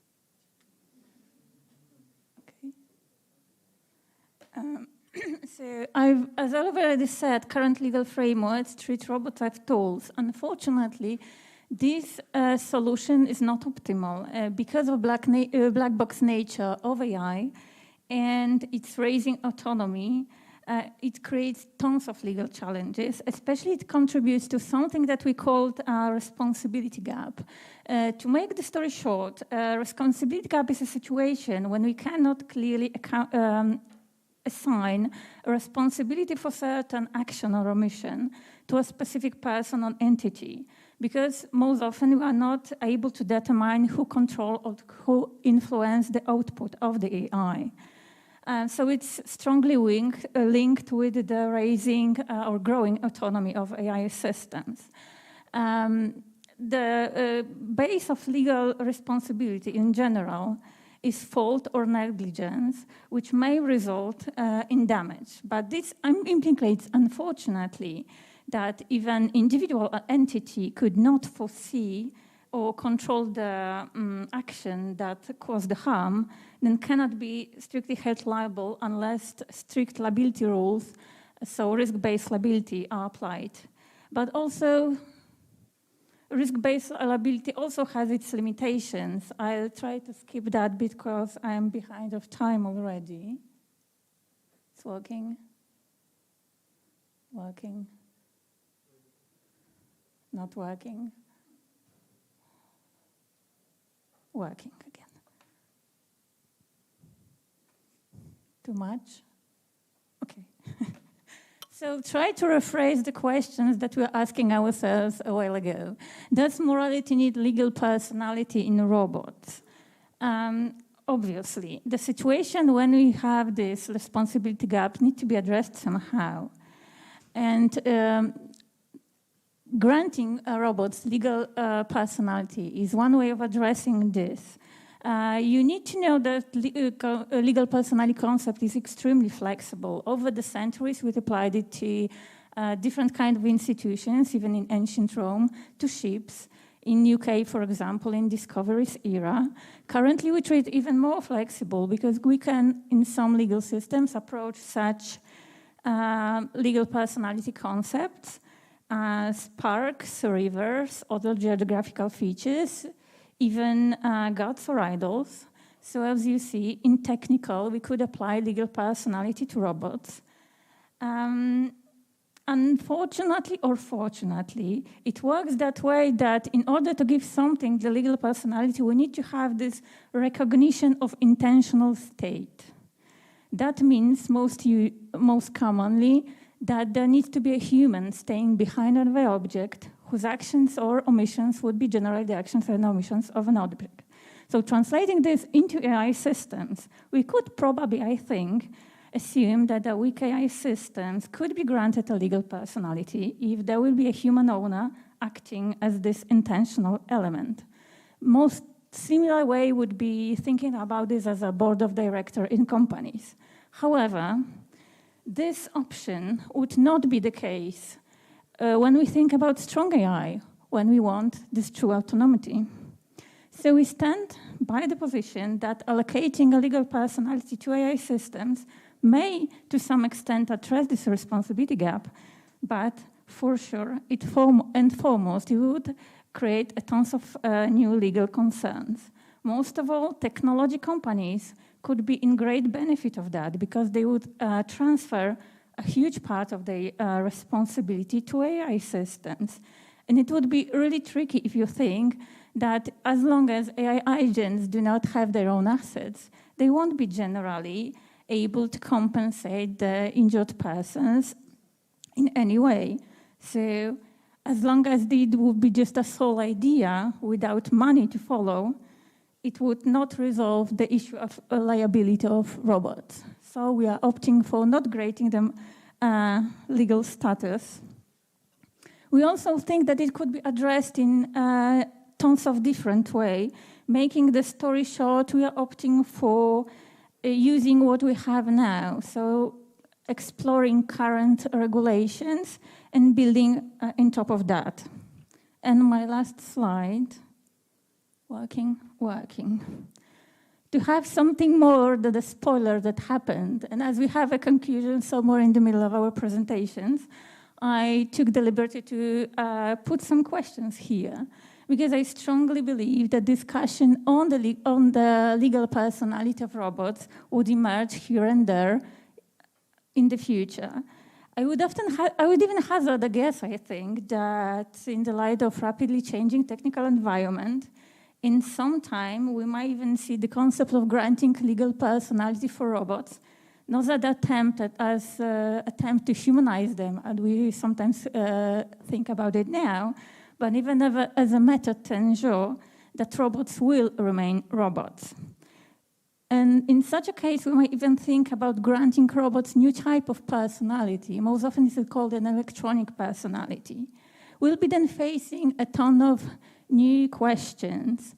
Some of them you can see on the slide. I'll try to skip them because, yeah, I'm still behind of time. So all these issues need to be resolved before we could think about robots as future autonomous legal entities. These questions, and I think we just get to the starting point now, should not be answered only by lawyers or maybe IT specialists, but also by philosophers, psychologists, social science experts, and experts on tons of different fields, because it's the issue that covers all of our society and us.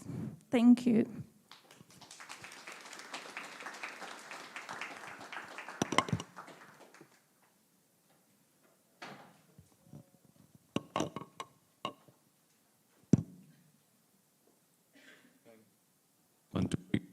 Thank you very much. We are out. Not working. Take another one, 1, 2, 3. Okay, so we are out of time, so I won't take questions again. So I'm sorry for that, but in a way, you put questions on the last slide, so you turn it around, and maybe you want to answer these questions in a different time. I mean, not now. So finally, we'll examine and discuss the challenges and weaknesses of facial emotion recognition systems, highlighting their implications for ethical AI development and practical applications. Patrycja Wysocka, please, here, yes, from Warsaw University of Technology, will conclude with her insights on those challenges.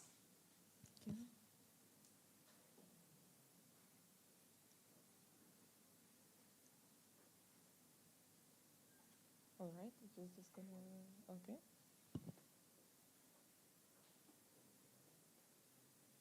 Okay, so when all the technical aspects are already revealed, I just want to say that my presentation is much more technical than the previous one, but I hope that I will manage to explain everything easier and in language available to everyone.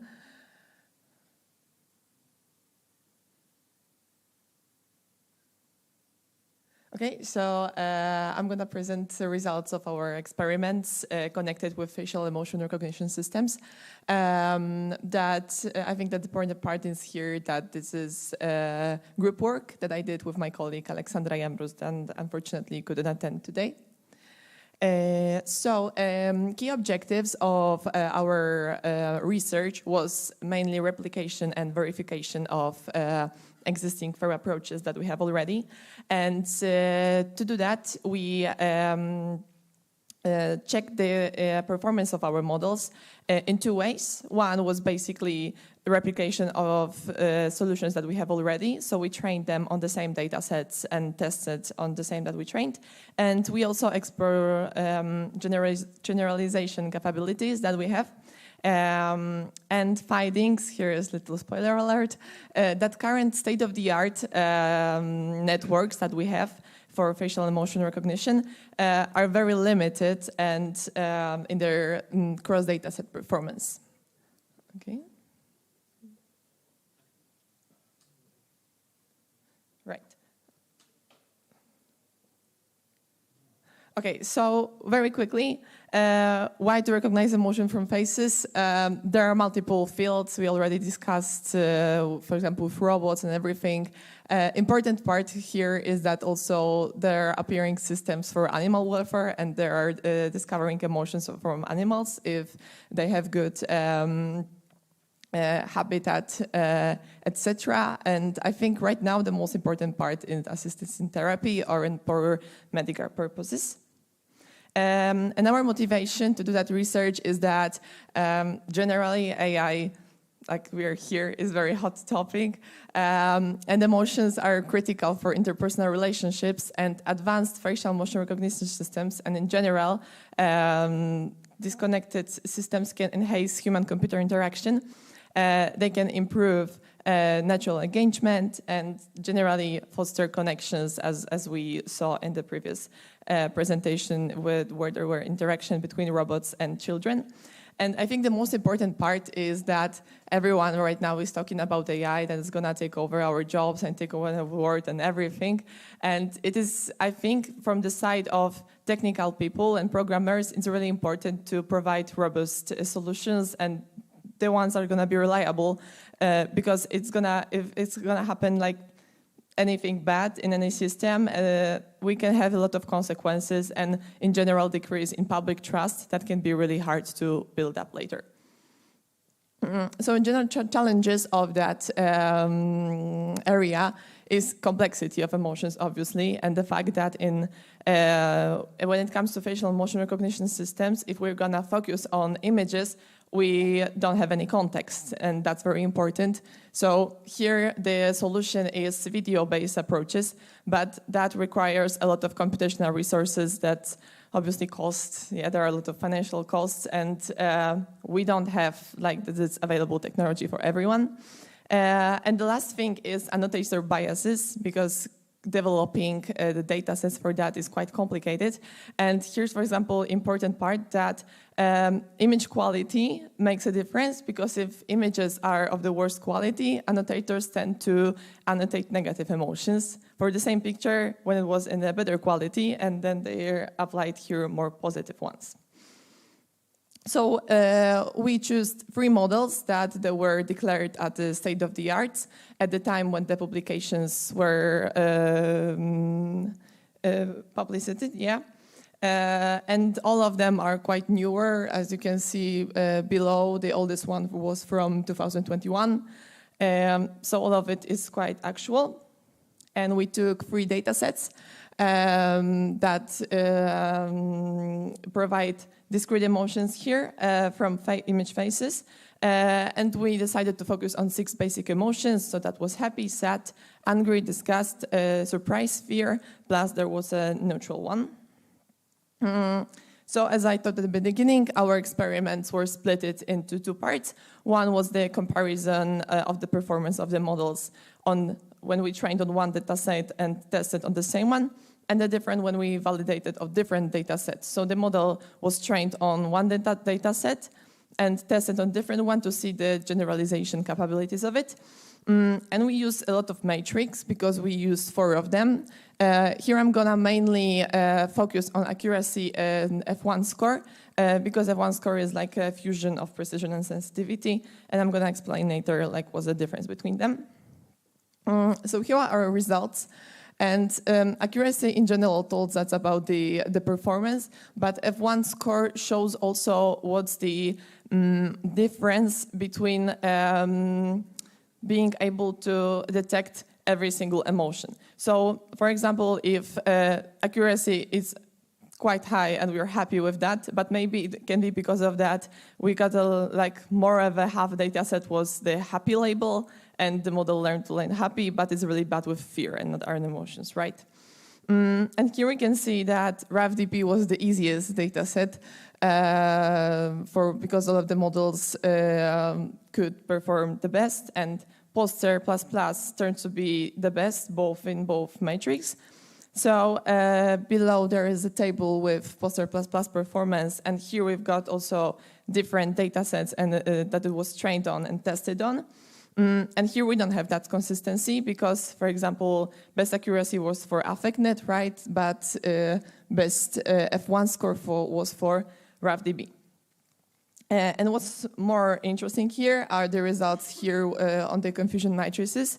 And for example, here we can see that happy emotion was every time very easy to detect, but models struggled, for example, with especially this one on the right side, struggle with angry, disgust, and fear emotion, and many times misled it with, for example, angry with disgust, or fear with surprise, etc. So what are conclusions for that? I think the most important part is that we have to develop very consistent and very in detail and checked data sets for that. And the most important part is that they should be well balanced because with the part, if we have a lot of happy images and less of fear, it's obvious that model is not gonna learn. The variation is lower, and it's gonna learn how to detect fear. And what's important that in AI world, everyone is focusing on accuracy, and if we develop a new model, it has a good accuracy, and everyone is happy, clapping their hands and congratulating. But it is also very, very important to go inside and check if it really if it's only from the first sight it looks good, or if it really works good. So if it's detecting all of the emotions in the same quality. So possible improvements is, as I said, balanced data sets, inclusive diverse demographics, or the idea here is to maybe collaborate technical people with people from psychological area. Also advanced training, so we can use different training methods like semi-supervised one, maybe we can experiment with them. And also multimodal fusion, so we can not only focus on models that are going to detect emotions from faces, but as well connect them with voice analysis to achieve greater accuracy. Okay, I managed to be quite fast, so thank you. Thank you very much. Because you were very disciplined, I can accord one maybe short question from the public if someone wants, and keep it short. Yes. Sorry for my question, but you presented only good sides of face recognition. Can you figure out, or list for us, bad aspects of face, why we should not develop this?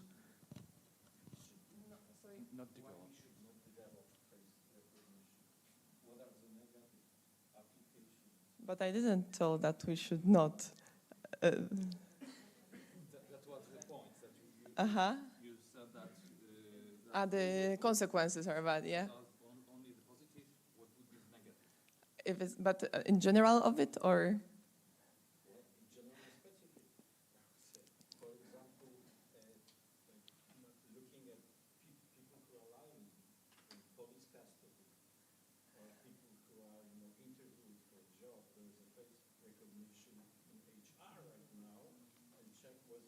Mm-hmm.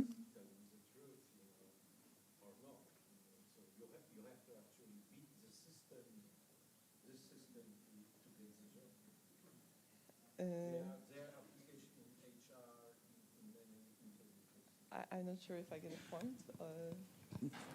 The point, the point is that they are very good positive application of your application, but they are also nefarious uses, and we should be aware of it.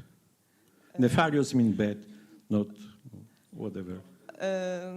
Yeah, like, I mean, I think for every solution we can find a dark side, right? And like every system using badly can have some harmful consequences. So obviously, like if it's gonna work bad and someone's gonna use that for robots that are right now performing therapies, for example, yeah, it can have some bad consequences. Good enough, thank you. Okay, thank you very much. So we are closing the session. Thank you for all the presentation. We have another shift in our schedule. I'm afraid it's half an hour. So please take a coffee break now, and we'll start the next session at 3:45, I guess. No, not 3:45.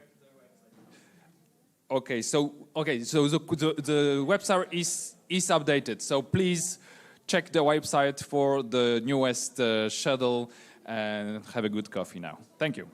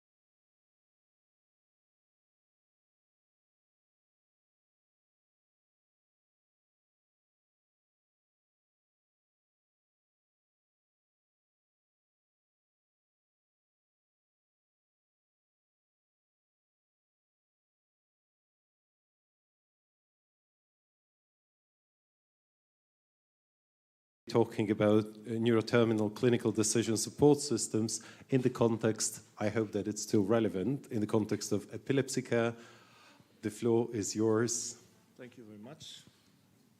Ladies and gentlemen, thank you for invitation. I'm Piotr Zwoliński. I'm medical partner and physician in so-called Neurosphere Medical Center, and I have created a system for epilepsy support, clinical system, which is a new class, as I could call it, because I'm a quite fervent enthusiast for establishing a comprehensive one system for the whole medicine throughout the world. And I strongly believe that such system poised to transform healthcare globally is possible, and I hope something like MS Office will appear soon, within few years. So in this framework, chronic illnesses are managed by the clinical squads of specialists working within systems that we call operationally MEDICS, which is a medical data information exchange system that should combine all known systems, because we just happen to have not only epilepsy, but hypertension and many other diseases at one time in one person. So this is our concept for neurology, which is called neuroterminal system, for quite intelligent and sequential, as I will try to show, care in neurology. As I say, we are at this moment where our advanced technological and probably medical expertise rooted in evidence-based practice enables us to create global healthcare system. I think no longer we are determined by boundaries, distance, time, because whenever the patient is, the physician can be as well. And leveraging innovations from Industry 5.0, the systems deliver comprehensive, organized, and automated care throughout the world. Adding to this, I am strongly believing that such system, those centers, which are called CMAPs, work in clouds, can be a future. So in this vision, I would say that medical data are a source for machine learning, but we have few assumptions that we have to make when we are talking about medicine, that, let's say, over the millennia and I would say particularly last 3 to 5 decades, our medical knowledge has expanded exponentially. So we have very profound insight into the phenomena that leads to disease. We don't know a lot, but we should structurize this knowledge, because we should consolidate, unify, call all those data in a proper way, and tag them to minimize bias, because bias is huge. Bias between physicians is huge, not only speaking bias between physicians and patients and so-called internet. So I think kind of it should be grounded in Bayesian principles as well, but also medical data are multifaceted and in very mixed dimensions. So I think machine learning will enable us to make some relationships within medical phenomena, because Bayesian theoretics is not too much, it's not enough. So our goal is to develop a new technology and provide patients worldwide with equal access to high quality care, as seen this initiative in Poland for specialist outpatient service is in our center. By creating intelligent networks and overseeing large patient group, we enhance medical care delivery, and it should be done now. It is possible, the machine technology is sufficient. And additionally, providing digital tools to less experienced doctors, it allows to leverage their practice and strengthening their practice as well. So we have to remember this, because the quality of physicians is not equal all over, especially in regional places. So a modern, this MEDICS, as we call it, class system aims to digitally consolidate and organize patients' medical data, integrate them within national health systems, which we have to have in mind, because even in Europe, when we want to exchange our medical data, it's too tough at the moment because all national systems are very complicated, very weird, and all this e-prescription, e-leave, e-referral system is very complicated. So this machine, sometimes machine system is very sophisticated and cannot bypass this very straight problems with the prescriptions, for instance. So by tagging data in natural language, it allows comprehensive searches and serve as a learning tool for young doctors, as I said. So we can use younger physicians for the same amount of medical care. Additionally, it should include at least modules for communication, information, automation, and task coordination, enable doctors to work within network, which is a must nowadays, I would say. So just to briefly outline our system, this is the main purpose of my presentation, is to show neuroterminal system, which is modern medics class system designed for comprehensive, sequential, and fully automated digital cloud-based care for epileptic patients, but also for all kinds of neurological disease patients. So one thing that we should start is that today landscape of robust patients terminal accessible via smart mobile application is indispensable, I believe, and such an application should provide patients with immediate overview of the health status, detailed care plan, functioning as a kind of digital wallet, and such system should work a little bit like Cyber Family Practitioner, where all listed previous therapies, visits, all kinds of medical data should be gathered in one place, and they should inform patients about all past and future incidents. On the other hand, we have a terminal for physicians, which has a lot of smart modules, which is, for instance, e-therapy, e-diagnostics, and many other automations and helps, which are a core of the DSS system. So they also facilitate instant communications with the clinical team and enables the automation of medical actions, streamline the treatment process. As you can see, it's not that sharp, but we have so-called sequenced care, which we have all kinds of visits, messages, special epilepsy visits, examination, consultations, and other like this national e-health system incidents. It should be in one place, it should be accessible to the whole team, and it should be exchangeable. This is the core heart, I would say, of the medic system. And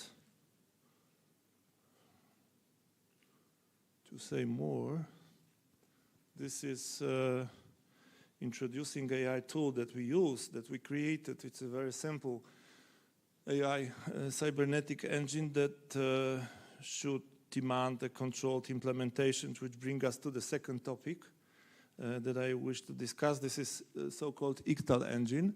We have a questionnaire of 100 questions to the patient that is fulfilled by mostly student or young physician, and based on this, if we answer all those questions, the questions are very simple. We ask about certain medical phenomena, and the patient's answer is always or never or frequently or rare or yes or no in 50%. We got the fulfillment to the ICTAL GT2 engine, which shows us the probable epileptic seizures that is the right one according to the semiology. So we have instant suggestion or advice from the smart system that this is, for instance, focal onset non-motor seizure with behavioral arrest, which we, of course, approve because I hope it's fortunately, it's not an audience that we will discuss the issue whether the machines will replace physicians, because no, the answer is, it's a stupid question at the very beginning, so I wouldn't suggest any answer. So we have suggestions from this training module that we have one or another fit, epileptic fit, and also if we set the diagnosis, if we confirm the diagnosis, let's say, yeah, it's the exact seizure that happened in these patients based on the semiology, we have some suggestions of therapy. We have 3 different substances, mostly proposed for therapy, and they are grounded in global guidelines and documented therapy outcomes also within the system. We have so far collected around 5,000 of such cases, so now the machine can, well, 5,000 is not much in machine learning language, but, well, it's something just to start. So we have some, let's say, teaching base for the machine learning system. So having this in the medic system, having young physician preparing a visit for me as a specialized and very experienced epileptologist, having this as a proposal, the visit tends to be very easy, very automated, very fast, so I can concentrate only on the medical side. I don't have to do anything else. Everything then is sequential and is structured. So this is the story, and I believe that this system can work as a global system now. We can have patients from, I don't know, Brazil, and the physician from Australia. It can be, or vice versa, and can work this way. So I strongly believe that, speaking words of Professor Wiener, who is the inventor and the father of neurocybernetics, I would say that I strongly believe in good cooperations between men and machines. But if this progress is to be used somewhere first, it should be used in medicine. So this is our concept. Thank you very much.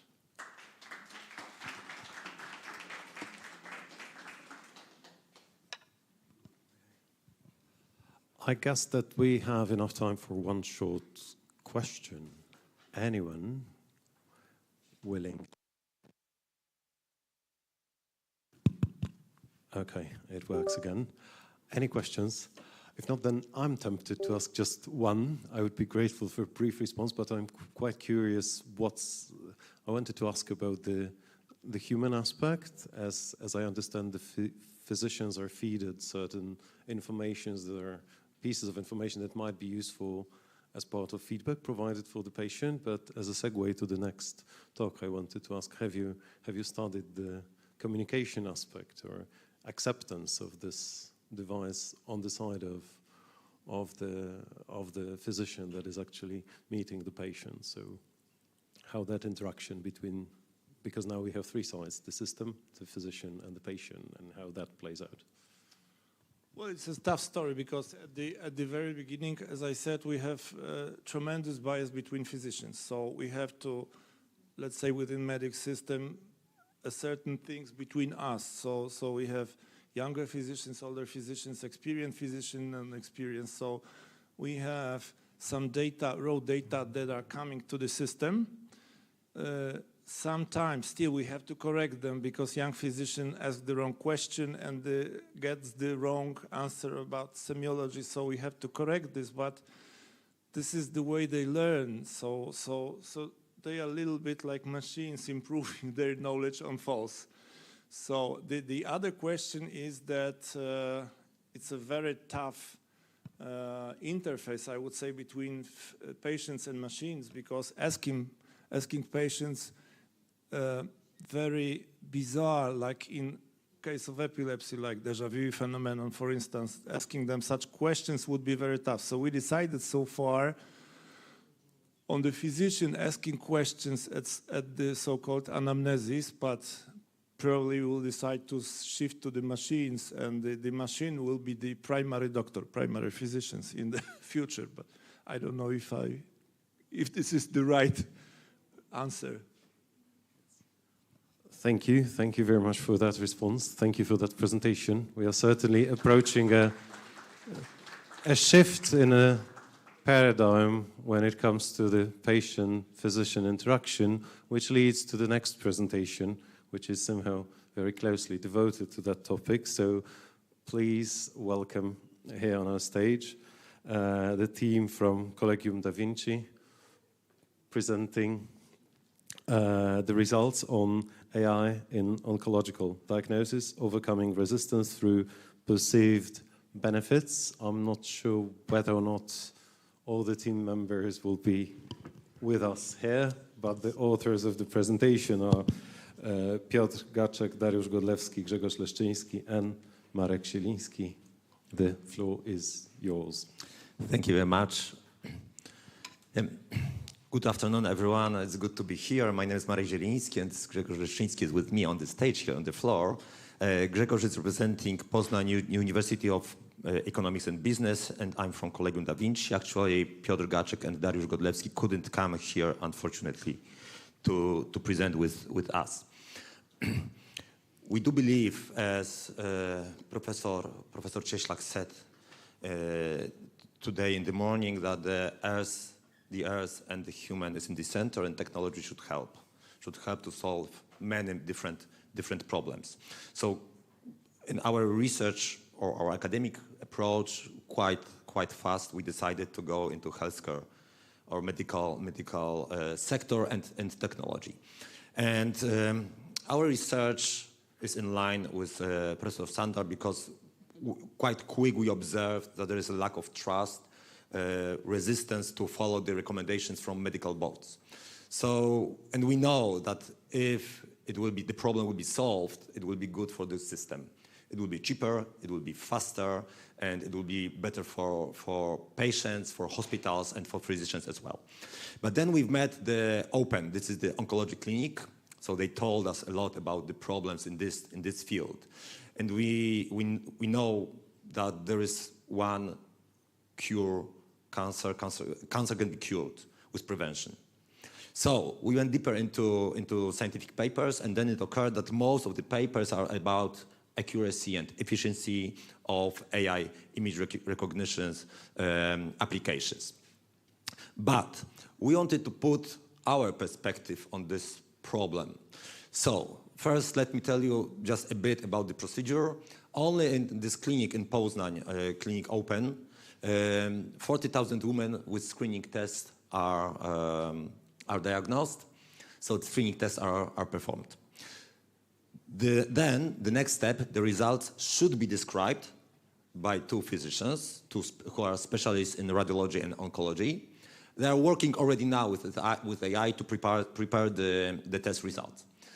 But the problem is, because then it takes time to get the mammogram results.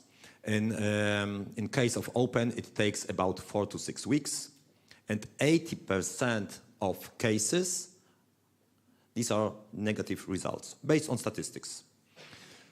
So where's the problem? The problem is that women are waiting for those results, and they of course feel stress. After 10 days, the stress is quite strong, because due to uncertainty. So our research question was, what can we do about it? Can we somehow increase the acceptance for AI, approving analysis of medical results and signing the results presented to the patient, even though we know that for now it is not the solution. It is allowed in Poland, not allowed in Poland, because the procedure is like as I presented. But we are thinking about the future. So what will happen in the future? So the reality in Poland is that, of course, everyone, when it comes to mammography, uses artificial intelligence and image recognition. But according to Polish regulations, Polish law, then you have you ladies leave the mammography test. They got the result immediately, and then they have to wait 6 weeks for the approval from 2 doctors, 2 specialists. And we know from previous studies that after 10 days, they are more and more stressed, because when you're waiting for And all of them come for this screening mammography believing that they are healthy. But after 10 days waiting for the results, you start believing or being suspicious that maybe something's wrong. Yes, so our question was, okay, can we reduce it? And we said that what if we would accept that there is only one doctor needed to approve the result, and the second one can be artificial intelligence that is there already, but we just don't approve it as in our system. So we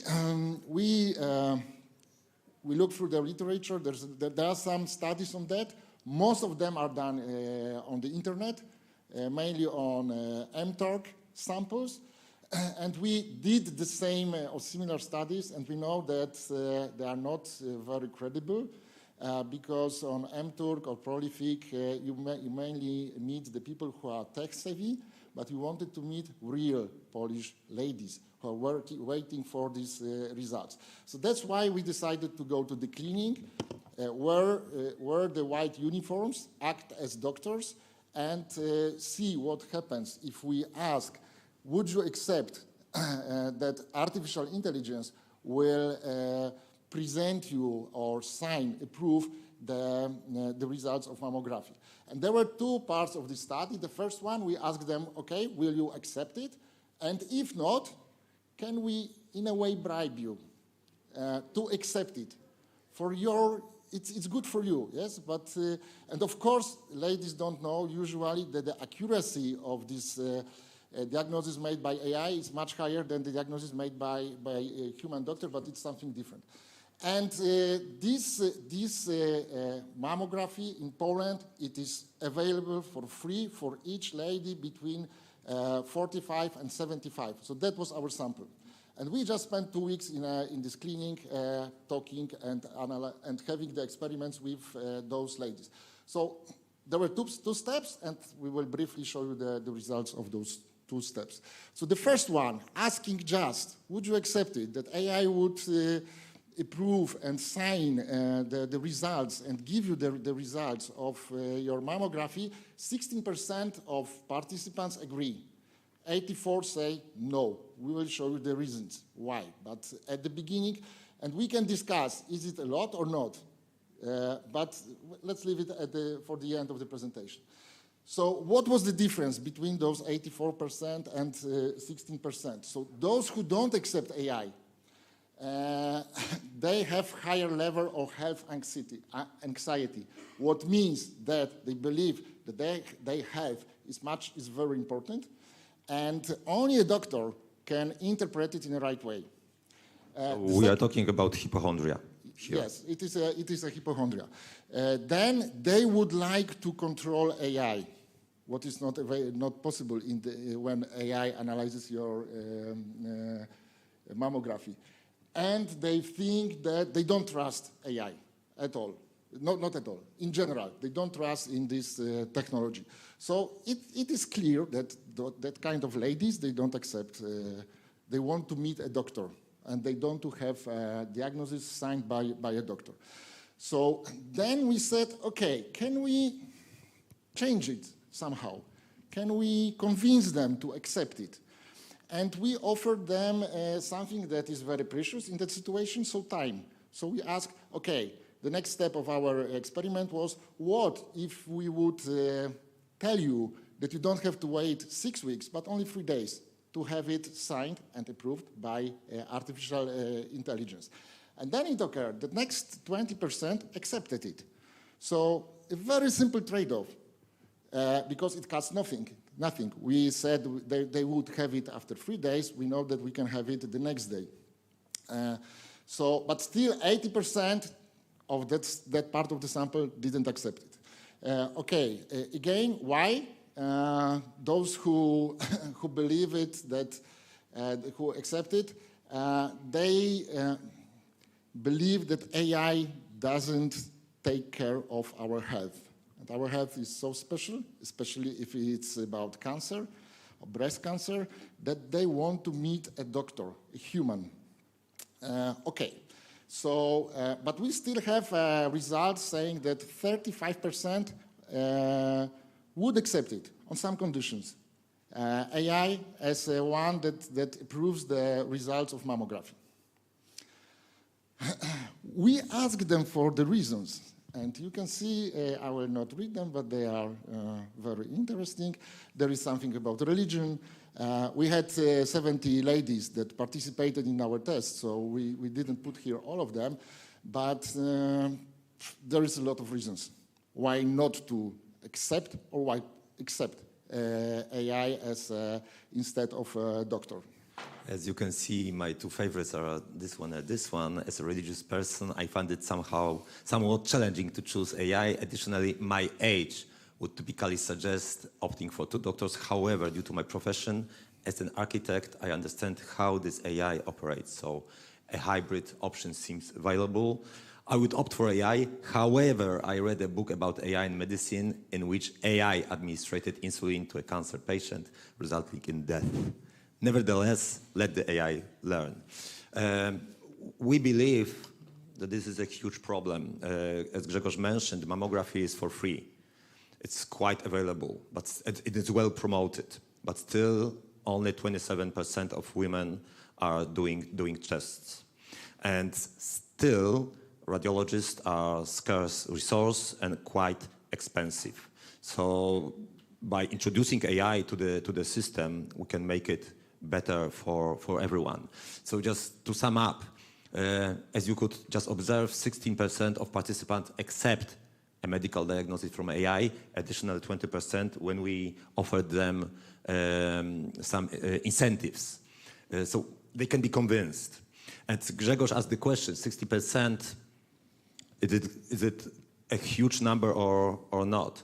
From our perspective, we have some doubts, but when we presented the results to the head of this clinic, he was very surprised in a positive way. So he said, already now we've got 16%, so the future is bright. Patient responses to AI are not homogeneous. So they differ from appreciation to aversion to algorithm, and we are sure that to convince them, we need to go into patients' attitudes, but also fears. So we need insights. And last but not least, we do believe that studying patients in an actual situation pays off. So experiments in the hospitals, not on the internet. And of course, we spent here the time from the very beginning of this day, and we heard so many presentations about the accuracy of AI and about the technology, and of course it is we believe it, but it was mentioned a few times that we cannot we cannot take only this technological perspective. We have to see the human in the center of it. And here we can observe a lot of concerns that ladies had because they were we focused on them. We can call it aversion. We are not sure it's aversion, but we know that most of them are now far from accepting it. But we can see that we can change it in a quite easy way. So we will spend next year on conducting next studies on next trade-offs, on next interventions, how we can convince them to accept it more and more. And we need education. We believe that we need a good education, and we need to explain how AI works and what does it mean that AI improves the results of that kind of medical analysis.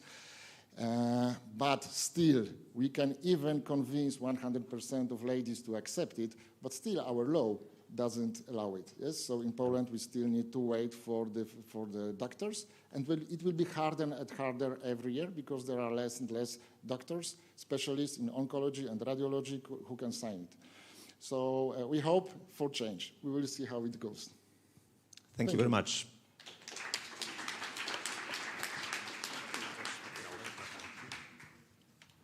I guess that we have enough time for one or two questions. So.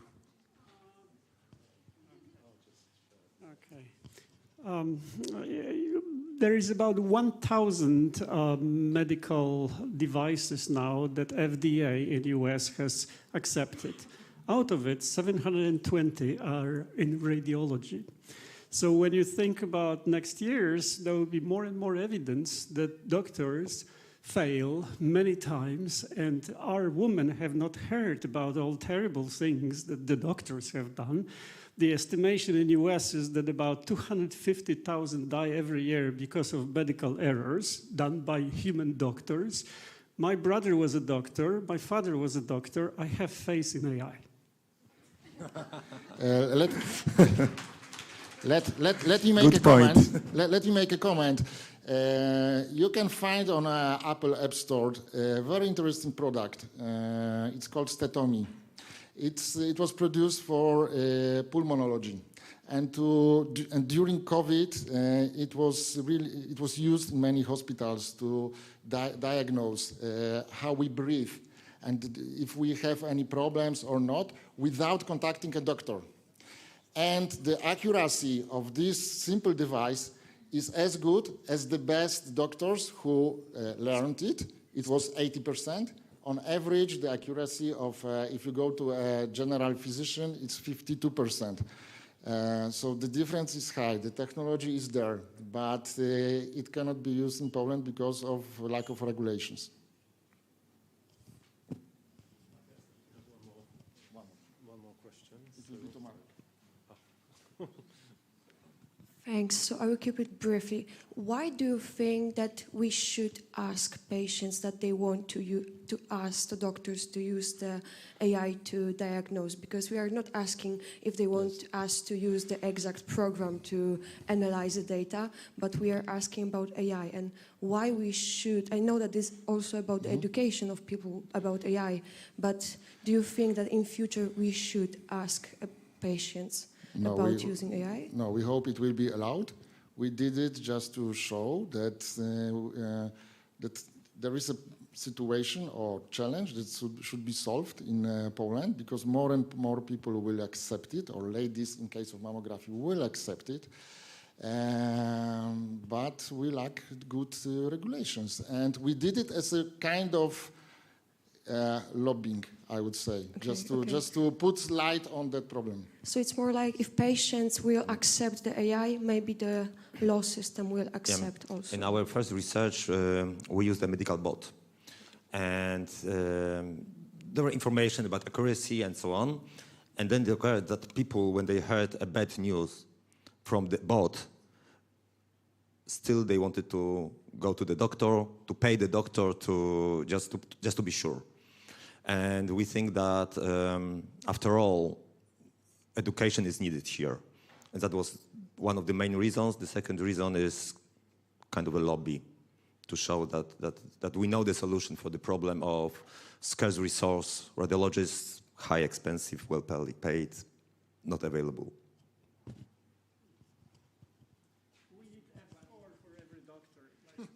F-score for every doctor. That's the slightly controversial idea, I guess. Thank you. Let's not forget about the round of applause for our speakers.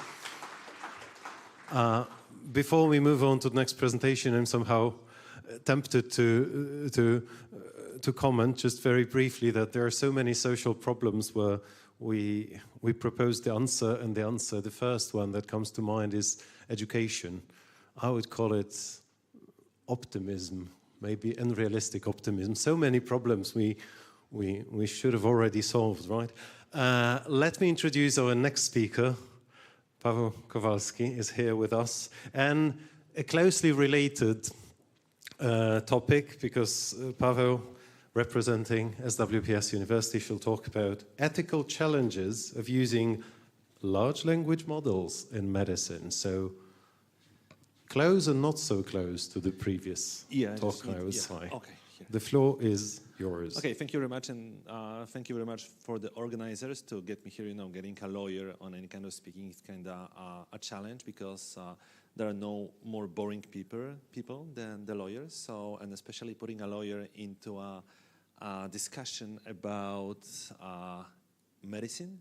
You could ask what type of the connection I got with the medicine. Well, for me, it's a very personal connection. Actually, my wife, she's a doctor, so I can use her as my bot, as it was said, to medicine. So basically, I'm recognized as a person who is a very AI enthusiastic, and that's my approach. Although I'll try to be a bit more skeptical this time, because I know there are a lot of issues in applying AI to medicine. And I'd like to ask you to think, would you visit a doctor? Would you visit a doctor who will openly say, well, I'm using ChatGPT, I'm using Claude for help in my diagnosis? Probably most of you would at least be hesitant because we don't know how the doctor is using this, we have no idea. And the truth is that if we know that if it's about supporting the diagnosis, it's actually extremely efficient, and people have no idea. Thank you very much for what you said, because the patient have no idea how much it will help them. So what we can do about it? So basically, large language models are already here, and we may use them, and they are being used. And the problem is that many of the doctors are also hesitant. Some of them are afraid. There are no trainings. And the thing is, why there are no trainings? Why they are hesitant? Because of the law. I know that it stands on us lawyer that we don't create a good law. The thing is that by the 2nd of August 2025, there must be some solutions right now within the law. So we'll try to make it to make some of the solutions by the time, although we are not sure how it will look like. It depends on our okay. I have no idea. It's not okay. So basically, what may be the problem with the ethics in usage of the AI in this? So we must know that basically there are no, at this point, rules that should be applied. Of course, the AI Act, which will be mentioned at the end of the presentation, is trying to do some of the things, although there are some right now attempts from the body that is governing the doctors to make the changes, but this is still going, in my idea, is too long. And what are the main issues? Well, and shall the doctor use it? Of course, we got one of the main problems, which is at this point, the patient data privacy and confidentiality. And that's the thing that right now is in front of the doctors. And what I can say, that the solutions are coming. Just a week ago, one of the Microsoft just confirmed that they can assure that the data that is being done within the Microsoft, within the Azure, within the Microsoft environment is right now saved. And it was backed up by the legal office, one of the biggest in Poland, and it was also backed up by one of the banks, the financial institutions. So the safety is coming. And once the safety is resolved, the usage of the large language models will be much more widened. We got this right now in Microsoft. And the next one in the line is Apple. Right now, you know that most of you, or some of you that are using iPhone, if you got iPhone 15 or 16, you may use, you should be using Apple Intelligence, although it's not still there. Apple said they want to fit to the rules of the European Union. So that's the things that are being there. Oh, okay. So another problem right now, which is there, and which is a problem. Well, there's some medical data, and you know that the medical data is the most valuable data. So stealing this, we had a situation a couple of months ago where there a lot of data was taken from one of the diagnosis companies. So yes, that's the thing that must be taken under the consideration. Although still should not stop us for supporting that idea. we got the question: who is taking the responsibility? If the AI is being the second doctor, as in the previous case, so should all the responsibility rely on the other doctor? Of course, that should be a discussion. We should discuss it, how to evaluate it, what kind of programs it will be done, but still, it must happen. I mean, you know, the thing is that in most of this situation, these programs may in some way be extremely helpful. And the problem is that within the program, we may, of course, have biases, we may have some hallucinations. Of course, it's there, but if you already are using all these large language models throughout last year, yeah, we got 2 years of ChatGPT, so that's the start of the AI. So what happened? If some of you used these models like 2 years ago, and right now you know that the change, the possibilities are extremely good. If we are making the reference to in the law area, the number of hallucinations is really much lower.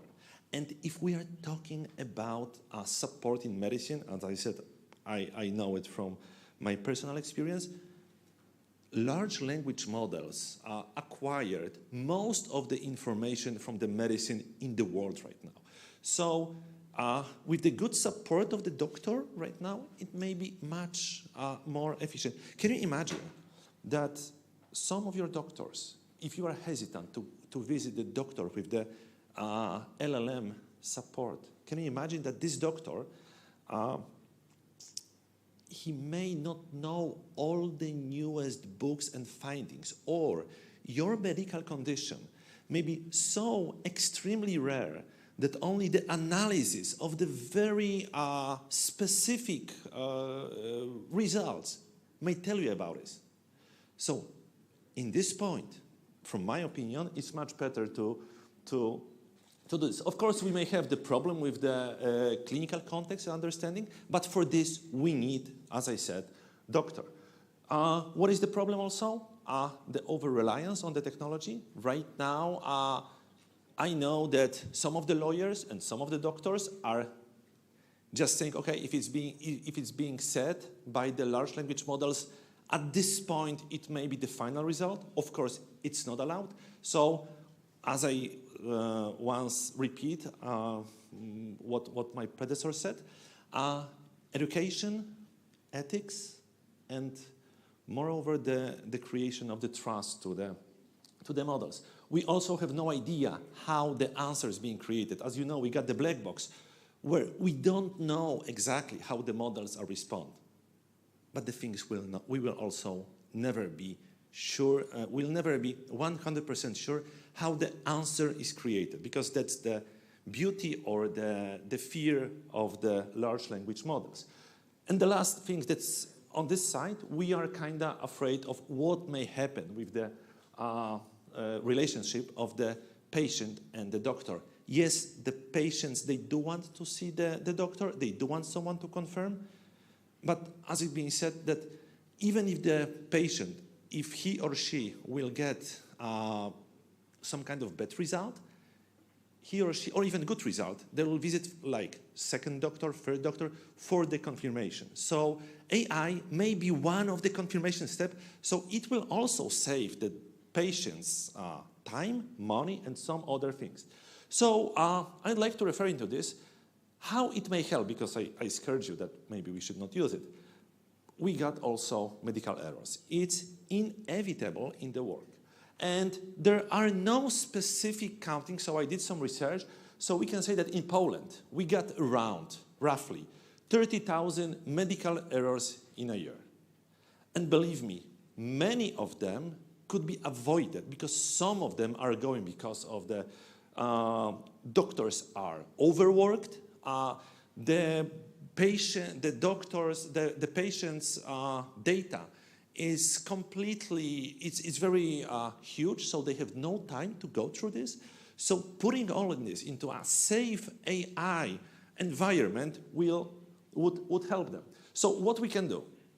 what I did for my wife.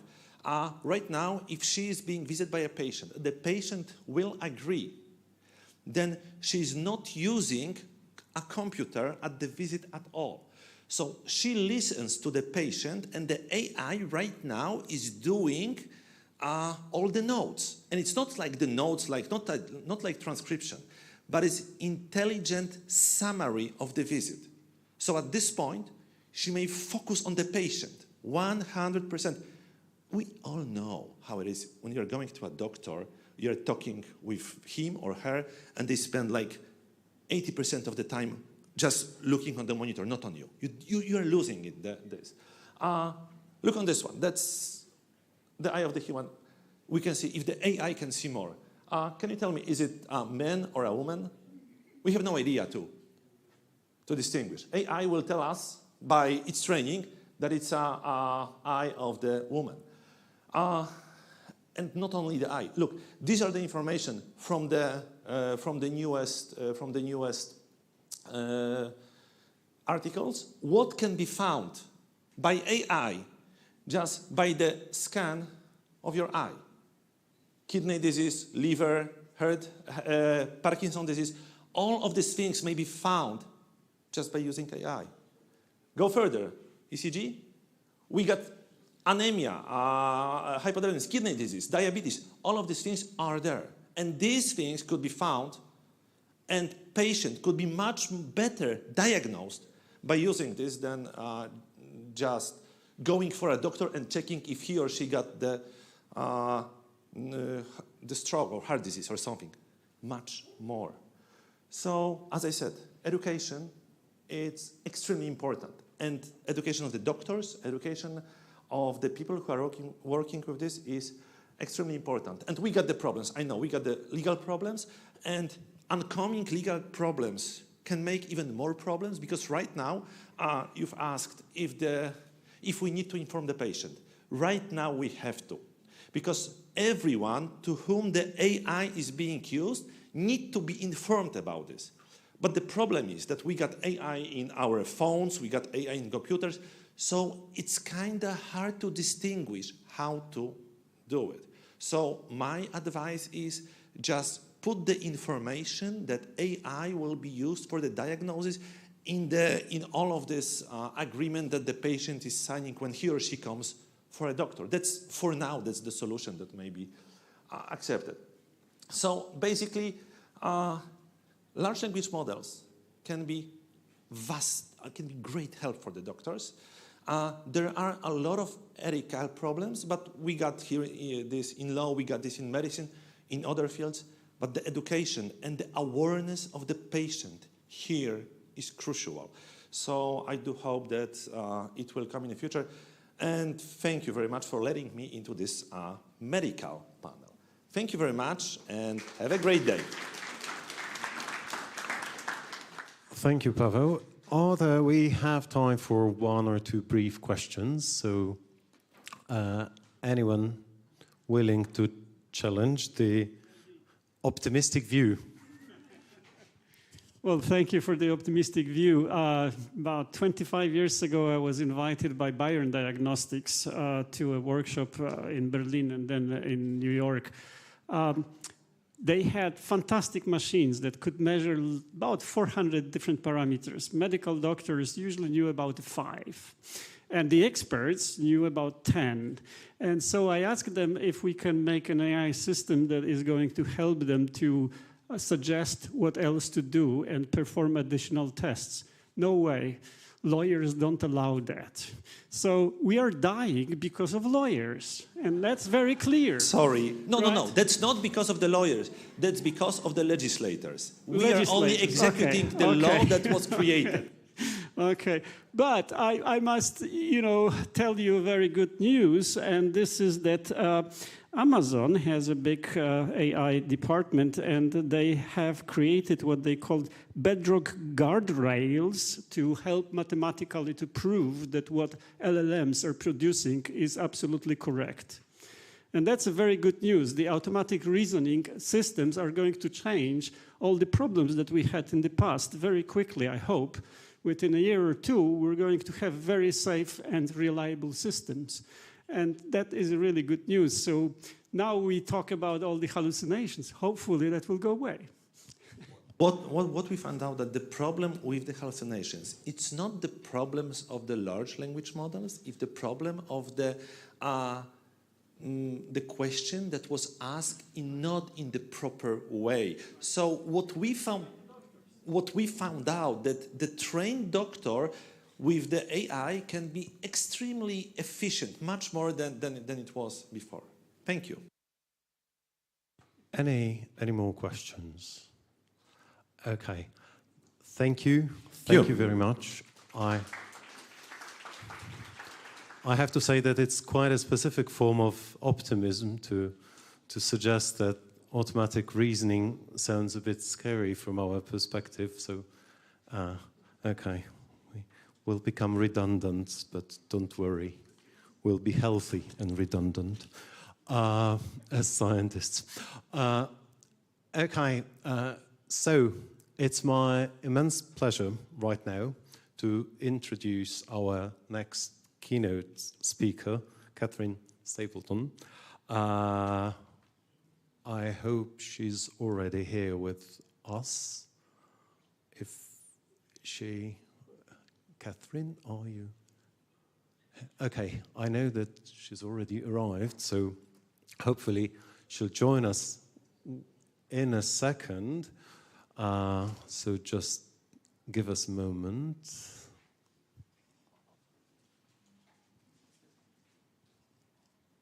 However, concerning the breadth and impressive resume I have in front of me, I could have already started reading it because it's quite an... Okay, I'll be back in a moment. Would you excuse me for a second? I have to investigate the... Wonderful. Okay, so...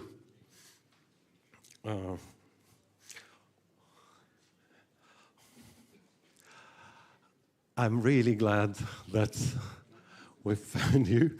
Okay, so please let me introduce our next keynote speaker, Catherine Stapleton.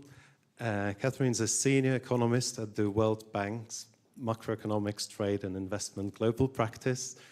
In her work, she focuses on international trade, emerging technology, macroeconomics, and climate policy, probably the most relevant part considering the title of today's talk. And she's also a research associate at Oxford University's Department of Economics, as well as visiting researcher at Stanford University's Department of Economics. We can't wait to hear your presentation. Thank you for accepting our invitation. Please join me in welcoming our next speaker. Great, thank you. And is there a clicker for that? Yes, of course. Please, that's the device, hopefully. Great. Let's see. Yes. Okay, well, thank you so much for that introduction, and it's a pleasure to be here today. I'm very excited to be talking to you today about AI and climate change, some of the opportunities and the risks. So there's a few key messages of this presentation. So the starting point is there's really huge potential of AI to combat climate change and lower emissions. And I'm going to walk through some of that potential and some of the exciting things we're seeing around the world recently. We've also seen very rapid growth in innovation related to AI and climate applications over the past 3 to 4 years. But so far, this still remains concentrated in just a handful of areas, particularly energy efficiency and transport applications, and has taken off to a far greater degree in Europe than the rest of the world. Meanwhile, on the ground, we're still seeing fairly limited uptake, particularly in other parts of the world, and there's a lot of untapped opportunities. So that's on the opportunities side. But then, of course, there's also on the risk side, we have probably all seen that AI is a really substantial consumer of energy, And we're seeing rapid growth in energy consumption from data centers around the world, which also threatens to substantially increase emissions. So currently there's kind of this race between the positive potential of AI to lower emissions and the potential that AI could actually raise emissions and make climate change worse. And so what I'll talk through at the end is ways in which governments and policymakers today can be steering the direction of AI in ways such that it ends up contributing positively to tackling climate change rather than resulting in runaway emissions growth. And so to start with the promise of AI in tackling climate change, and I should mention I'm building substantially off the work of an organization called Climate Change AI, of which I was previously a member, which aims to enhance work at the intersection of climate change AI and has a lot of initiatives and papers and research streams trying to get more work at the intersection of climate change and AI. And so I'll build on some of their work today. So in terms of the potential, here's just a few areas where there's great potential of AI to be combating climate change. So the starting point in the electricity sector, we know today variable renewable energy requires far more sophisticated ways of matching variable energy sources, sunshine or wind or geothermal, with battery storage and with demand. And so this is actually an ideal complex optimization problem that AI now makes it substantially easier to solve. So AI can help in various ways, such as forecasting and understanding where we're going to get energy, when the sun will be shining, when will the wind be blowing, both on an hourly basis and a seasonal basis, for which data can substantially improve understanding where we can create energy from. At the same time, we also increasingly need to use battery storage to be storing this energy, which also data and understanding exactly when consumers need to use energy can help to match the supply with the demand. So AI has substantial potential in the electricity sector. Likewise, with buildings, there's great potential for buildings to really consume zero emissions these days, given we now have far better understanding of consumption patterns. There are far more efficient technologies, including lighting, cooling, and heating. But at present, we waste substantial amounts of energy just from poor efficiency and poor use of this resource. So AI and using the data to understand when people are using energy and when they're not can really lower our consumption of energy in buildings. Likewise, with forests, previously we didn't have very good understanding even of where our carbon sinks were, where deforestation was happening. But now with satellite imagery, we've got kind of real-time information of where we're seeing patterns of forest loss, where there's deforestation, where we're seeing risks of wildfires, and this can both help governments to understand what's happening with their forests, but it also makes protection of forests substantially more feasible, and I'll come to that in a moment. Then transport. Our networks today tend to be really under-optimized, but if we used our networks better and understood patterns of commuting, where people are using transport where, we could really improve the efficiency of our transport networks. We could lower congestion, and congestion results in a lot of emissions from cars just sitting in traffic jams. If we can get people out of those and into public transport networks or in more efficient networks, then we can also lower emissions from transport. Likewise, AI can also accelerate discovery of new aviation fuels, lots of other areas of discovery in terms of fusion technologies, improved solar panel efficiency, and other areas that can also create new technologies. And so starting, just quickly looking at the energy system. So on the right, this shows just some of the ways in which AI is already being used to optimize and improve today's energy systems. So on the top, we have the supply side of, say, wind and solar and forecasting use of those. There's then use of AI in optimizing grids to limit wastage in the electricity network. And there's also the demand side of actually understanding when and where consumers are using energy and then minimizing consumption and matching the demand with the supply. And so these are 3 ways in which AI is already being used in the energy sector. And so one example of this was DeepMind's system in 2019. So Google has its own wind turbines as part of its efforts to lower its emissions.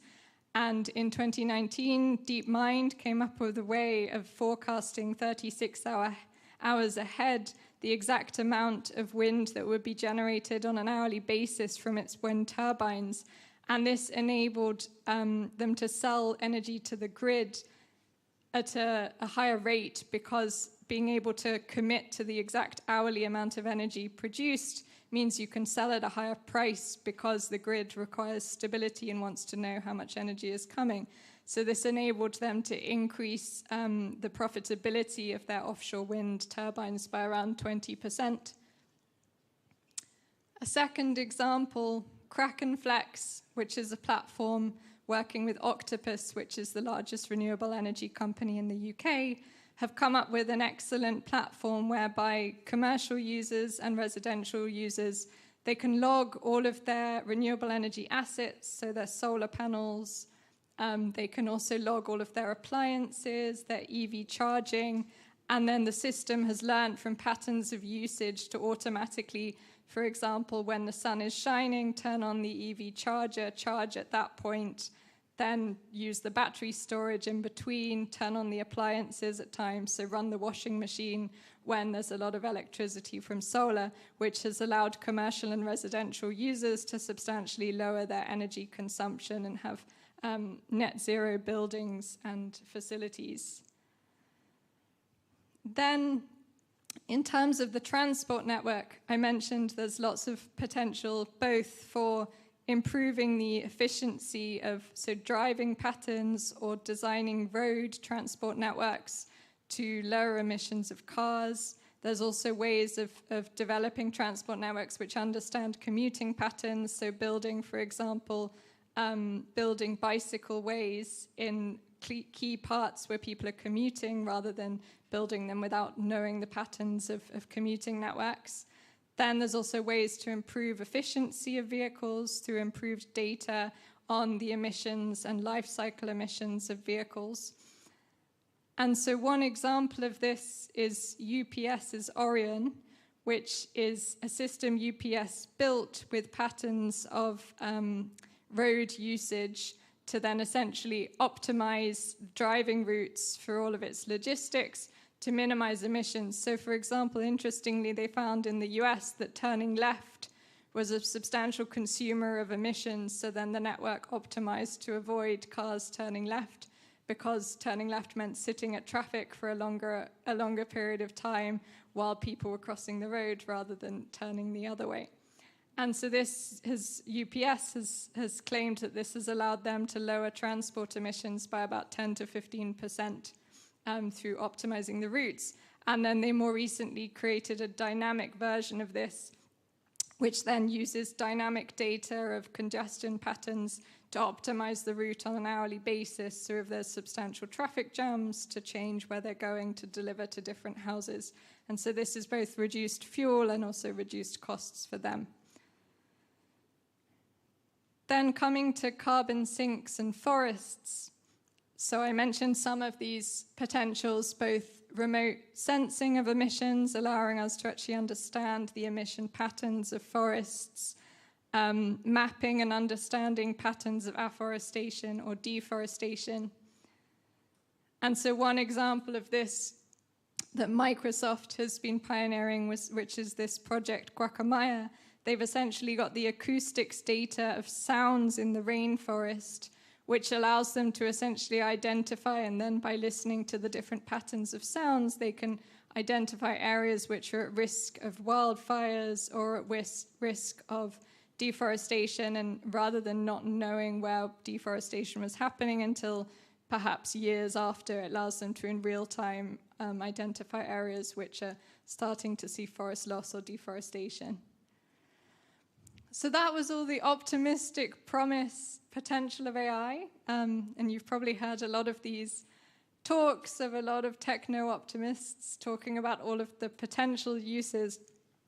But then, of course, we know technology isn't always used for the uses that we would like to see and that are societally optimal.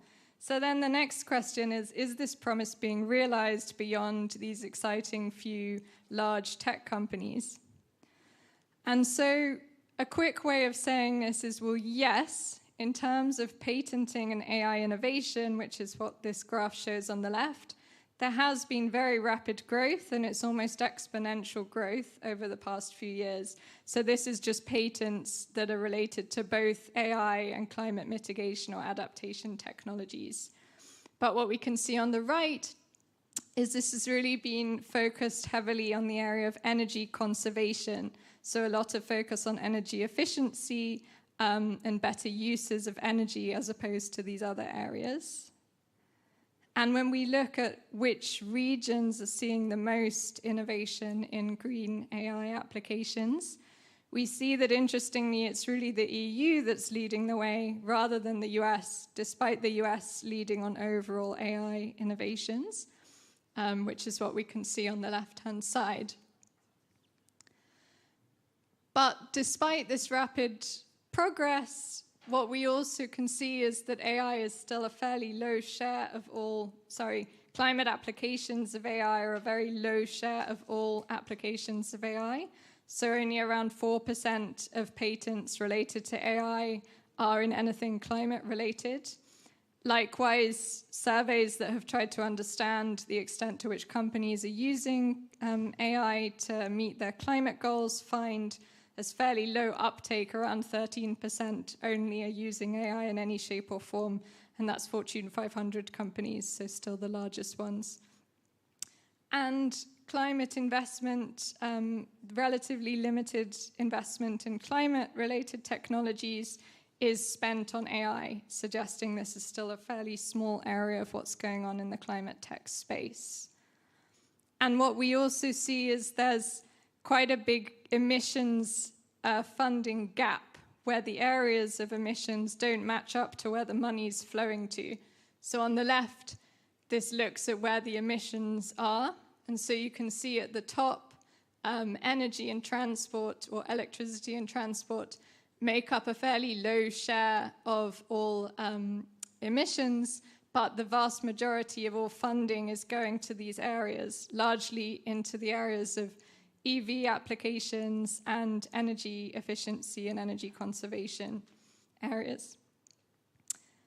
And at the same time, what we also know is we're seeing very rapid growth in demand for energy from data centers from other uses of AI. So globally, this isn't yet a huge problem. 0.5% of all emissions globally relate to data centers. But this is the IEA's most recent forecasts. So on the left-hand side, we can see in the US, it could grow by about 20% to about 20% of electricity. But on the right-hand side, this is a few countries where it's really becoming very substantial in terms of the share of all emissions. So notably Ireland already sees around, I think it's around 10% of all emissions from data centers, and that's projected to reach up to around 30% even in the next 3 years by 2026. So I've talked about some of the opportunities, and then there's the substantial risk of the rise in the use of energy by data centers. So then I'm going to next talk through some paths forward and what we can do about it, and some thoughts about what needs to be done today in terms of making sure the opportunities outweigh the risks. And so, as you saw from the early stage of this presentation, some of the applications of AI are going to be profitable, so the ones that reduce fuel consumption, that increase energy efficiency of consumers and buildings and homes, those are likely to be profitable. But there's plenty of other applications which won't necessarily bring any profits. So for example, limiting deforestation is a great question. Who's going to pay for that? Because you can't expect that Microsoft is going to become accountable for deforestation around the world. Likewise, public transport networks, other areas, these are really public areas where you need public interventions. But one of the greatest challenges, of course, is often governments don't have access to the same data or the same AI capabilities as the private sector.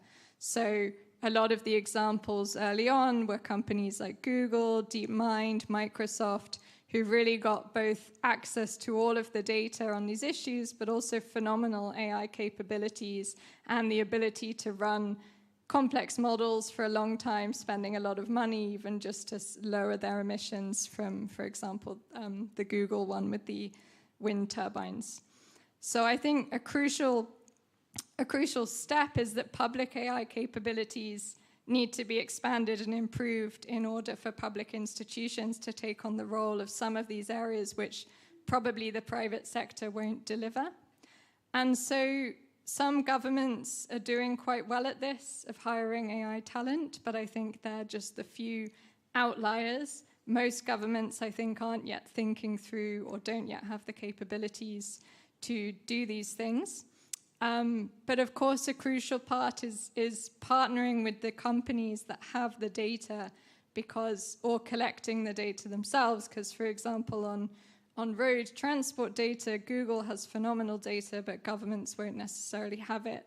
So creating partnerships with the data companies or the tech companies that have the data is another crucial building block. So that was the first. The second is it will be very important for governments to incentivize investment in AI in green areas, because the money may not necessarily flow without incentives. So as we saw, there was substantial, the EU is doing a lot better in terms of green AI investment, and probably reflecting the heavy incentives that the EU has placed in terms of important climate policies, having emissions trading systems. What we also saw was the US, once it introduced the Inflation Reduction Act and had clean tax credits, that had substantial impacts on funneling money into green applications. So I think having certain incentives for incubators, for seed funding, to focus on green applications is another important priority. Then likewise, I think with policy certainty, investment really relies on knowing that climate will be a priority in the long term in terms of policy.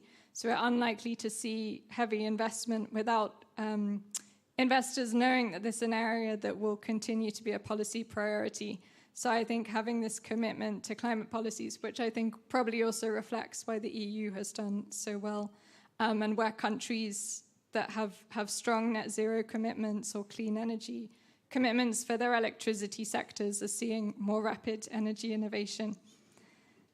Likewise, I think fostering a green AI innovation ecosystem, financing university research, ensuring that these areas are priorities, particularly in some of the areas related to forests or nature, is a crucial priority, and only a few countries have started to do that.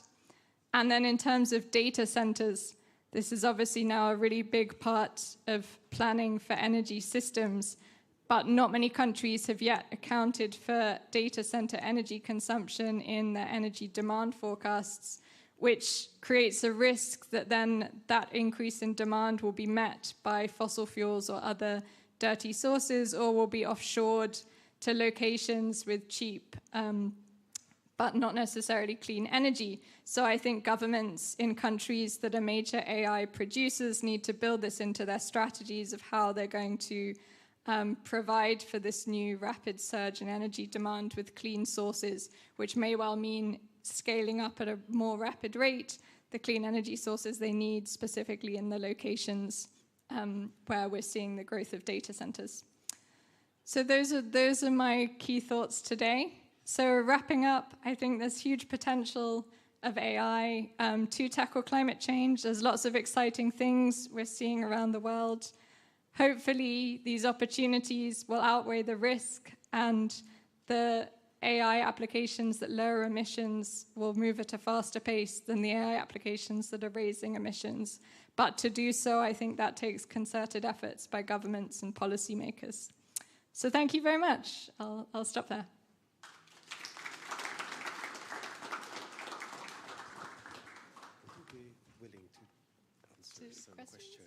Yes, no problem. Thank you very much for that wonderful talk. So if there are any questions, that's the right moment to ask them. If there are none, I have one actually, and my question is following. Very often these narratives concerning green energy revolution, let's say, let's use this optimistic description, underline that the key thing right now is not necessarily. Actually, I have two short questions. The first would be, do we need innovation or do we only need implementation or policies? Because I hear sometimes claims that actually the knowledge and the IP is already here. We should focus on just implementation science. So that would be the first one. And the second one would be more personal, I would say, because sometimes we work in this business of prediction. So you describe these two forces. There is the optimistic part and there is the pessimistic part. And where is the future, if you were to predict? So. Yeah, so on the first and the balance between implementation and innovation, I think you really need both. And innovation will be happening anyway, but making sure innovation happens in a way that is geared towards applications that could benefit humanity, I think is quite important. Because I think there's lots of potential. I mean, there's been lots of discussion of whether AI will speed up our ability to find new inventions in lots of areas that could benefit climate change, like fusion or improved efficiency of solar panels or geothermal or even technologies we're not even thinking about now. So I think definitely incentivizing and promoting that is crucial. But then I think implementation should be probably 70% of efforts, should be just implementing the technologies we have in the ways which we know are going to work today. And I think already we have a lot of those and they can go, I think, quite a long way, even without sophisticated uses of AI. But with basic ones, they can go even further. Yeah, on the second question on the deforestation, I mean, I think as we know, we're still seeing quite rapid rates of deforestation. I think these technologies like the ones I showed, I think are really the creme de la creme of things that are not widely applicable but could potentially benefit. But then again, what I would say, I think probably the thing that's having the most impact is just satellite imagery means it's difficult for countries to dispute where deforestation is happening. And I've had this in a few countries I've worked on, where the fact that we have these really good satellite maps means there's just no way they can counter or argue when the data says, well, here's giant chunks of the forest that have just disappeared. And I think that accountability is quite valuable in and of itself. But obviously it's a question of whose job it is to monitor that and how do you deal with the kind of transboundary question. So we have one more question. Just very short. Do you know what percentage of energy goes into computer games? There is about 3 billion of people who are using powerful computers just to play games. How is that related to the percentage that AI is using? And what benefits do we have from this? I don't know the answer to that. Sorry. Can you say what it is and how it compares? 10 times more than AI. It is 10 times more. Okay, wow. The question is whether or not all Netflix users should feel guilty as well, because they do have massive data centers as well. I'm terribly sorry, I didn't remember who was first. So, is there any way of resolving that dispute? Okay.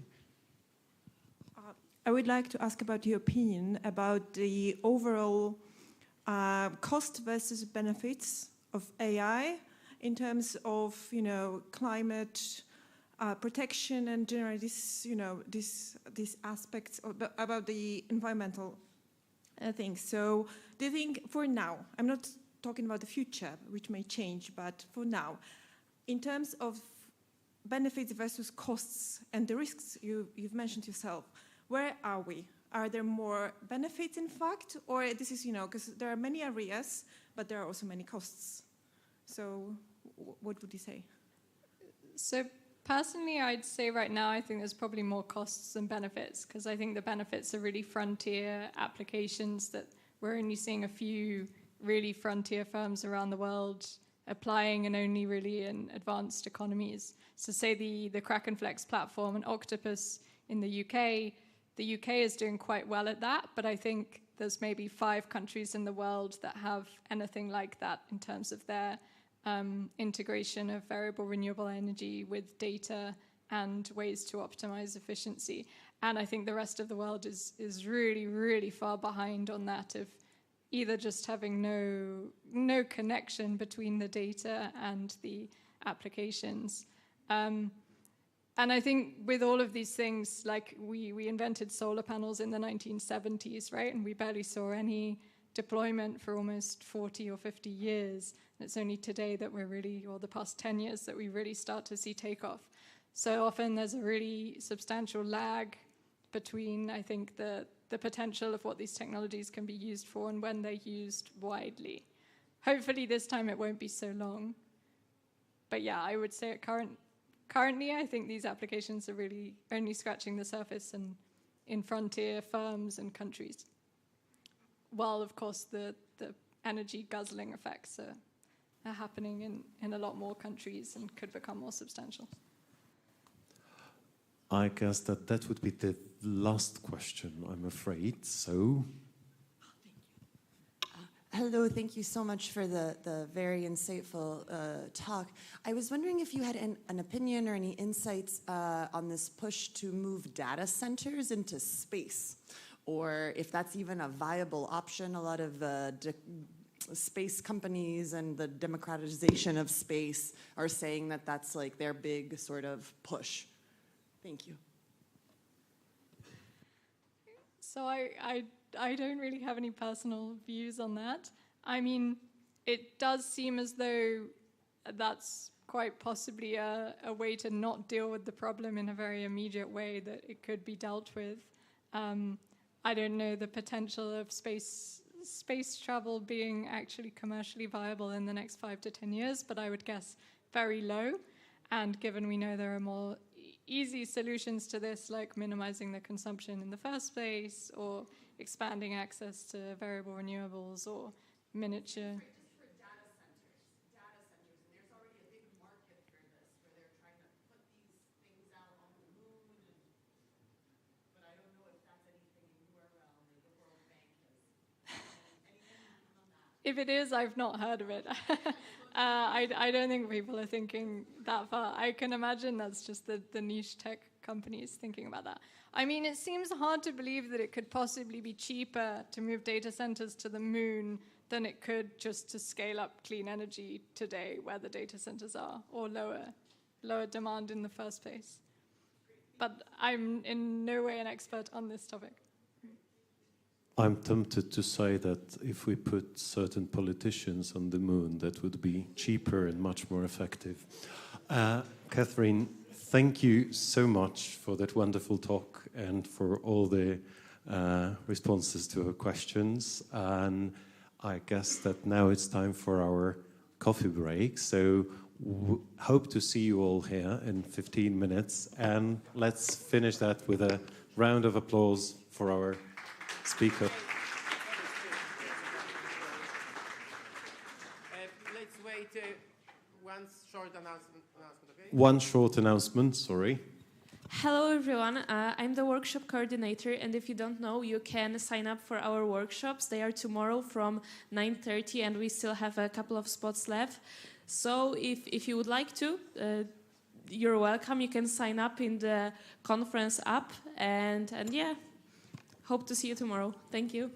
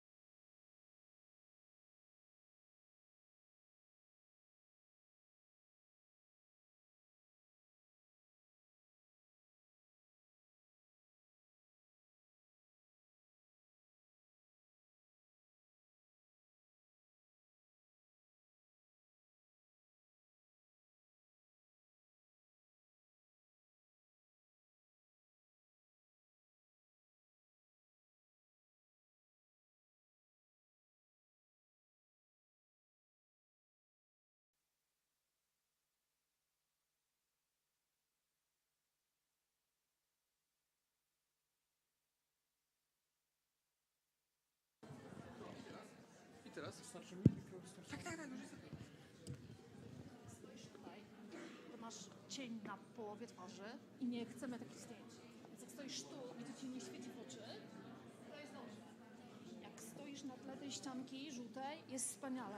Na tle tamtej jeszcze lepiej. No, ale tu, jak masz do połowy, ja nic z tym nie zrobię. Zobacz. Okay. Tak?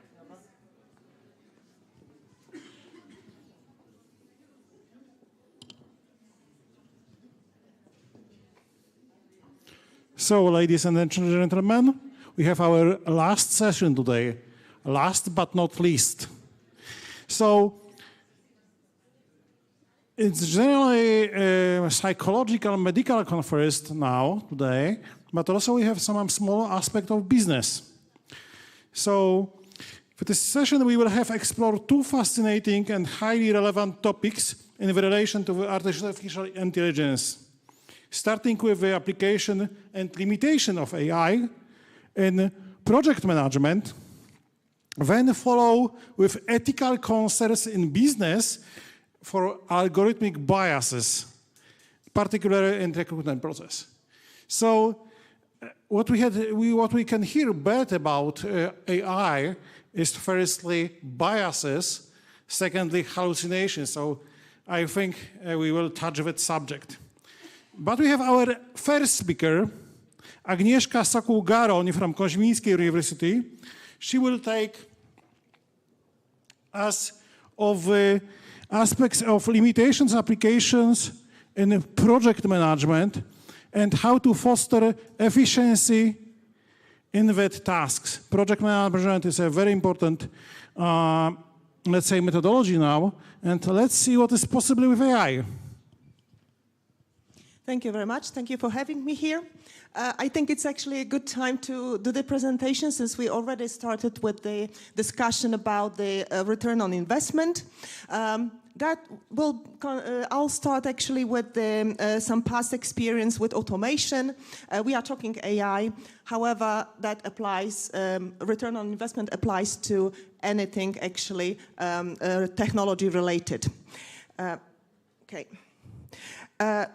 Where it all started, so we need to go back to year 2014. Actually, as a side note, that date is pretty interesting and important because 100 years before the concept of return of investment emerged. So it is pretty old, actually. So we are in year 2014. One of the largest food and beverage companies from the United States with worldwide presence was approached by its partner, IT company, serving IT services for that large food and beverage company. In the world of the corporations, it is quite typical to have IT partner that does all the IT, and also, in this case, also business process services. So, what they aim for? They said that they would like to replace the people that were doing the processes with bots. So, what does the company say? They say yes, actually, right? There are some benefits for the company. So first of all, it looks good, basically, to be modern, and it's good also for the marketing, right? But they aim for the cost reductions. So the proposition is as follows: 50-50 split between the IT company and also the food and beverage company in terms of the benefits. So I need to say that the IT company says, okay, that's fine, but obviously we'll deduct all the costs. So what's in it actually for that IT company? So first of all, they want to reduce their operating costs, right? They want to be better placed with that client. It's the client, right? it's the client. So they want to be better placed with that company. They also want to increase their competitive advantage, meaning basically that they will be perceived as a very modern IT company also with other clients and can serve the same type of services with bots to other clients. There is also one dirty secret, right? Such services typically have quite high attrition rate. Attrition meaning that people who are providing the services are leaving pretty quickly. That's very boring activity, honestly. You do like repeatable tasks. It can be like for young people for some time, but you wouldn't stay long in that job, right? So having bots instead of people sounds like a perfect solution. You can actually have, address the issue, address the attrition, and it's kind of like a win-win. You don't have to do any layoffs, right? It's enough you just don't rehire. Once you automate, you just, people are leaving, so you don't rehire, and that's it. So, what can possibly go wrong, right? So, what's the solution? At the time, it was robotic process automation. And there was already, it's year 2014, so there was already something that, there was a capability of the machine learning capability in the software. The software at the time was already pretty mature. And obviously, the companies, since they are large and very modern, they chose a very good partner, so very mature software solution. So what's the scope? Actually, I will reveal already. We are talking about financial services. So very simple process, if you consider it. You open one application in which the users are inserting their start date and end date. Those are workers, right? They start and end date. The agent is taking that from that system, just pulls the data, checks if they can actually do that, do they need to pay overtime, opens ERC system, checking few things, and if everything is okay, just placed, copy-pastes into the ERP system for further processing. This further processing is basically payment, right? So payment of the salaries. That's it. Pretty simple process, not very complex, honestly. Quite a lot of markets, all the world, as I said, this is worldwide company, but let's be simple at first, and let's tackle one process. So what do? They launch the program. They don't do actually just project, because it will be eventually quite large, but also there is one additional element. If you think of the project, then you would probably have only, you would be focusing mainly on deliverables. Deliverables in this case is just you develop the software bot, and that's it. If you launch the program manager will be focusing on the benefits.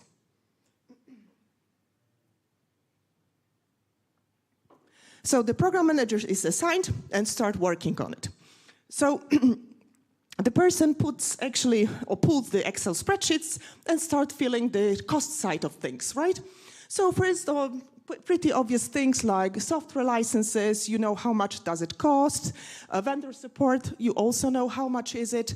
Training for IT staff, it's quite new to the IT company, so they need to train the staff how to develop the software. Those two bullet points are pretty tricky. If you have not done that before, the estimated hours of the development, you can estimate something, but you need to be careful how much would that be. There is a potential for overrun. But even more tricky is that last bullet, maintenance. There are certain things that you don't know about, right, at this stage.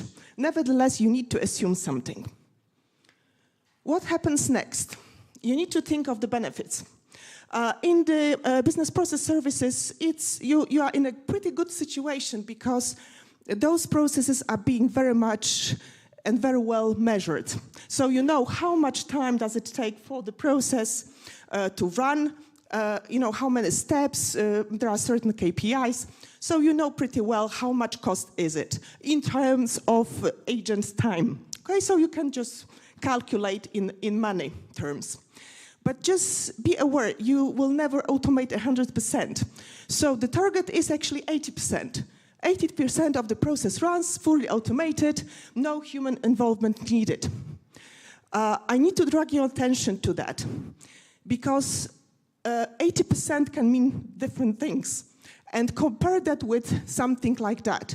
You have 100 cases, so 100 runs of the process, of which 80 are fully automated, no human intervention, versus 100 cases, each automated in 80%. So let me visualize that. It's like a conceptual, right? So eventually what you want is this situation here. Here are like the runs, first, second, third, fourth, just as a concept. 10 runs of process that contains 10 steps, right? This one automated, those two not fully. Versus this situation here, right? Have a look how many are in blue for those like fully automated here and here, versus the orange ones which talk about human intervention. Definitely you don't want this situation. But let's have a look. Let's be less positive on this one. Say, okay, we still want to have that 80% fully automated, but this one will be, we need to have a lot of human intervention. So this graph here doesn't look that good, but there is one caveat here. Have you thought of, you know, what happens when the process stops? Each time the process starts, these 8 steps are pretty quick, right? This is automation. And then you need to wait for the human being to do something. Also, what you need to do is you need to think of the KPIs you have. For that type of services, you have certain amount of time you need in terms of the response. So if there is a case, you need to process that within a certain time frame. So it's not that you can have one person just doing first, second, third, you know, kind of. You will have to have quite a lot of people still in the loop and some human to do this intervention. So that's a limitation of that business case. What else is key? In all large companies, you have something that's called profit and loss. So the companies that are on the market or just create their public reports, they control their profit and loss, so revenue and cost on a monthly basis. You need to, you know, once the program manager pulls the Excel and puts like costs on the bottom, benefits in money terms, then, you know, it's not like a simple table. What is happening, it needs, thank you. What needs to happen is they need to actually do like this by month, because each month there will be costs and there will be potential revenue. Obviously, at the very beginning, there won't be much happening in terms of the revenue, right? So you still need to develop the solution. But then eventually with time it will happen. So let me tell you what happened in this case. So in this case, the first attempt to do the estimation, so this first business case, was shown to the sponsor, and sponsor is the person, the executive that's the owner of the P&L, so profit and loss. And he said, I'm sorry, I don't have that amount of money. So let's do the following. We need to cut that half. So, you know, the result is as follows. The costs are cut in half, like the speed of the implementation is slower, and obviously you are on the positive side after like 2 years instead of 1, let's say. So that's also to take into consideration. You just don't put things on a simple table. You need to put it in monthly kind of view. So what was the result?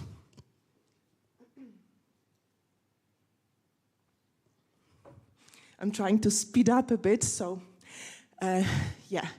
So in terms of the result, the first actually automation was not that successful.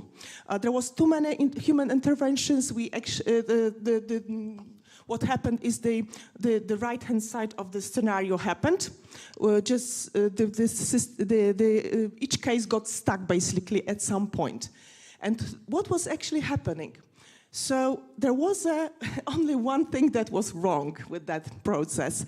So if you pull the application, imagine the application, there was a free-form text. Okay, people would put things there that were random, but they were important for the processing. So even with the machine learning, you couldn't really have all the scenarios listed there. And that was causing the process to stop for the human intervention. So what happened is that it was agreed with the client to actually remove that free-form text. And that solved the business case, in this case, actually. So let me quickly summarize all the takeaways from that, because exactly the same situation happens for the AI implementations, LLMs, and everything else. So first, I'd like to draw your attention to the fact that the business case cannot be built on the head count reductions only. So I could see actually recently as well, like a return on investment calculators, which are saying something like, oh, your employee costs like 10,000 and our bot or AI or whatever that is, in this case it's mainly AI, it will be like a fraction of that, right? That's not the right way of calculating potential benefits and return on investment. You have to go down to the process level. Second point, so this is basically, just distinguishing between the so-called sales pitch and what actually happens, right? So referring really to this first point, just proper calculation of all the elements on the cost side and the benefit side. Also, understand and think of the KPIs that you have. Obviously, in the financial services, we are not talking about people's lives, but still you want to be fully, pretty accurate in your in what you put into the system. In this case, it's 100% actually. So if you do like put something in the ERP system, and it is wrong, what happens is that people will get wrong payment, wrong salary simply. In some of the countries, if you send somebody too much, you cannot ask them to return the money, okay? So in some cases, and of course, you don't want to pay too little, right? So think of that as well. In terms of the monthly spend, that's a tricky part because, again, this is related to this P&L. It may be that the company that is pursuing some kind of automation does not have enough money in terms of to achieve certain speed. So it needs to be adjusted to the situation, financial situation. At the same time, there is no money available, no money in the world that can actually create immediate results. So there is a fine line of how quickly you can do automation, right? So you may have a lot of money, but still you'll have to spend some time implementing the solutions. With AI, as everything else, by the way, you need to think of the maintenance. So in this case, the maintenance costs the cost of the regular licenses, it could be subscriptions, and also things that will be changing in the solution.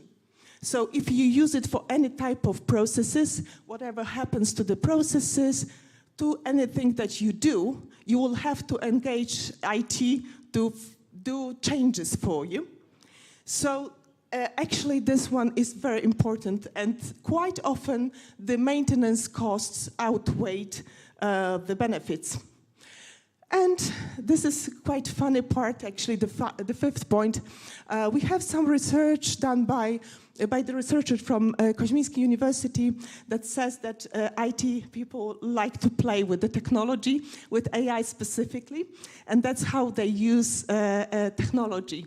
I personally could see also like situations where people are being asked, you know, here you get this AI tool, ChatGPT, whatever, copilots and all that, just check what we can do with it.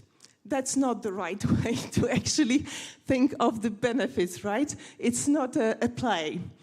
So having that said, I hope you enjoyed this presentation, and you probably noticed that all the pictures are AI generated, meaning that I was basically playing with the technology as well. Thank you. Yes, thank you very much for a very interesting presentation. And questions? Yes, here you are. One question, because, for example, many companies also implement AI only for marketing purposes, and that, I guess, should also be accounted into this return of investment, or not?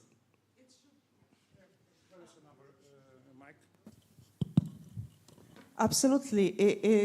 There could be a project like this, and honestly, in this case, it's even more important to calculate. Just have the baseline first. I mean, where are you with your sales, for example? And then kind of try to understand, you know, because you can put a lot of money into the technology and has no results. So absolutely. The simple answer is yes. Any other questions? I have one question. If that company from the beginning succeed or not? I mean, not really, honestly, mainly because of that maintenance costs and the burden related to the constantly changing processes and applications. In the robotic process automation, there is one thing that is happening. So each time you change something in the application, you need to call IT to change the bot, because the bot is seeing, you know, different things. So unfortunately, there is this maintenance cost can really outweigh. So in this case, they did some automations, but that was not to the extent that they initially planned. Was it Avon? Sorry? Was it Avon? No. Because it was the same case. Okay. Thank you very much for your very interesting presentation. And now we have authors duo, but I believe Maciej will present us about biases. But also Patrycja Ignaszak is a co-author, Maciej Pastwa from University of Warsaw, actually my university. We will hear about what biases can do in recruitment process and what are really biases in the recruitment process. So here you are, the floor is yours. Hello, thank you for the opportunity to speak today.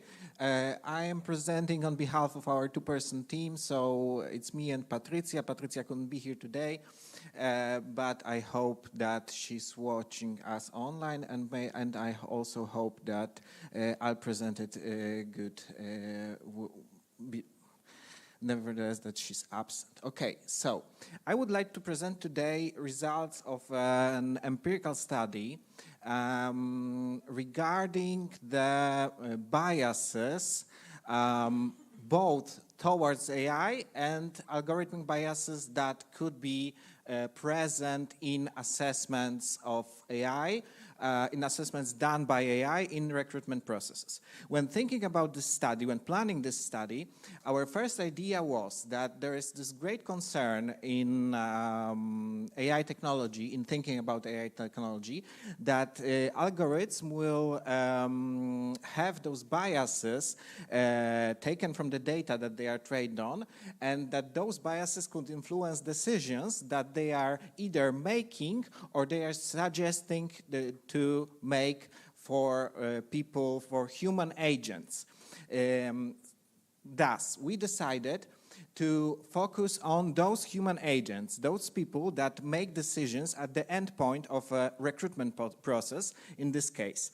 So we assume that a certain algorithm suggests that certain traits are, for example, pros for a job, or certain traits may be cons, maybe not qualified, maybe not good, not making the person qualified for actual job. So if algorithm proposes something like that to a person making a decision about recruitment, the person, the deciding person, make either follow the assessment of the algorithm, or it may be not so sure about the proposal, the suggestion of the algorithm, and it may not follow the suggestion. If so, we wanted to verify first whether actual people making decisions will follow the suggestions of algorithms that are not really explained on what rules the algorithm were making the suggestions. Today, many people talked about this black box that AI actually is, and we decided to follow this idea, not explaining the participants what were the reasons for the algorithm that we proposed. Let's say it right now, it was the fake algorithm. It was not actual algorithm assessing people in recruitment process, but the assessments were actually rigged by us in a certain way that I'll show in a minute. So the first research question was regarding if the participants in our study would follow the suggestions. And the second research question was if they would follow the suggestions. If so, if they would not consider it like rigged or discriminatory for certain groups, whether there are like certain traits of the person that could be present in like CV or any other presentation that could like stop the following the rigged assessment. What I mean by this, if you consider that algorithmic bias would be present in certain algorithm, suggesting decisions, for example, in recruitment process, the bias would mean that it would be discriminatory for certain groups, for example, certain races, or in the case of our study, genders. We decided to verify how people would act if the rigged algorithm would be discriminatory towards either men or women. And if so, maybe there are traits that would stop this discriminatory assessment and would make people reconsider their decision, reconsider the suggestion, and not fall for the discriminatory suggestion. And we decided that maybe an interesting trait would be facial features. There is this dimension of facial features called dominance, and I will show in a minute what would it mean for certain faces. This was the design of the study. We had 6 research groups. 2 of them were men were discriminated in the recruitment process. 2 of them were women were discriminated, and 2 control groups just to verify the effect of dominant facial features. We used this algorithm developed by our colleagues Sobieszek, Szymonkowski, and Imbir. This algorithm creates faces with certain facial features on 2 dimensions. It's dominance and trustworthiness. We were interested in trustworthiness in this case, just in dominance, and thus we generated 2 sets of faces. differing with dominant facial features. So on the upper side of the screen you can see neutral faces, and below you can see dominant faces. So the algorithm works in a way, let me say it just before following with other information. It's open use, it's free to use, all of you can use the algorithm just by typing the names or this thing into Scholar if you are interested. So let's follow with the study. It works like that it generates a face of a certain person, a person that is virtual. It's not, these are not real people. And then it changes the features in the way that we want it to on the dimensions of trustworthiness and dominance. And what these dimensions mean for dominance, because as I said, this is the dimension that we focused on. The faces look a bit sharper, the mouths may seem smaller, tighter. The eyes also have this sharper edges. I don't know if it's seen on this screen and especially from the back of the room, but there are small changes in the faces. You can see that it's the same person, but the faces are slightly different.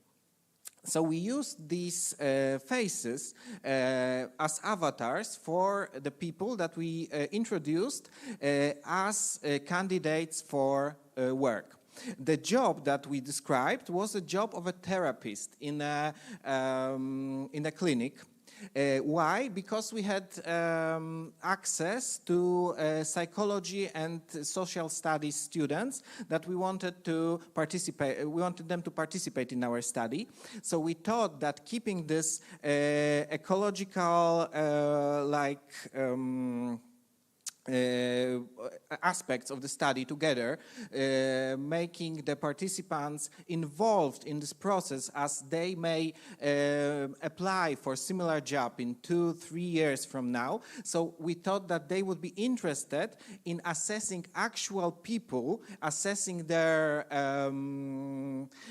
actual qualifications, not only following the proposed by AI assessments, and whether it would be still modified by the faces that our fake candidates have.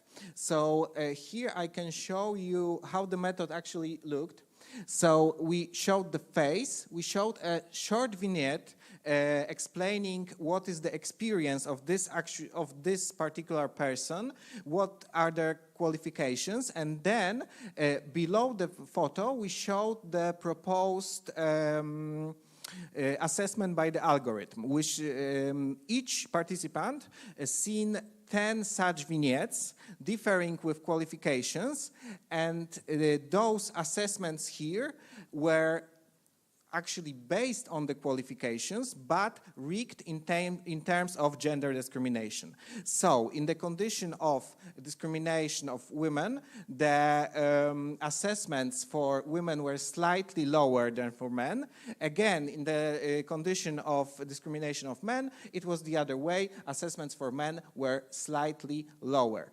And the participant could see all the 10 vignettes at the same time. So if the participant would take time and effort to go back to earlier people, go back to earlier vignettes, maybe he or she could identify that the algorithm is discriminatory and not agree with its proposed assessments. We analyzed the data in a 2x2x2 manner. So there was this discrimination factor, and then there was this factor of facial features. First, let me talk about the results regarding following the assessments of the algorithm. So, I didn't mention the scales. The candidates were assessed on the scales of professionalism, competence, and readiness to work. These were the 3 scales. We assumed that maybe professionalism and competence would be assessed slightly different than readiness for work. Maybe the readiness for work would not follow the same pattern of following the discriminatory assessments. So let me first talk about the results regarding the discrimination itself. Participants for all the three dependent variables followed the discriminatory proposed assessments of the algorithm. So in the condition where the men were, there was the discrimination of men were assessed lower than women, and again in the opposite condition, women were assessed lower. There were no differences in neutral condition. That's for professionalism. We can see the same pattern for competence and the same pattern for readiness for work. So it's like I can't see any actual differences besides some value changes between conditions. Participants were following the proposed assessments done by the algorithm without taking, maybe some of them were taking second thoughts, but on the scale of the whole group of participants, we can see that they followed fully the discriminatory assessments. And the second analysis was regarding the dominant or non-dominant facial features. Here we hoped that maybe dominant facial features would suppress the effect of assessments proposed by algorithm, and in this case, this hypothesis was somewhat sorry, this is not this way, it's this way. It can be stated that it was somewhat true, but not for all the scales. We can see that for professionalism, both highly dominant features and low dominant features were not influencing the assessments of participants. They were still falling for the rigged algorithm assessments and still discriminatory in particular conditions. There is also one other effect, but I will discuss it at the end. Only in the case of job readiness, what I mentioned earlier, we could see that highly dominant features really prevented the assessment based on the modified algorithm. So for job readiness, if people had highly dominant facial features, even though the algorithm was discriminatory for men, the assessment of men and women in this condition did not differ. If the facial features of the proposed candidates were low on the dominance scale, participants were following the modified, the manipulated algorithm assessments. There is, as I mentioned, there is the third result, somewhat surprising, but maybe not so much if we think about facial features. Men with the in the condition of discrimination of men, if men had low dominant facial features, they were always assessed the lowest. So this changing facial features into low dominant made the assessments of men candidates the lowest. So this is the third exploratory result.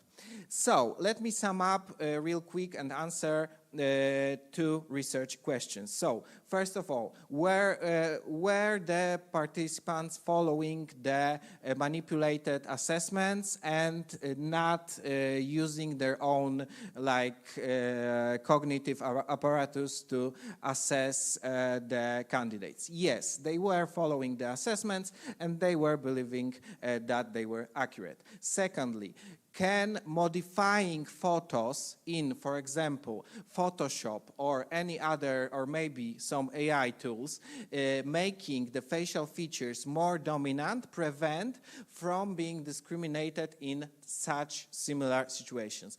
And Up to some point, yes, it can. More dominant facial features, even in the same face, can, to some point, suppress the effects of discrimination. So these are the main outcomes from the main takeaway notes from this study. We are right now working on the paper from this study, and I would like to thank you for your attention today. Thank you very much. Very interesting presentation. Any questions to that? I have one question. So you checked on the artificial data, yeah? Excuse me? You checked that algorithm on the artificial data. Yes. It was. Did you try to do it on the real faces? On our faces? Yes, real people faces. Real people. Okay. So this algorithm that I showed does not work with actual photos, so with photos of real people. We wanted to use that algorithm particularly as we considered it more ethical than working with faces of actual people. So you are compliant with AI Act? Yes, we wanted to be as ethical as possible for this study. But I think that this line of studies that you proposed may be really great to not fall for the artificial faces, but to modify faces of actual actors, actual agents. Okay, I think there was a question over there. My question is the following, because it sounds like from what you... Yeah, so my question is the following. It seems, or I am just maybe placing a hypothesis here, that in case of, that depending on what type of picture you put into your CV, you may have different, let's say, level of responses to those, to be invited to the interviews potentially. Have you considered exploring that in a research? Yes, that's one of the main outcomes. And well, this is like an exploratory study, pairing together two different factors. One are the algorithm, the second are the facial features. I think this line of studies is really promising with facial features, but here we explored only the dominance. As I mentioned, the trustworthiness, or for example, male or female features in face may be totally other dimensions that influence the recruitment process, or maybe befriending process even more. So, well, we have this early answer that it may be important for recruitation, but I think there is much, much more over there. Yes, any questions? So, that was our last speaker. Thank you very much. Thank you. Great session. Actually, I'm involved in one of such projects. I cannot not tell a lot because of its security reasons. We analyze faces live and use it in the autonomous drones to point if somebody could be danger in the, let's say, crowd, and recognize people who can potentially make a trouble. So that is also can be used, I think, for that reason. Thank you very much. That was last session for today. And yeah, we are closing that day. We are inviting you to sign up for workshops for tomorrow. And 9 o'clock, we see us here on the second day of the conference. Thank you very much. Here is our leader. Yeah, thank you so much. Actually, I have nothing to add, but I would like to express I'm impressed seeing you. I know that it's very late, but if you have still energy, so please join us, because as you probably know, we have a networking party, get-together party. So if you want, please, Hala Koszyki, I think will be nice place, Art Intel, because there is also space with some with exhibition, right? So you can You can see some interesting stuff, technological inventions. And also we are going to maybe to dance, maybe also drinks. Okay, thank you very much and see you later, I hope. Bye-bye.